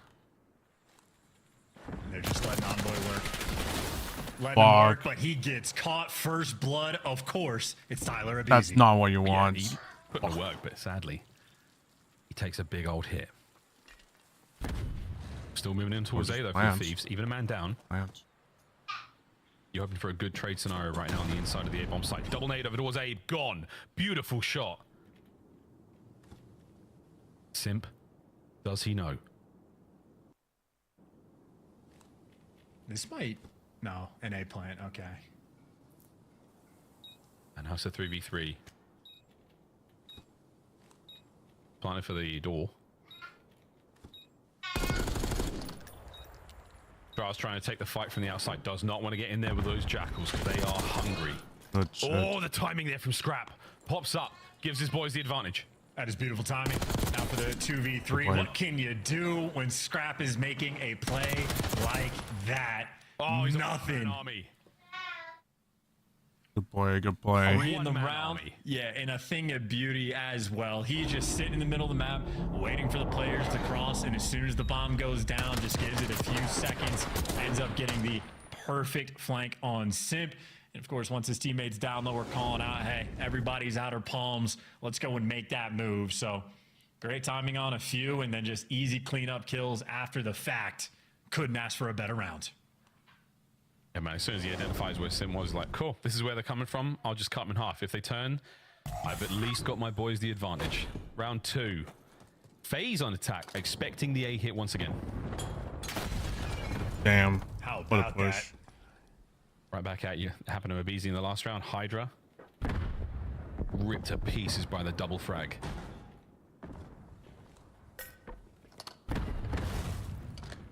A stun check from Envoy. Nobody home though, so now on the big He has the hit point advantage, but he does have the man advantage. Dra's managing to somehow get this one. Nice Scrap takes the fight at the right time. 2v2. Rare moment. Draza didn't know what to do, but still, you got the tears in the 2v2, and Abizi still has his life. They got intel on Scrap, but they haven't seen an Envoy. An Envoy in the back door. Playing with his life, playing with his food. That's a world champ too. Dylan Envoy has had a monstrous series. A shining light on a team that is already so bright. And that felt like a sort of a moment of miscommunication maybe between FaZe.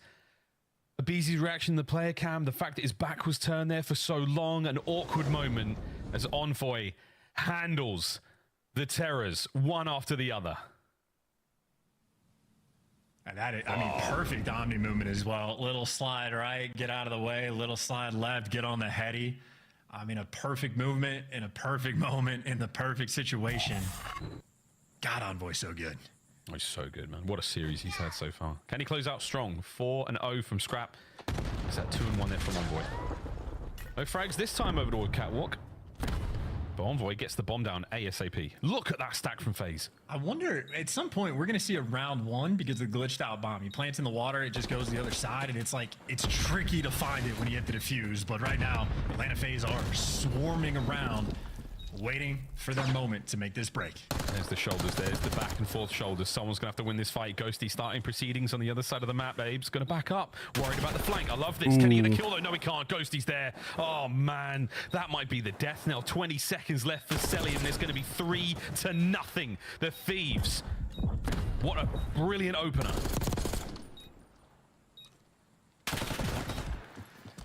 That ladder's gonna get you. You know, sometimes I worry that Ghosty's brain might be too big. I mean, he's just such an intelligent player, very consistent, human UAV in the comps. He's twisted when he plays.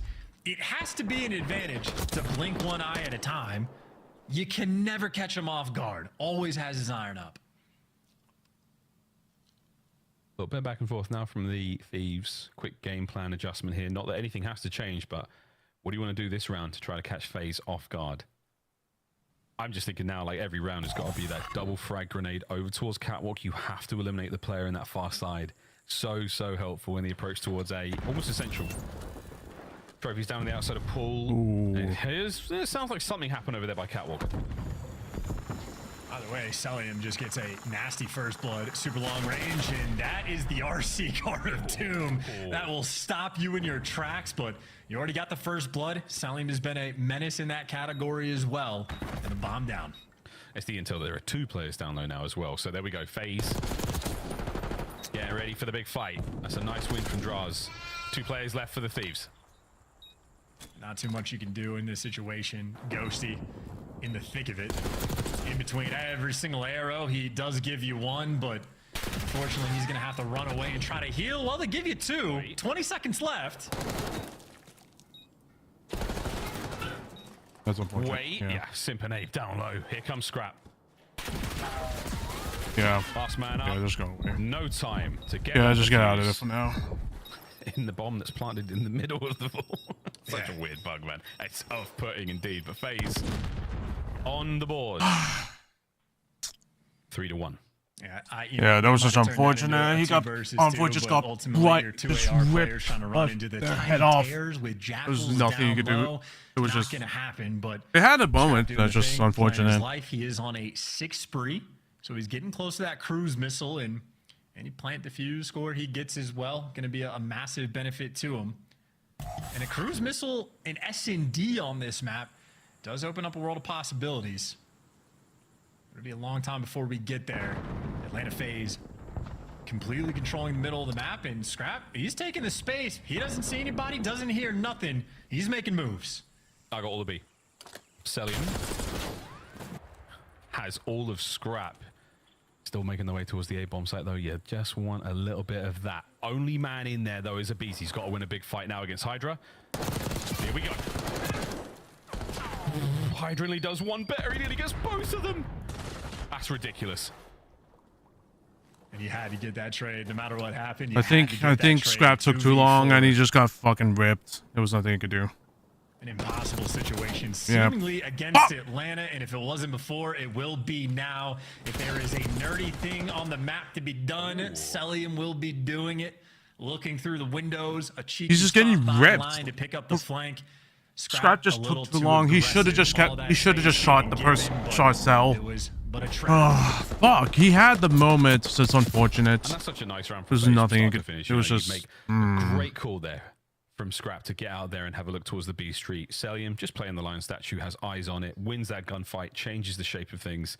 And Abizi, again, just a heroic victory in the inside of the bomb site. Got the numbers there to trade out regardless, but you put yourself in a very, very strong spot early on. Good job there. 3-2. It's standard stuff. Celium just responsible for the top side of the map. And Scrap going to be tickling each other from range. In an A plant again. Beezy just clearing some space, making sure nothing cheeky is going to happen. And Simp playing a nice angle as well. Might be able to catch a freebie. This is a filthy angle. The Envoy has clearly seen before. Abizi just jumped out of the pool. That might be the wrong time to do so, mate. No, he gets one. Traded out immediately. The battle's on the outside of the bomb site for now, but I do believe the Thieves know that. They've overtaken it. They're on the inside. You may as well jump on it, boys. Anyone going to check this? Cell gets his, technically, 1v1. Hydra, down and out. FaZe equalize. That's the comeback. That is what you're looking for. I'm going to be honest. I don't know how Envoy does it. Like, he can't throw concussions, but by God, can he read you? But doesn't make a single bit of difference. Atlanta FaZe clutch up. Draza icy in his ones, and obviously has a massive advantage in that situation. But that is why he grinds to deliver in those moments. And a fight in this S&D. It was a round 11 in map 2. Maybe shaping up for a round 11. They're throwing away their lives away, and you need to kind of slow down. 3-3 all square. Attacking round for the Thieves. I wonder if Ghosty, I mean not Ghosty, sorry, Envoy. I know he's wearing his headset, but maybe it's actually Cerebro, because he just seems to know, bro. Here we go. RC. What will he find in the middle of the map, aside from loads of FaZe players, but eagle eyes and even better shots from FaZe take care of that toy. Well, that's a no intel RC card. You get absolutely nothing off of it, except that you haven't really taken space on the map. Scrap's pushed up a little bit B Street, but he might be running into a blender again, or maybe he found the perfect timing to slip the net. Atlanta has no idea that he's here. That's the one. Actually, I say that Celium's watching his flank. They're so heads up. He's spinning, man. Crack of the door. Cell moves. Guns at the ready for MC. Nice. Oh, but he's down. First blood for Scrap. That's unbelievable. I don't even know how Cell knew he was there. This is a wild start in a 3v4 for Atlanta. Bomb not planted just yet. Ghosty getting in position. And this is 3 players underground right now. And, well, that'll pretty much decide it. Oh, that's it. Good luck, Sim. Scrap giving them that round, man. That first blood against Cell. Kick things off. Seems to be the deciding factor that who wins out of this Scrap and Cellian battle basically get the round. 25 seconds. Enjoying Sim. Just taking a little tour of Vault here, trying to pick up these errant kills. All of them welcome. Unlikely to get too many more. Nothing like keeping the gun hot, though. Woohoo! Nice effort. Good shit. Shit, thieves. I just don't understand Cellium. I don't know how Envoy knows where Simp is. I don't know how Cellium knows that he's going to get flanked in these moments. I don't have answers for you. The IQ, the COD IQ is off the charts, man. It's the comms and it's the clearance of like, yeah, okay, we don't know where that last guy is. Check it, check it, check it. So what do you do? He just turns around, pre-aims the stairs. Unfortunately, I think he'd already taken damage at that point. That's why Cell died so fast. The crazy, crazy stuff either way. Truly the top tier of Call of Duty between these two teams. A slight advantage here for the Thieves. Can they run the momentum here in this defensive round? Well, looking like a potential another standard one. BZ might have gotten spotted on this route. I don't know how big of a difference it actually makes, but he's got 3 players patrolling this area, and it How doesn't the make a fuck do you lose that? It's a BZ in a first blood That is battle. fucking You know brain he dead wins. there. And that's the bomb plant as well. Hydra upstairs. Scrap on the other side, a hole. Scrap's trying to make entry through the backside of the palace. And I wonder... FaZe are giving them nothing to work with. That'll do it, man. Offense is just ridiculous on this map, and these two teams are calculated. And those were some of the fastest fist bumps I've seen from them. That's unfortunate. Oh, yeah. The chem is there. And the fire... That shit, Hydra should have won that. I don't know how he didn't, but whatever. First map and the second map, admittedly. It was a great round 11 either way. Oh boy, here we go. All tied up 4-4 in this monstrous game 5. And it was, what, 9-2 on the first blood front, if I remember correctly, in favor of Atlanta FaZe for the map 2 that they lost. Right now, it's been a very balanced effort on the first blood front and has been fairly consistent. Whoever gets that first blood ends up winning the round. These two teams playing at their absolute best, and there's the first blood you're looking for. Driving skills not good enough. That just means Sims back in spawn, and a BZ falls as well. 4v2 with bomb down. How about an offensive round? Oh, Ghosty's got himself such a sweet position here. Wait a minute. You've got to deal the death blow to Sim, though. Somehow gets it. Instant trades. That's a big one. Match point, Thieves. They got the advantage, but they're going to be going into a defensive round. Maybe trying to cook up some late idea, looking for a counter Scrap. You see him motor mouth there in the comms. LA Thieves, they can taste this victory. How sweet this one would be. Can't count out FaZe yet, though. What wicked dark magic does that team on the top side of your screen have left in them in this round 10?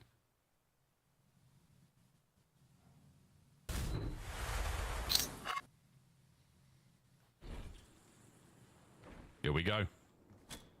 Well, this is what these were cooking up, by the way. Doubling up underground, going from Vol to BZ.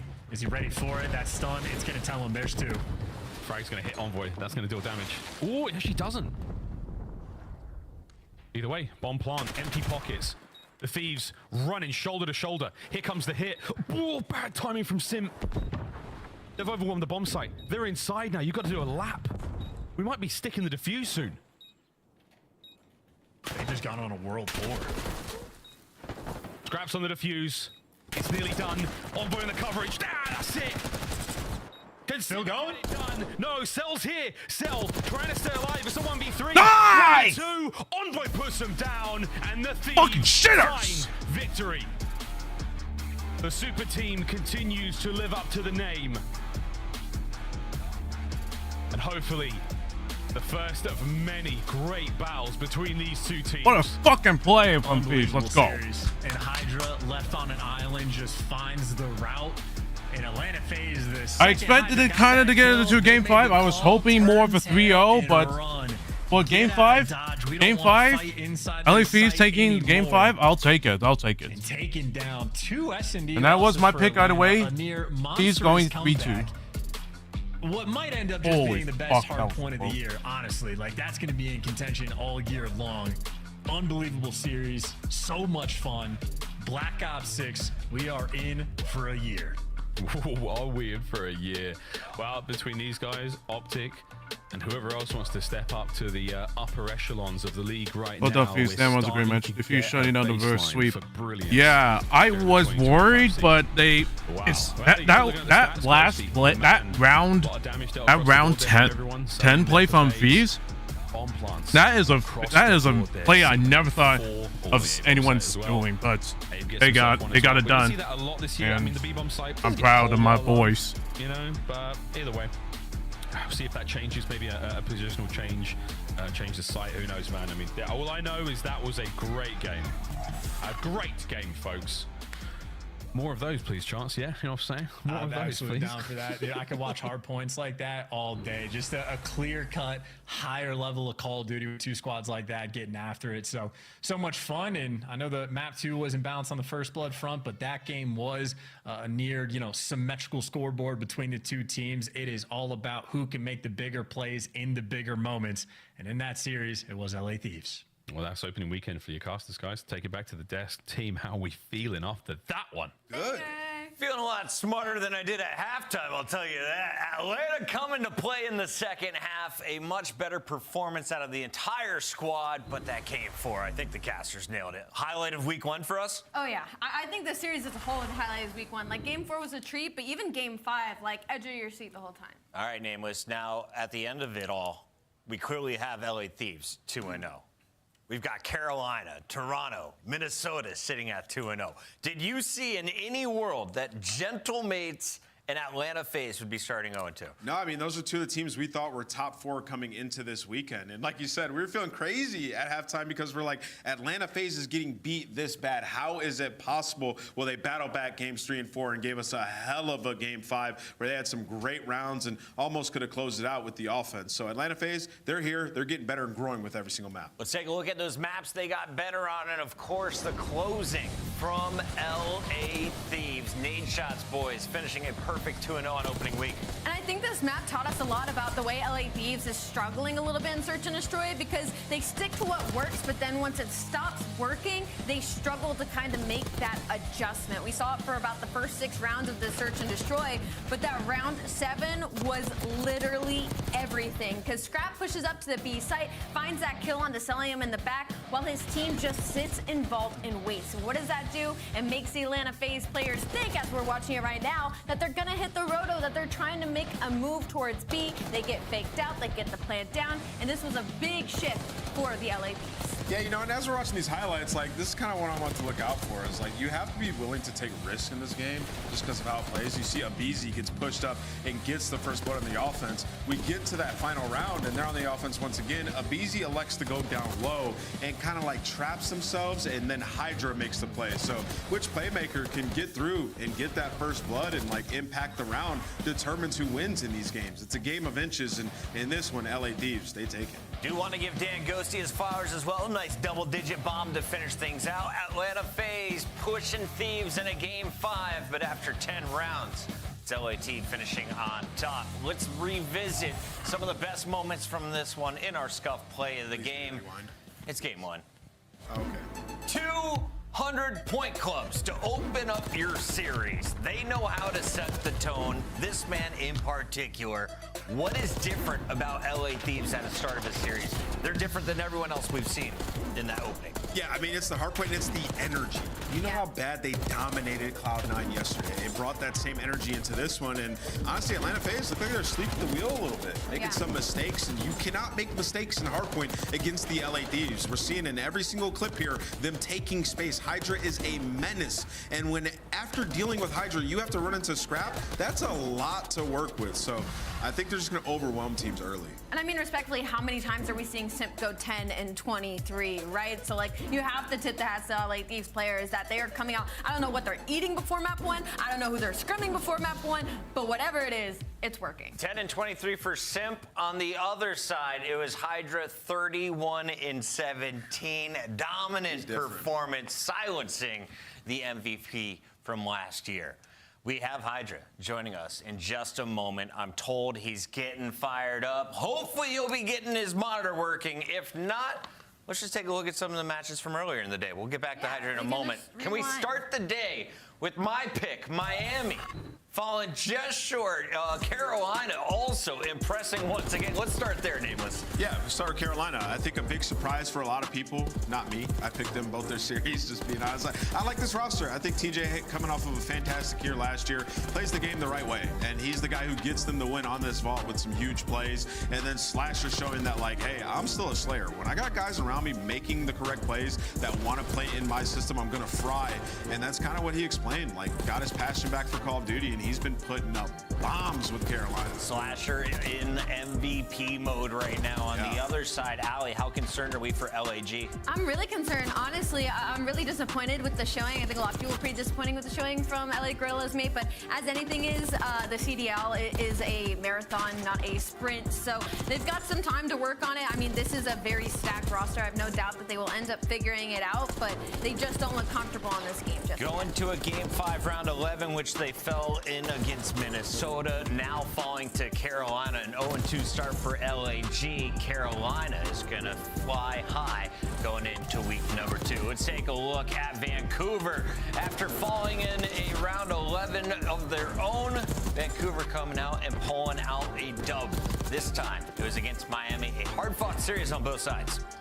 Yeah, you know, looking at this one, I think Vancouver and Miami are going to be very close to each other by the time we get to the major. I think both these teams have great players on either side, seeming like they're going to be good search and destroy rosters as well. We saw some high-level S&D in this matchup. Got all the way to that Game 5 on red card, and it's 0-4 who is the guy that makes the massive plays, gets up behind enemy lines, and closes it out for them. So if you're looking to get better at S&D, these are the teams you want to watch.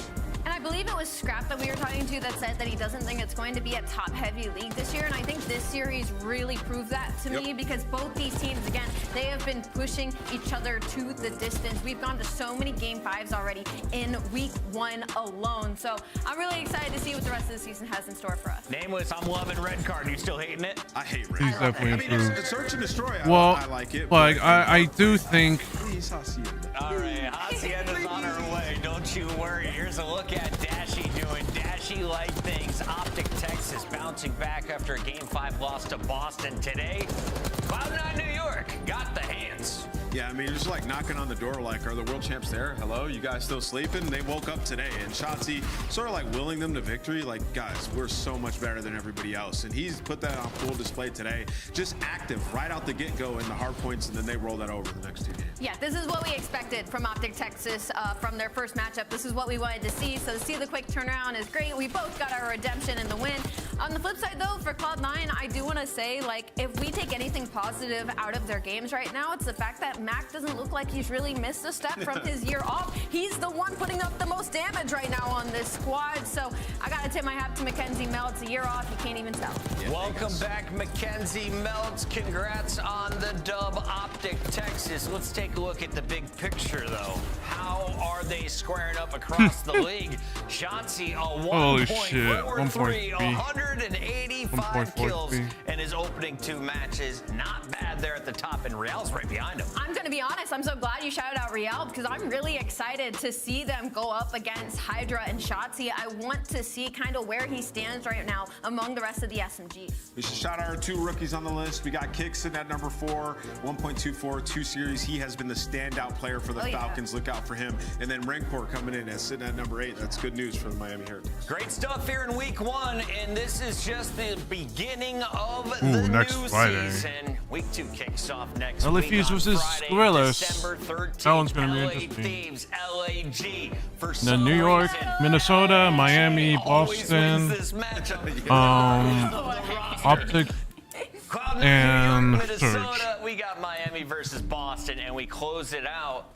Vancouver Surge versus Optic Texas. Do we get another Game 5, Round 11 from Vancouver, Alley Cat? That could be a Game 5. Is it going to be around 11? I don't know. Optics, S&D looked way better today, but 3-0. could be an upset. 3-0 is crazy. Nameless, we got about a minute left here in the show before we get moving on with an interview. I want to ask you, what did you learn from the pro teams that you can actually implement into your own gameplay? Or are they just copycatting your stream? No, I mean, I think playing more aggressive in hardpoint. Yeah. Like, honestly, I mean, what we learned from some of these teams, like you look at LA Thieves, you look at Optic, who found the most success in HP, is the sub players. You have to be up in gills making plays. You can salvage plays so easily in this game, and the spawns are very predictable. So I think it's going to evolve, and people are going to start to get punished in HP. Alley Cat, I want to know the most impressive SMG, most impressive AR from week 1. Most impressive SMG? That one's easy. You got to pick Hydra. I mean, he's got the kill record. He's been doing... Shotzi looked good. Shotzi did look good. That's why I asked who was going to be better in the 1v1, but I still have to go with Hydra. And the best AR, you want to take this one? Slasher. Wait, Slasher might have been the best AR. That's Thanos. He had an unbelievable weekend. He did. No interview, it feels like, but I do have some standings for y'all. I did have You a ready for this question. heat? Here is the updated look after 2 matches. Carolina Royal Ravens 2-0, Toronto Ultra 2-0, LA Thieves 2-0, and who's that? Yeah, Minnesota Rocker. For now, sitting in your top 4 Adding at for now 2-0. is crazy. My bad, Minnesota. You know what's concerning when you look at this list, though, is like the Gentlemates. A lot of people had them like top 5 in their power rankings. They're sitting at 0-2, and they lost the Carolina Royal Ravens and they lost the Minnesota Rocker, right? So their schedule's going to get tougher. They're gonna have the top teams, right? So you can't be in a situation where you're like that roster, you're starting in losers bracket. That's not a good look for them. Their schedule's gonna get tougher, but this show just got way better. Do you know why? I do know why. The best SMG in the game, according to Alley Cat, joins us live via the internet. Hydra, all the way from LA. Congrats on the win. Yo, chill out. How we feeling about being one of the best teams, if not the best team in opening week? I mean, that feels good. Feels good. I'm used to start 0-2 during the season. Now I'm starting 2-0. Yeah, buddy. I'm happy, man.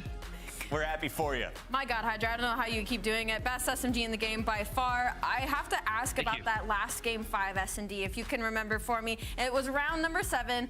Scrap. He pushes all the way up B Street. He gets a kill. You guys are sitting in vault waiting for the drop to plant A. Who made that play call? Because that was literally the change you guys needed to win that S&D. Yeah, Deal made the play call. I mean, we just followed Deal right here. That's crazy. Ernie made a good play, getting in for B, getting a kill, so we just... Listen, that's a perfect shot for the question that I'm going to ask you, Paco. You're an absolute beast. It's phenomenal watching you in these games. Playing with Scrap, what has that been like? Obviously, he's an insane AR. You're an insane SMG. Talk to me about that dynamic and the energy you guys have in these matches. I mean, Ernie's a beast. I mean, there's nothing like I can say bad about him. He's just like a monster on the map. I mean, I don't even know, like he's just a fucking beast. I love that. Paco, I got a good friend that I met over in Riyadh. He goes by the name of Jamil, and he has been making my back pocket buzz this entire interview. So Jamil says hi from Lebanon, but he wants to know... Hi, Jamil. Are there potential worries in the LA Thieves camp? Do you guys argue after a loss? Are egos going to be a problem moving forward? We definitely argue. I mean, we're humans and we love like winning. So if we lose, everybody's gonna argue. That's not only our team, that's every team in the league. Or I guess I would hope so. Yeah, there's no ego. Everybody like just like playing with each other. When we lose, we're gonna have some arguments. When we win, we're just gonna enjoy it. Love it. Love that answer. Anything else? Oh, I was just going to ask, Paco, is this your favorite team that you've been a part of so far? I know it's early. It's only 2 matches. I know. I mean, I'm not scrimming for a while. I definitely love my team. I love my past team too. They were great. But definitely, I really enjoy playing with those kids. Yeah. Paco, 2-0, dominant in the stats. But you got plenty more to come. Anyone you're looking forward to playing here at the CDL before we let you go? Yeah, Optic, I need 2 wins. The 5-1 last chance, still in my mind. I need Optic. Love that call out. Hydra, we'll let you go celebrate with the team. Shout out to Nade for us. Thank you. You guys have a good one. Cheers, buddy. That's Hydra feeling good. We got the interview in and a perfect end to an opening week of I mean, it's action. only 2 What's the one matches, thing but you I really remember hope from our that first 3 Thieves days? do The interview with Paco, absolutely Keep phenomenal. on. He's gotten so much better at it, and the guy is just keep on vibing. improving and kicking ass. The fact that I went 0 for predictions on day 1. I don't think I'm ever gonna live that one down. 0-4 on day 1 as a crew felt pretty brutal. I had a rough day 3, but I did beat Study and I hold chipped in fantasy. We'll see you guys week 2 for Friday. It kicks off around 2:45 Eastern. See you then.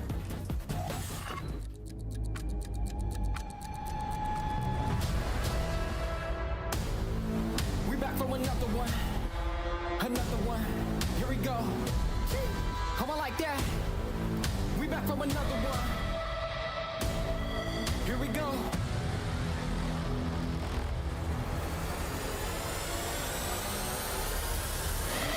We back on the scene like we never left.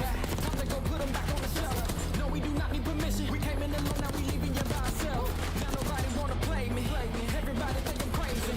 Guess I gotta live up to it. Nothing but to do it. Hear me out. Let's go. They know we done been there before. Been there before. They know I done been there before. I think we gon' do it again. Do it again. I think we gon' do it again. I'm ready to go for the win. Go for the win. Well, what a weekend, y'all. Tell 'em let's do it again. Well, what a weekend, y'all. Just love the fact that my team, my hometown team just absolutely beat the shit out. Well, not beat the shit out of both teams, but beat the shit out of New York and beat the shit out of Atlanta. I'm proud. And like, even though it was very close for on the Thieves, we at least managed to make a great comeback against not a comeback, but like we made a clutch comeback in map 5. That's what I'm most proud of. And people like, and the teams like Vegas Falcons, they are, as long as they can get more experience, in against the other teams, I think they may be a contender. They just gotta work on their teamwork and shit like that, and start shooting straight. Tell 'em let's do it again.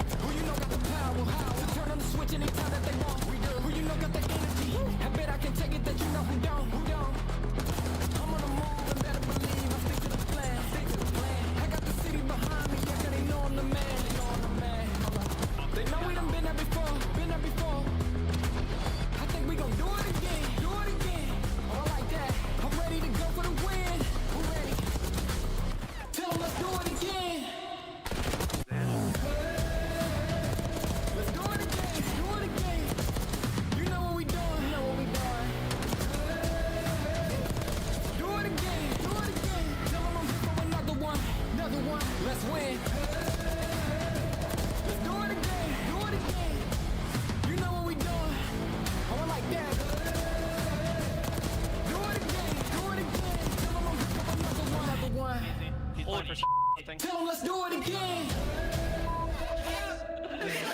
Oh my god. Holy shit. Holy shit. 77. I'm on a pinch, Ether spawn, Caesar, one shot on the truck. There you go. Caesar dead, I'm streaking, bro, I'm streaking. Just rid of my... I couldn't.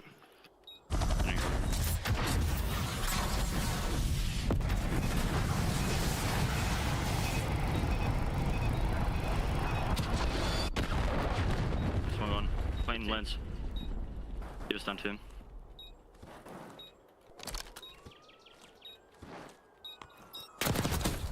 Nice, bro.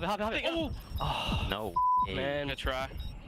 I couldn't even see the fucking streak in there still, bro. God damn it. I get it. Oh my god, let's go, Isaiah. Get it. You Isaiah. Oh my god, let's go. I don't know if you insta-hopped it, bro. Oui, il attend ou pas? Oui, il attend, 5 secondes, non? Non, c'est 7-5. Là, il a pas le temps. Pas le temps, putain, dommage. Aïe, aïe, aïe, aïe, aïe, aïe, aïe.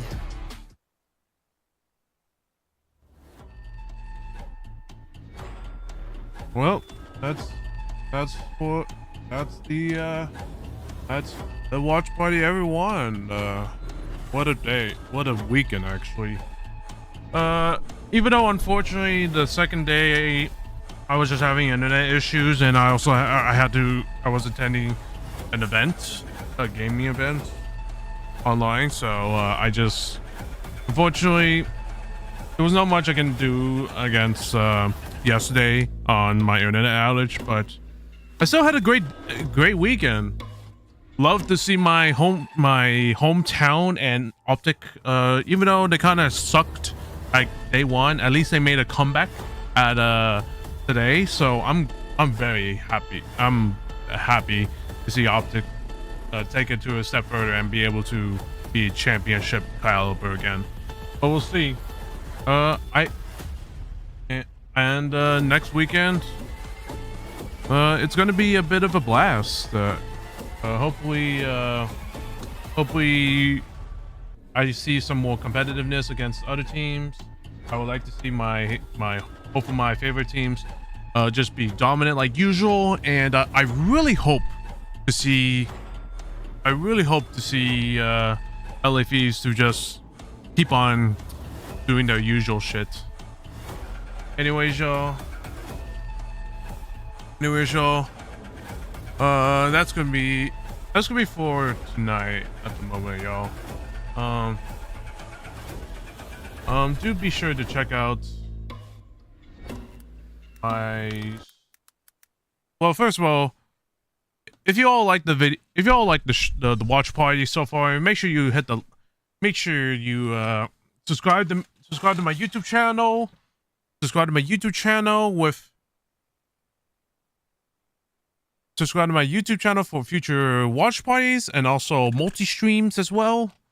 Do also check out my socials right here, everyone, and the sponsors that my esports org and I'm a part of. God Slayers is sponsored by. That's the wrong one. But yeah, subscribe to my YouTube channel for future watch parties, and don't forget to follow my Twitter, and if any of you want to, check out my Discord as well. And do check out the sponsors the